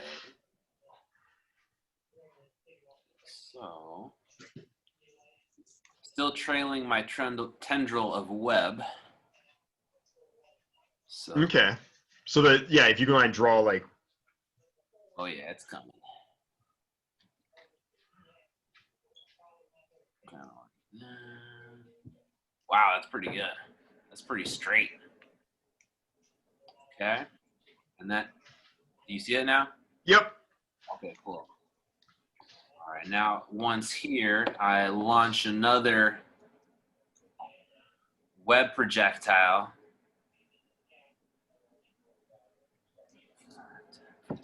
Wait, are you trying to use that web ability? What's that? Trying to use the web ability? Yes, First, you have to roll a d6. a D6. Oh, wow. Let me move some blocks. You don't have the ability. Bad. You need to roll a 5 or a 6 in order to recharge it. Mm. Oh, I can't use it again at all until I recharge it with the roll? Ah. So that line does not count that you made. Or Well, the line I was trailing is like just hanging from my butt, but this one here, or you mean is this, or is that okay? Like if this one that I dragged is okay, but the one that I was trying to shoot, the attack web is the one that It requires can a only be charge, so right? long. The Well, spider. you would also, because it's an attack web, you would need to identify a square where you're shooting it. Okay. Well, I mean, that's what I mean. So, like, but my point is, so I understand I definitely have to get rid of this guy, but is the butt strand also not allowed? I mean, because where does it say in your thing that like you can about the recharge? It's in. Oh, I see it right there. Yeah. Yeah, I'm gonna not allow that just because you need to recharge it. So if you want to just delete those lines, and I mean you can like remove if you need to, but yeah, I'm not gonna allow that to come out. I'm Sorry. Okay. No, that's cool. You're not though. You've got blind sense, right? I mean, unless you want to use your action point to like try to re-roll that, but your action, thing. I have no idea how to get rid of that strand is the only problem. Freehand remove. To undo last. Yeah, I got it. Yeah. All right, there we go. Okay, so you just want to move down there then, or? Well, no. Oh shit. Sorry. Yeah, I got that as well too. All right, cool. No, I just kind of scoot all the way to the corner then, because that would have been like a double. That would have been like a dash for me. That would have been because what do you have, like 30? Correct. Okay, so that would have been 60. Okay. Right there. All right, is that your turn? Wait, what was the invisible turn? What did the invisible thing do? What?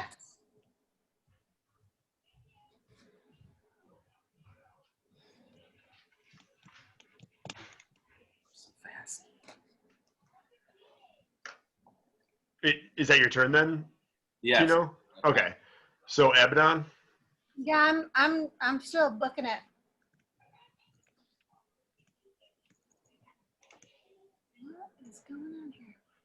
All right.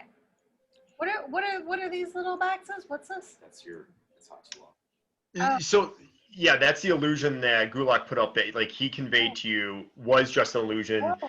and that you can run through it without issue. Wait, you just moved yourself up a little bit. Yeah, my mouse is backward. Oh, here, I'll move your person right back there. Okay. Uh, That's 5, 10, 15, 20, 25, 30. Move diagonally too.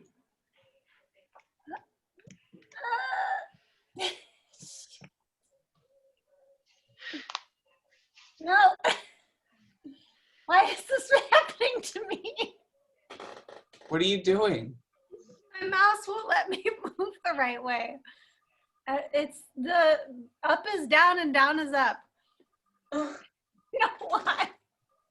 You're actually not too far away from where you could move, though. You're just one square. I can't. I want it to be here. Actually, maybe not. Maybe this is better. What's the red? That's my dark vision Oh, I see. for. So I don't block the hallway. Oh, you brought your back? Mhm. Oh, that's cool. Let this thing move the right way. You brought your gear home. You've got to be kidding me. I don't know how that- That's it. Yeah, I'm just moving. That's it. Hey, Chicklet, can What's I ask up? a question? So I think that this is something that my character Gulak would know, but as me as a player, I kind of failed at. Could I have the wall, rather than just being a stone wall, look like it's a living wall of creatures gnashing and grabbing and clawing at the air? Because I think Gulak would have considered, well, a wall, somebody might just reach out and touch it and see that it's not a wall. But this is going to be something that they're less likely to just kind of touch and interact with. Is that cool? Yeah, I mean, he's definitely learning from his past experiences. Now, does that make sound, or that's a silent image? No, though, it's right? silent, so it doesn't make any Okay. sound. So he would design the illusion so that it wouldn't necessarily make sound, and it would make sense that it doesn't make any sound, but also make it seem dangerous. Like maybe like there are like daggers slashing all through it, and like also the occasional claw and everything, just to make it look like super dangerous, but Yeah. also not like have it be like fire, because then you get close to it, oh, it's not burning me. What is this? So, kind of like that middle ground of being a solid barrier, but also something you don't want to touch. Something fearful. Okay. Yeah. Abaddon, did you figure out your mouse issue? Yeah. It said pan. I don't know. The wrong arrow was selected. Under the arrow, I think Okay. pan was selected or something. I don't know.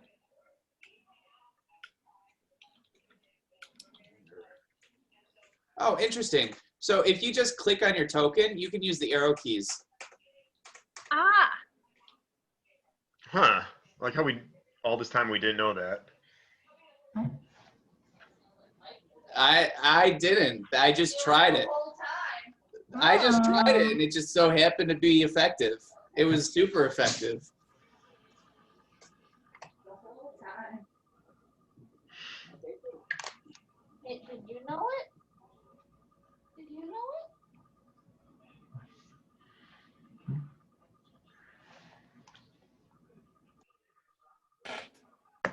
Not sure how. Yeah, I think my turn's done.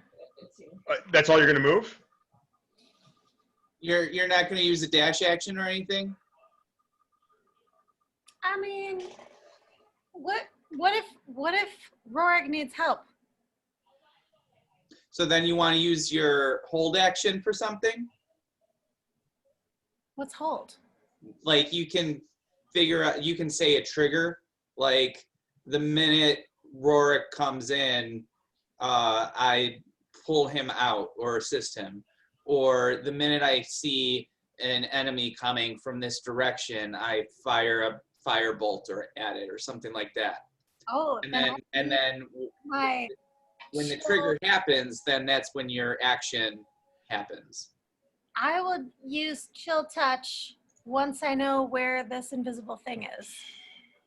Well, you're not going to be able to know that though, because I mean, they're just letting you know there's nothing that's going to be, unless like there was a piece of web, which So maybe yeah. the first thing that's not a spider that passes through the wall you use chill touch on. Yeah. Yeah. How are we gonna be able to tell when something passes through the wall? I mean, In that case, Abaddon, do you want to use a little bit more movement to get some distance from the wall so that you can effectively use your chill touch? Yeah.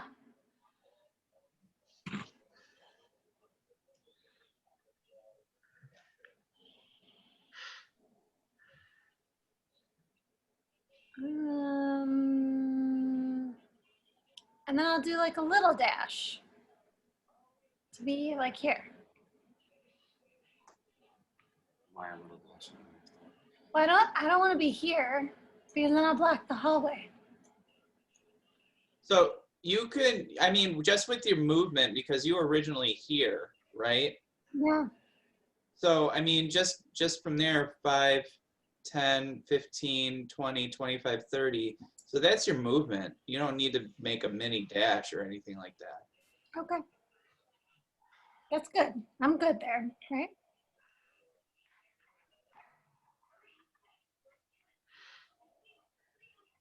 I mean, okay, so you're gonna end your turn there then? Yeah. Okay. And she's All right. using a hold action to do chill touch on anything that passes through that's not a spider. Okay.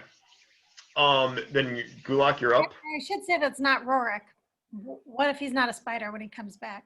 Well, you wouldn't know, would you? Because you can't see him because there's this barrier. You can't see past the barrier.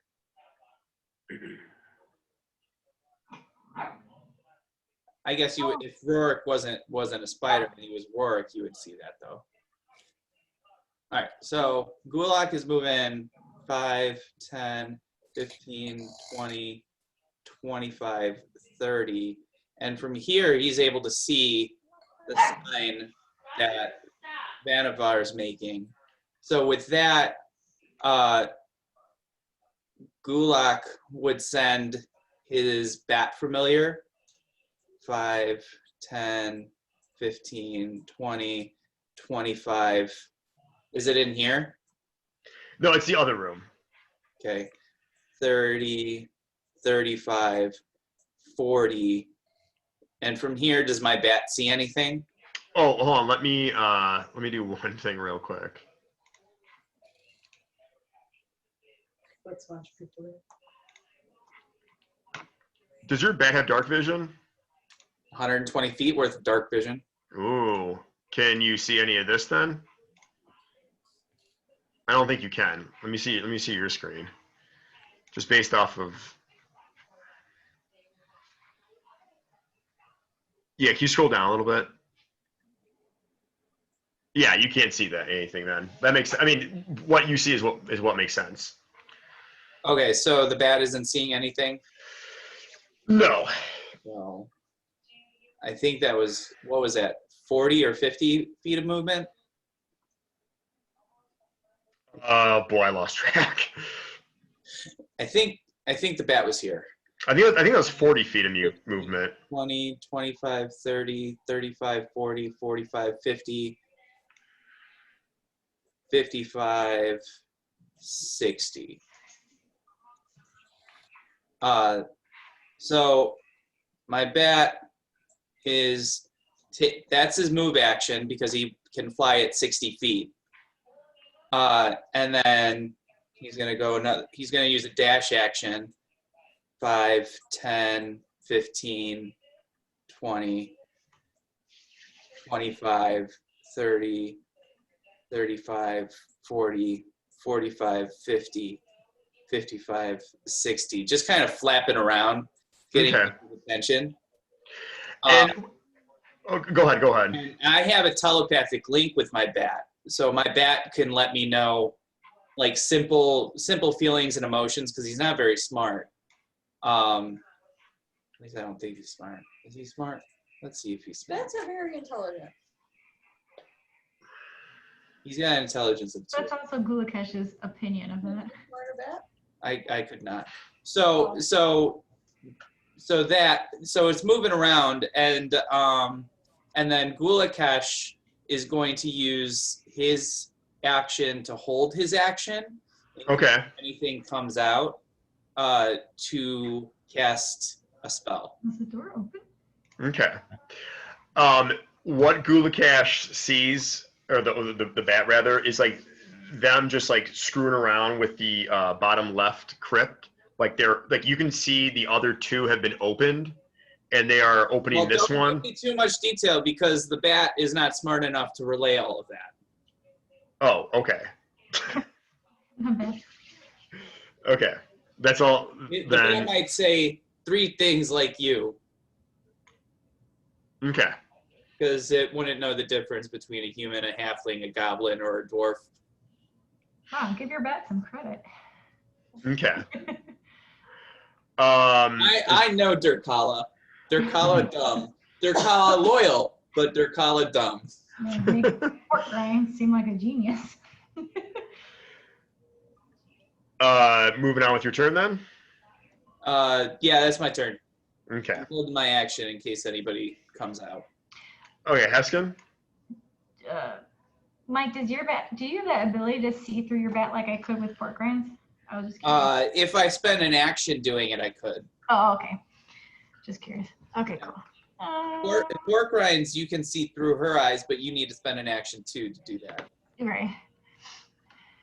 Okay. I don't know what to do here. I'm afraid of, well, Spider still hasn't made it out, has he? No. Wait, where is he? I can't see. Oh, he's over there. But you can't see past the wall, so you don't know where he is. It's an illusion. Right. I don't know if I want to position myself near the door just yet, because what if they come out?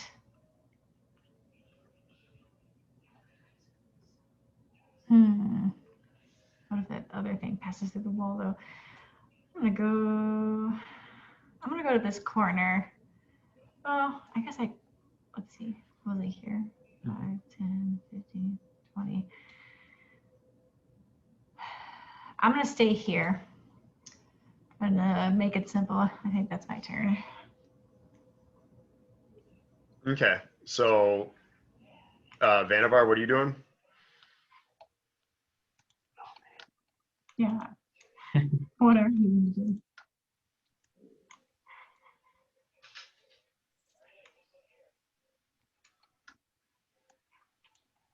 I'm gonna stay here, but I'm gonna switch. I'm gonna ready my bow and hold my action in case anything comes out of this door. Periodically glancing this way, keeping an eye out for the rest of the crew, just making sure all the crew's there, Okay. and that's it. Okay. So then, yeah, Sparkle Ball. Oh, by the way, after the bat thing, Gulakesh would signal to Sparkle Ball and Vanavar. Vanavar. He would signal like 3. Got it. Okay. Sparkle Ball, your turn. What do you want to do?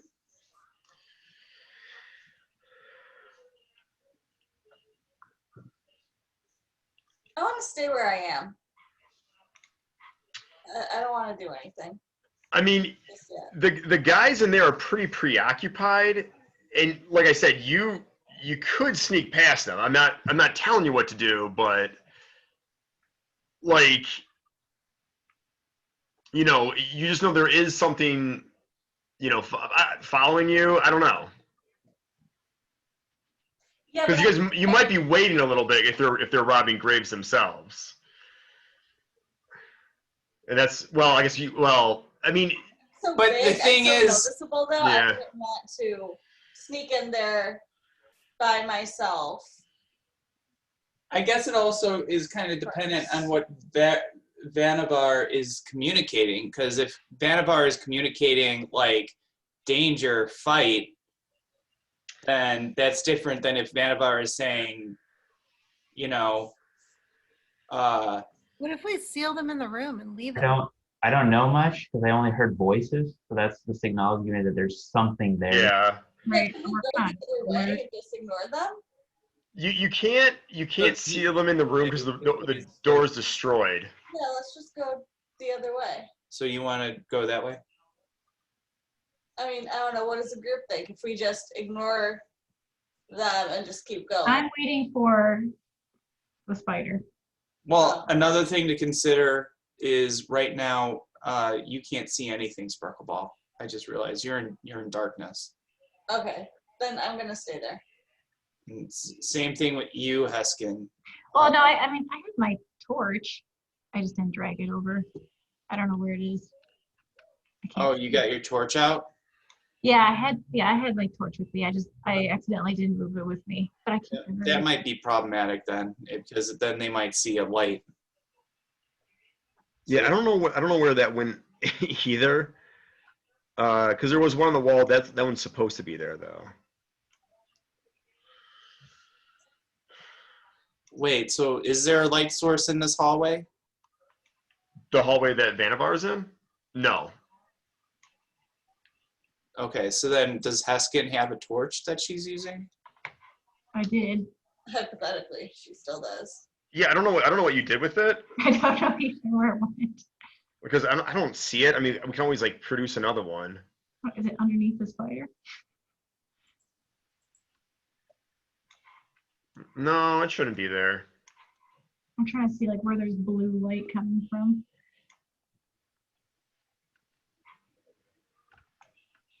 It's not that weird yellow thing. Oh, I think that's it. Yeah, you're right. Yoink. There it is. Dropped it. Okay.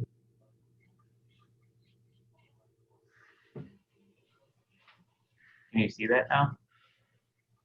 It's underneath me. Okay. So Lisa, what do you want Sparkle Ball to do? I want Sparkle Ball to stay. Just stay right there? Yeah. Okay, so you're continuing to hold your Mhm. action then? Yeah. Okay.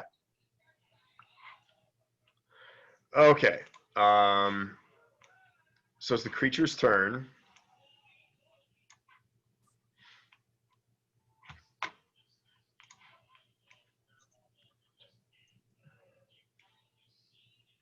And it is now Rorik's turn.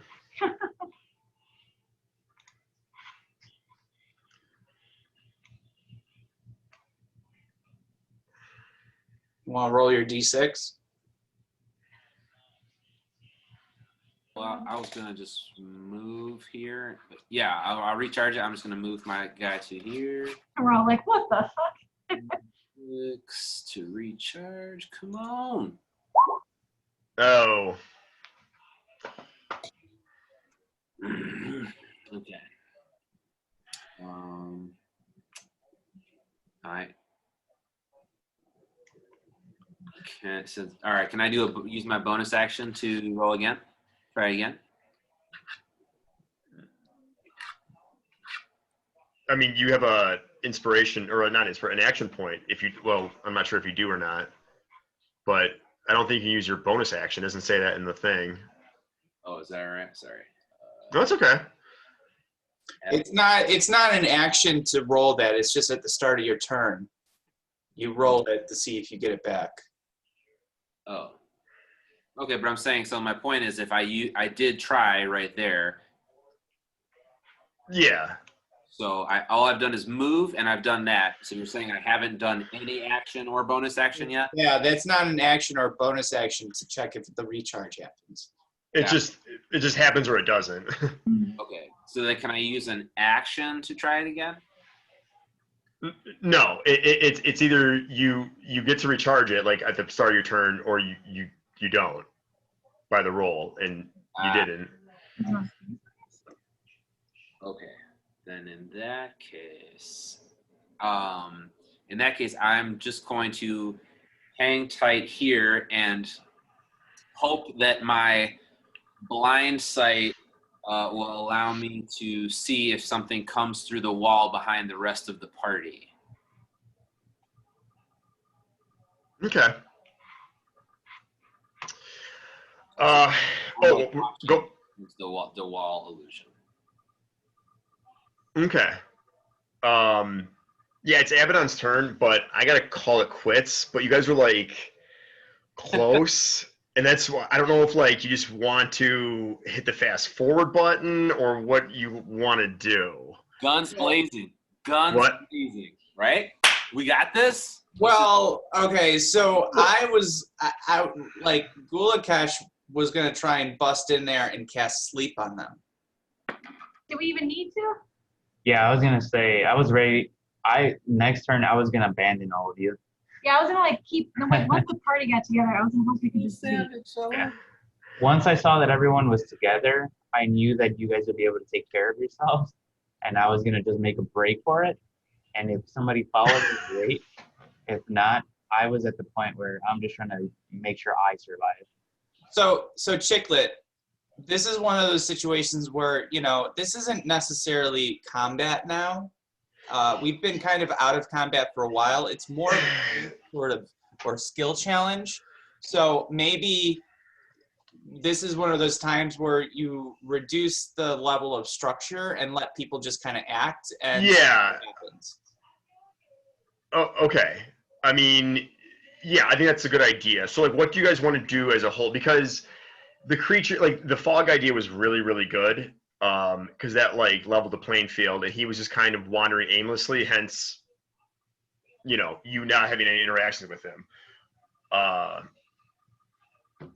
So, yeah, I mean, like, I guess, like, how as a group do you want to proceed? Like, sneak past, or, like, Well, I assume that like can't Vannevar put him was to like sleep? signaling us to keep going. So like my instinct was to like go keep following Vannevar.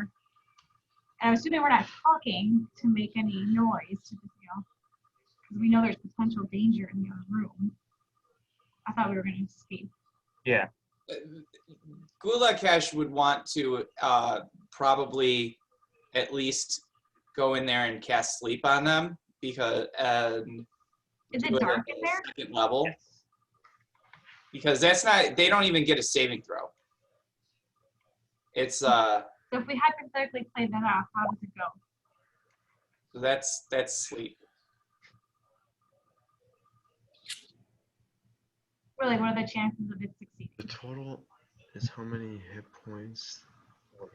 Huh? What do you, like, do you have to like roll for it? Oh, okay, yeah, I know this one. No, it just happens. Oh, okay. Last 5 minutes. And what level are you casting it at? Second. Oh, wow. Okay. That's intense.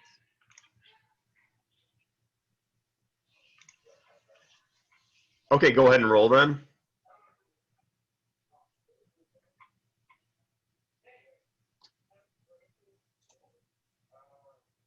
Big money, no whammy, no whammy, big money, big money, big money.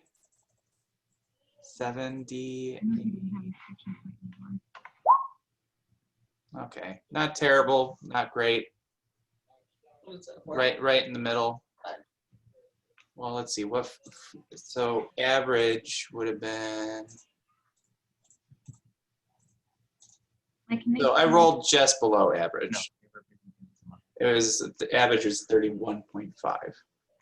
I rolled 30. Okay. So you don't put any of them to sleep. Well, no, you only put one to sleep. Okay. Because I was gonna say, so each of them have more than 30 hit points. Yeah. See, Wait a minute, each of them do have more than 30 hit points? Yeah. So then I wouldn't put any of them to sleep. No, I thought you put one to sleep though. Oh no, I'm sorry. There's two of them have less than 30. Okay. So I would put the one that has 30 or fewer hit points with the most. Wait, is it the most or the fewest first? I think it says fewest, right? In ascending order of their current hit points. So it would start with the fewest. Okay. So I would put down the one with the fewest first, and then if there were any more, Would they be groggy? they would just be asleep. They No, would like any others that you didn't fully put to sleep. Oh. Well, it's like a on or off sort of thing. Oh, okay. I guess they would be distracted by that if they noticed. Like, do They can't see because it's dark in there. Only you can see them, right? I mean, unless there's a light source or they have dark vision. like this is like a silent thing, and like so even if it half fails, you can just run out after that. There's a verbal spell component to it. I would say to say something. Oh, okay. Can you whisper it? Neither, they don't have dark vision. They're just wandering around in the dark. Yeah. And could I get advantage on my roll to affect them? Oh yeah, because you can see them, right? And they can't see you. Something. Well, but like it's still like that's like the property of the roll, though. It's either you have this many hit points or not. I mean, I don't know if that would be necessarily advantage. Right, but they're not expecting it, and they can't see me. I mean, how? Could that technically count as their defenses are not prepared, and because of that, they're a bit easier to affect? Yeah, I mean, how are you gonna like just re-roll that again then, the entire thing? Yeah, I would just re-roll the 7d8, and then Yeah. And then if it's a higher amount, it would be that higher amount. Okay. So I guess I don't know. I don't think you realize how much hit points these guys had, but well, you don't have to tell me. You just tell me if it works or not. yeah. Okay, so that's a worse roll. I mean, what would probably happen is, you put the one to sleep, and the other like two hear him fall over and like kind of go to his aid then. Okay. But they don't hear you like say the spell. Well, I mean, he's They in the. have to be within earshot, or can he just like whisper to himself? How does it work? So it's up to Chicklet. That's a. I would say you could whisper it to yourself, and it, they don't hear it, and if they did hear a whisper, they're more distracted by the sound of like one of their guys just kind of collapsing. Okay. You So know they that. didn't see my bat. What'd you say? So they heard the bat, but they didn't see my bat. Oh no, they did, but they were just like, oh, it's a giant bat, like, or it's a big bat. There's bats in caves and underground dwellings. Okay. And then do you just like run out and say run? Well, the bat's like not that like much of a monstrosity. No. No, I meant Mike. Does he just like run out and like after that like fails, and then we just try to escape? Yeah, if that didn't work, to put them all to sleep, because then it's like a good distraction either way. Mm-hmm. And then cheese it. Except cheese it. Okay, so is that pretty much like what the entire group is doing? Is just running then? Yeah. Mm-hmm. Okay. You bite on the spider. So I guess like to do the fast forward move. So they were distracted, but then you guys are all like, I'm assuming you're leaving the way you came into the crypts of Clemvor. We don't know any other way of getting in or out. Okay, well that's very true. So as you're leaving, I mean, those guys heard you yell, but like, you're all like sprinting, and you get to let me move the map a little bit. So you're all as a group like sprinting, and you get to about this point. Can you guys see my cursor? No. Hold on. Oh, Oh, here, I'll just. But we can't see because it's all dark anyway. Yeah, well, look, I mean, just like for narrative purposes. So, Yeah. Send someone over here. Yeah.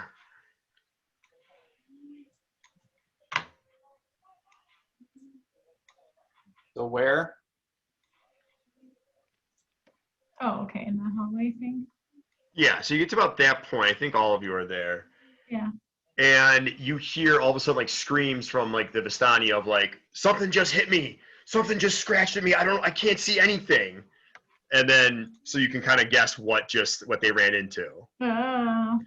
So And one of them sleep. yeah. So as you leave the Crypts of Clemvor, you can like even see the snow in the snowfield is like starting to melt because the power of the powder box is no more. And it's just it seems like normal outside. The overcast is lighting up a little bit, but not too much, for the Barovia. I'm assuming you go to your horses? Oh yeah, we have horses. Yeah. No, did we leave them somewhere like? You like left them like up the road, like kind of like away. Yeah. Well, I mean, Rorik can talk to him, so he could be like, "Don't move." Is he still a spider? I'm assuming he unspiderfied. Okay. Well, when he needed to, he'd probably enjoy the spiderness as much as he could, I imagine. I mean, if you could change into a spider, wouldn't you want to just bask in that glory? Oh yeah, but I figured it would scare horses. Like, I mean, you have all those legs. What would you try to do with all those legs? could I we have ride him some back ideas out that I don't want to say out loud. I was thinking. So yeah, like you guys, you make it back to the horses, and so like, and you're kind of like, as you guys are going to the horses though, you notice there's like a few more people, and remember you're like far away this whole time from like the main farm of the Wilco's farm, and you notice there's like maybe like one or two more people more, but you don't really think about it. And then as you are getting like close by your horses, and your horses were about like 2 football fields away, like hidden from the farm, you notice a rider is just tearing ass, like going towards the woods on the farm. So I think you can presume who that would be. And he's pretty obviously far away from you. And as he gets closer to the woods, you hear him blowing like a horn. So I would assume you guys would probably get on your horses and go back to Ravenloft. Who would it be? Okay, yeah. Oh, wait, who would this be? I don't get it. Is that the wizard? The people. No, it's the Vistani he's going to. It's a Vistani Oh, okay. person. Because he was talking with the Yeah. people at the Wilco's farm, and then, Oh yeah. At this point, Vannevar would mention the Vistani are coming for us. There's a whole camp of them on our tail. They're Well, looking for us. And if at that, Gulak would be like, "But the Vistani are allies of Strahd. No. Traitors." Yes, that's what I heard in that room. oh, okay. Isn't that what I overheard? That they were saying we will call the Vistani and we will rain the camps down on them, on the foreigners or whatever. Yeah. So I'm gonna relay that message to everybody. So are you guys like kind of hightailing it back to Castle Ravenloft? Oh yeah. I think Yeah. so. Okay. That would be the smart thing to Strahd do. must know of this treachery. Okay. We started a war. So you guys are taking like the road back, and like, but you're kind of like, you're not going to go through town because you want to take the quickest way there. And who you see going the opposite way on horseback is Brisbane, the bartender. Wow. Yeah, and he asks you, what's going on. Cheese it. You don't tell him anything. Remind me, what is Brisbane's role other than bartender? No, he's the Legion of the Night secret plant, Contact. the secret The agent. info at the beginning is like head to the farm or whatever, or check out the contact, which was the fortune teller, which we didn't meet because we just snuck in. Well, Gulak's thinking would be Strahd gave us orders to retrieve the snuff box, and Wait, it's cocaine? powder box, snuff box. It's the same difference, right? It's either lead that you put on your face or drugs you put in your nose. So Gulak's thinking would be, you know, although this is an ally of Strahd, one, we need to get Strahd the powder box as quickly as possible because Strahd is not a patient creature. And two, why would we trust this information with anybody except Strahd? I agree. It's need to know. Yeah. So you guys were like kind of hightailing it. I mean, you see Brisbane, like he recognizes you, you recognize him, and he like slows his horse down a little bit. He wasn't going fast, and he says, "What's going on?" You guys would just blow right past him. Yeah. Yeah. Gulak would. Okay, I mean, if that's what you're all doing. So to put a little thematic ending to it, so as you guys are, like tearing back to Castle Ravenloft, like you're getting close, but you could like somehow the Vistani have like caught up to you, and there's about 20 horsemen of the Vistani, and like Abaddon. I don't know if she's still there, but like you kind of feel like a burning in the sigil. Remember the brand that Strahd gave you upon your graduation from the Legion of the Night, and you hear a voice in your head. He asks, "Do you have it?" She's still there, and He's met with silence. and Specifically to me? yeah, you hear Strahd's like voice in your head as you're like racing back to Castle Ravenloft, asking if you have it. I say, yeah, that little pansy Rorik has it in his sack. Wow. So he goes, "Good," and then you kind of hear like a conversation, like a more telepathically, that says, "Bellic, go get them." So you're racing back. The Vistani are gaining. Hey, Strahd, I don't think you need Tatiana. You don't need her. You have me.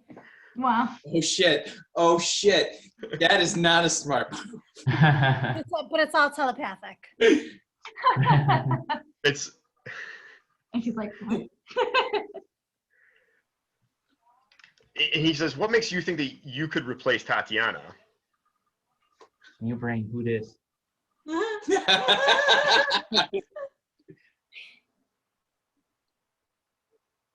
Strahd, I admire you so much. And then shimmies. I just don't think you need her. He says, "We'll discuss this when you get back to the castle." Wow. So That means torture, flaying, death. Open to possibility.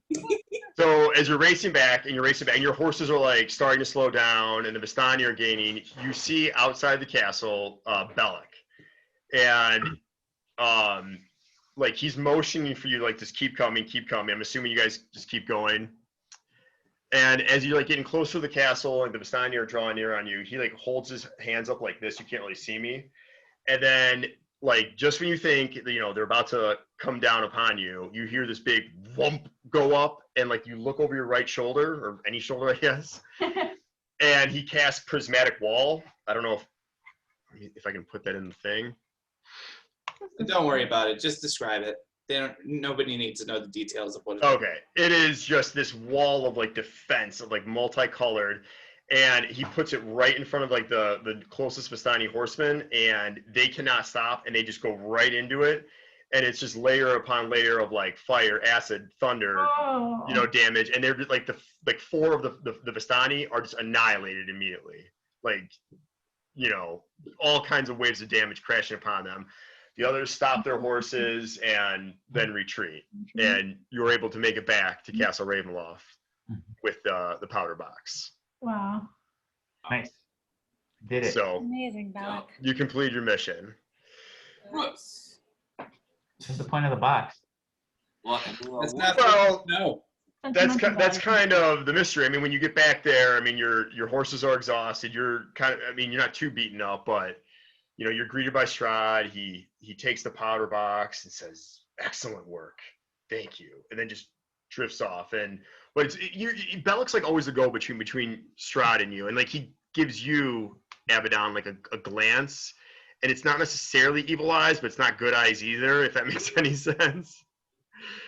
And then Bellic, hands out perhaps promotions, or I mean, there's more, but like I said, I gotta get going, unfortunately. Okay. Well, Like I said, maybe the next session, which obviously we'll be back on the main story, or maybe I'll send out Put it in emails emails of like too. what each Oh, yeah. player's like epilogue is. Yeah, yeah. that's pretty good. So Chicklet, I know you got to get going. If you got some time, before the next game, we could chat. If Okay. you want. But then also, send me your notes about some of this stuff, and then that way I can work on ways of incorporating a lot of it into what is already going on. Okay, I've got a ton And of it. this isn't just like a parallel universe or something. It's happening in game simultaneously with the other stuff. Cool. Yeah, I've got a ton of that, so you'll be getting a lot over the next. Multiverse. Yeah. Okay. So lastly, Hawk, did you know what monsters you were fighting in that room? I did not. No. Skulks, and they leave no footprints. Skulls. Oh. So they're floating. Oh, Skull. skull. Here, it looks like. Did I put that on there? Oh no, here. That's the skulk. The blue thing. Oh, that thing. They're like a ghost. That's cool. Is that? I don't remember that being in the monster manual. It's in Mordekainen's Tomb of Foes. Ah, that's why I'm not as familiar with it. Okay. It's a That's why they're always. Well done with bringing out a monster that I didn't know. Well, I thought that I wasn't sure what I mean, obviously I don't know what you know or whatnot. I just had that idea of putting them in there for the longest time, and I wanted to do it. And I knew invisible creature combat, from what I read online, was insane. I mean, especially for the first time going about it. But I mean, you guys did pretty well, with the fog thing, with the shatter thing. Took one of them out immediately. There was only two. Yeah. So I think that was really cool. Chicklet, it was frustrating as a player, but it was also really cool because it added that layer of, oh shit, what do we do? Mhm. Especially when Vanavar used his Fairy Fire and it failed, which could have been a game changer. Yeah, I thought that was going to maybe work for you guys, but it didn't. So. But that's good because, one of the things that I think is hard, especially for DMs running one of their first games, is helping players understand that you don't have to win the combat. You just have to win the goal. And so, I think, giving us that opportunity to change tactics and to utilize the other talents that we had was really cool. Also, I fucked up as a player. The minute that I cast the silent image, the fog cloud should have gone away because they're both concentration. But Oh, yeah. There's so many things going on. So Yeah. trash. Huh. yeah, Yeah. you'll get there. You'll get there, Chicklet. You'll Yeah. get there where you can. Yeah, there's so much going on, but you saw there was a means of escape. It was just as easily getting in that room as you could getting out, and you did. So And problem solved. It's good. you use the fog thing to cover your trap or your escape. Yeah. So I like the spider web thing for feeling for them. I thought that was smart. yeah, I thought for a second though you guys were actually try to kill it. But you also half of you had already kind of escaped, and the one guy who did have the thing would have been the one trying to kill it, who got a lot of damage from it too. So. But, Awesome job. That was so oh, I hope you guys liked it. Yeah, I can't wait to get back to the main story now. I'm excited for that. Pick up where we left off. Excited for a powerful showdown where each of us, our two characters, face off. Yeah, well, that's up to Hawk. Our evil selves. Crossover. You guys might have a situation where it's the Power Rangers versus the evil Power Rangers. Sparkaball versus Deacon. I mean, who else is on that? The rivalries of Edwin versus or Gale versus Rorik. Yeah, Druid versus Druid. Yeah. Yeah. That's cool. It's like fire water. I guess. Yeah. So like a Tinkerbell versus Ender, probably. Well, yeah, like I said, I hope you guys enjoyed it. Thanks for the opportunity of like learning, because you definitely learn a lot, like doing the DM thing. Oh yeah. That's the way to go. Jiglet, before you go, let me ask you though, because I know I was stepping in a bit. I know that you were kind of doing a lot and overwhelmed. You didn't think that I stepped in too much or overstepped bounds helping He you was out? able to say no to a lot of things, so he wasn't like influenced heavily. Like he was like, no, I got Yeah. this. No, I mean, like, if anything, it was just gonna be like stuff I was going to say. I mean, I feel like you were helping your teammates more than like actually DMing, if that makes any sense. Okay. You were like a player helping his teammates, not a player like taking control and DMing. That's that's how I felt it. I think it was like Clippy. You have the option to X out of it. It was a great way to phrase the question.